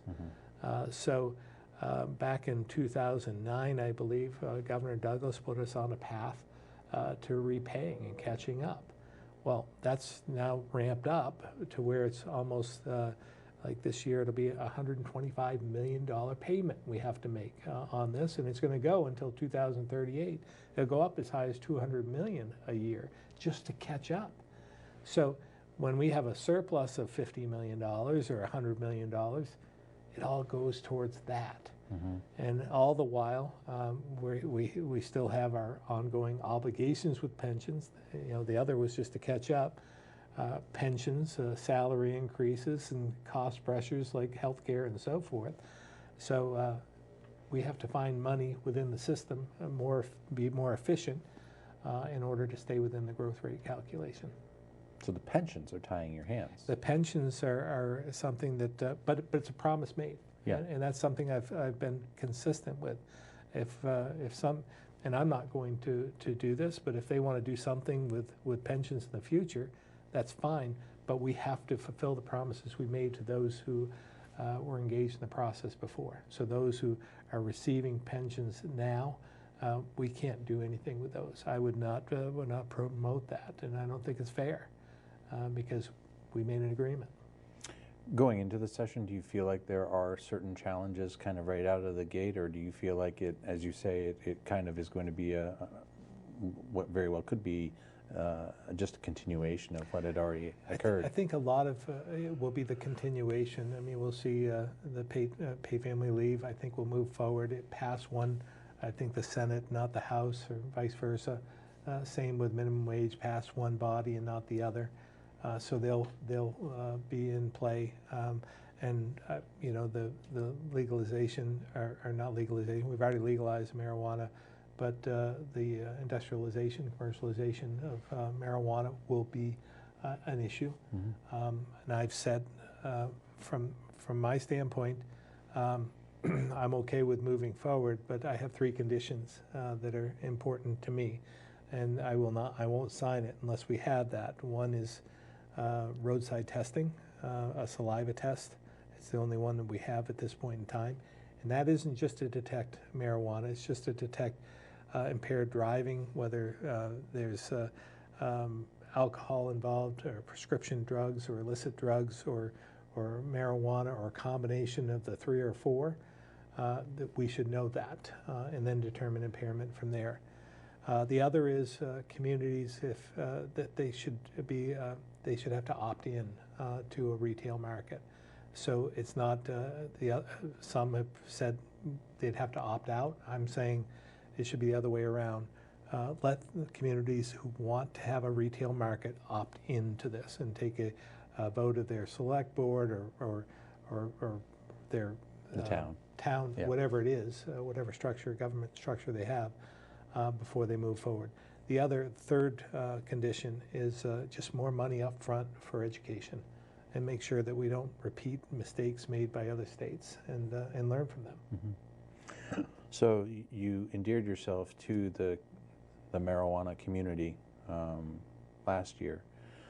You have irritated your base on your position on drugs and being pro-choice.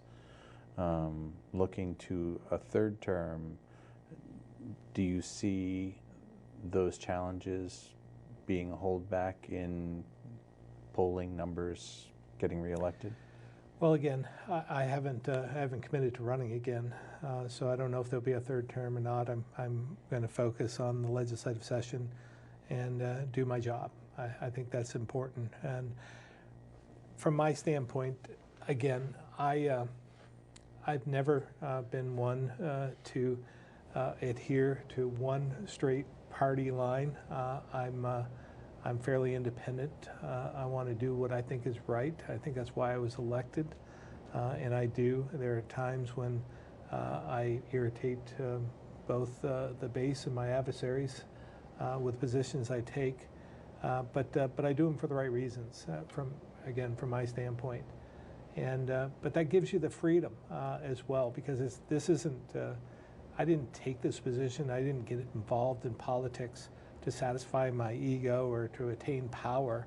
It was to try and move Vermont in a different direction and to pay attention to things like demographics and workforce and the economy and so forth. If I continue to do what I think is right and best and for the right reasons, I'll live with the consequences. And I was quite willing to do that. I took some action on different issues in my first 2 years. And I owned up to it, and I said that if that wasn't what the voters wanted, that they would let me know, and I was willing to accept that. And if I decide to run again, I'd be in the same position. It's okay. These shouldn't be lifetime positions, and this isn't something that you shouldn't do everything and to get reelected, right? You should govern according to what's right for your state and for the general population. Well, on that note, the national political scene at this very moment, as we're talking, is probably as shrill as it's ever been, and that has to be taking a toll on the politics of the state. You have to be seeing it at just about every corner. In the couple minutes that we have left, how is that discourse and that lack of listening to one another and talking over one another and mean-spiritedness, how is that affecting Vermont? Yeah, well, the lack of respect and decency and civility that I've seen across the country is concerning. We become so tribalized, and we receive our information so differently than we did 20 or 30 years ago, and I think that's part of the problem as well. Bring back newspapers. Well, it's true though. I mean, you don't get independent news. You turn on something and it reinforces what you're thinking. If you don't like what you're hearing, find another station and you'll get exactly what you want and reinforce all those thoughts that you've been having, and you don't listen to the other side. And throughout my political life, I've tried to listen. And I've tried to do things, again, for the right reasons. And sometimes I'm not always right. And I have to learn from that and accept that. And I'm really concerned with the polarization we're seeing throughout our country. This is tearing us apart. It's either you're either on one side or the other. And for those of us who are more moderate in the center, it's very uncomfortable for us because the others have made their mind up. We're in the middle. And so the focus is on us, and if we're not in one camp or another, we're being eaten up by both sides, and that's concerning because I believe that the vast majority of people are more independent and more moderate and more in the middle than. Well, the good news is there's more of them. Yeah. But I'll continue to try and promote civility, and I've never adhered to some of the discourse that they were seeing throughout our country. And I think we need better role models in this country. I was talking with you before about Travis Roy. I mean, there's a role model for you. And if you haven't seen his story or heard his story, check it out. Reflect, and your problems will probably pale in comparison.